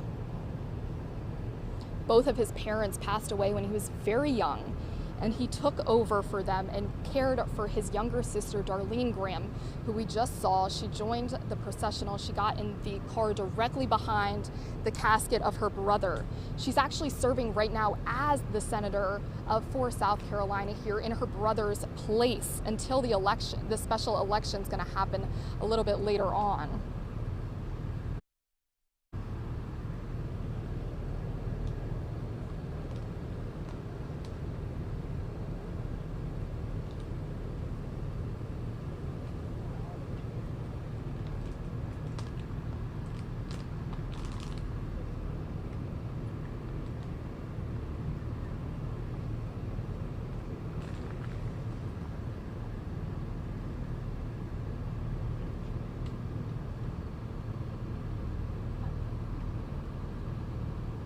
To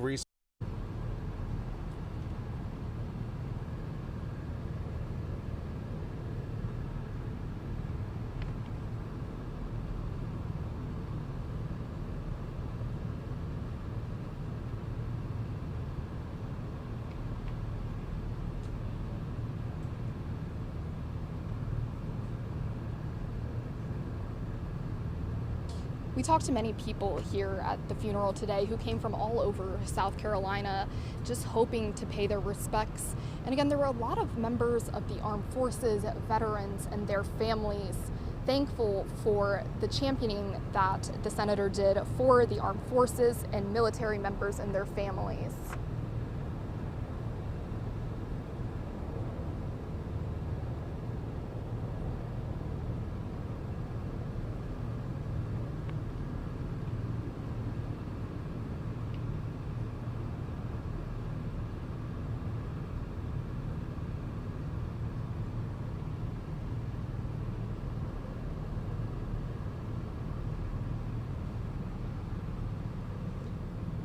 Now, this service was carefully curated, the funeral service. I actually had a chance on Sunday to talk with the minister of music here at First Baptist, Steve Phillips, and he said there was a group of about a dozen people here at First Baptist working with the Graham family and their team to make sure that this service was the perfect tribute.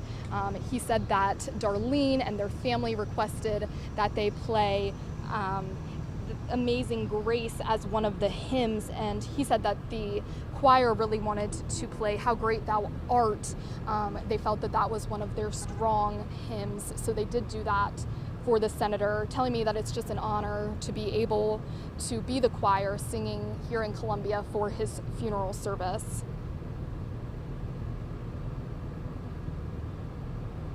The governor also remembered fondly the personal moments he and the senator shared, referencing Borat and just how the senator made people laugh and was very personable. Others made jokes about him talking to little kids about Social Security, and just really remembering fondly his serious moments, his policy, the work he did in the Capitol. And the motorcade is taking off here. The Highway Patrol motorcade, and Senator Lindsey Graham's casket is heading down Hampton Street here, headed towards Pickens County. Here goes the rest of the processional, and they are headed towards Pickens County. I'm going to send it over to JR, who's at the State House, to kind of break down what we've seen here today. I am live in Columbia, Kiki Gushu, News 19 WLTX. JR?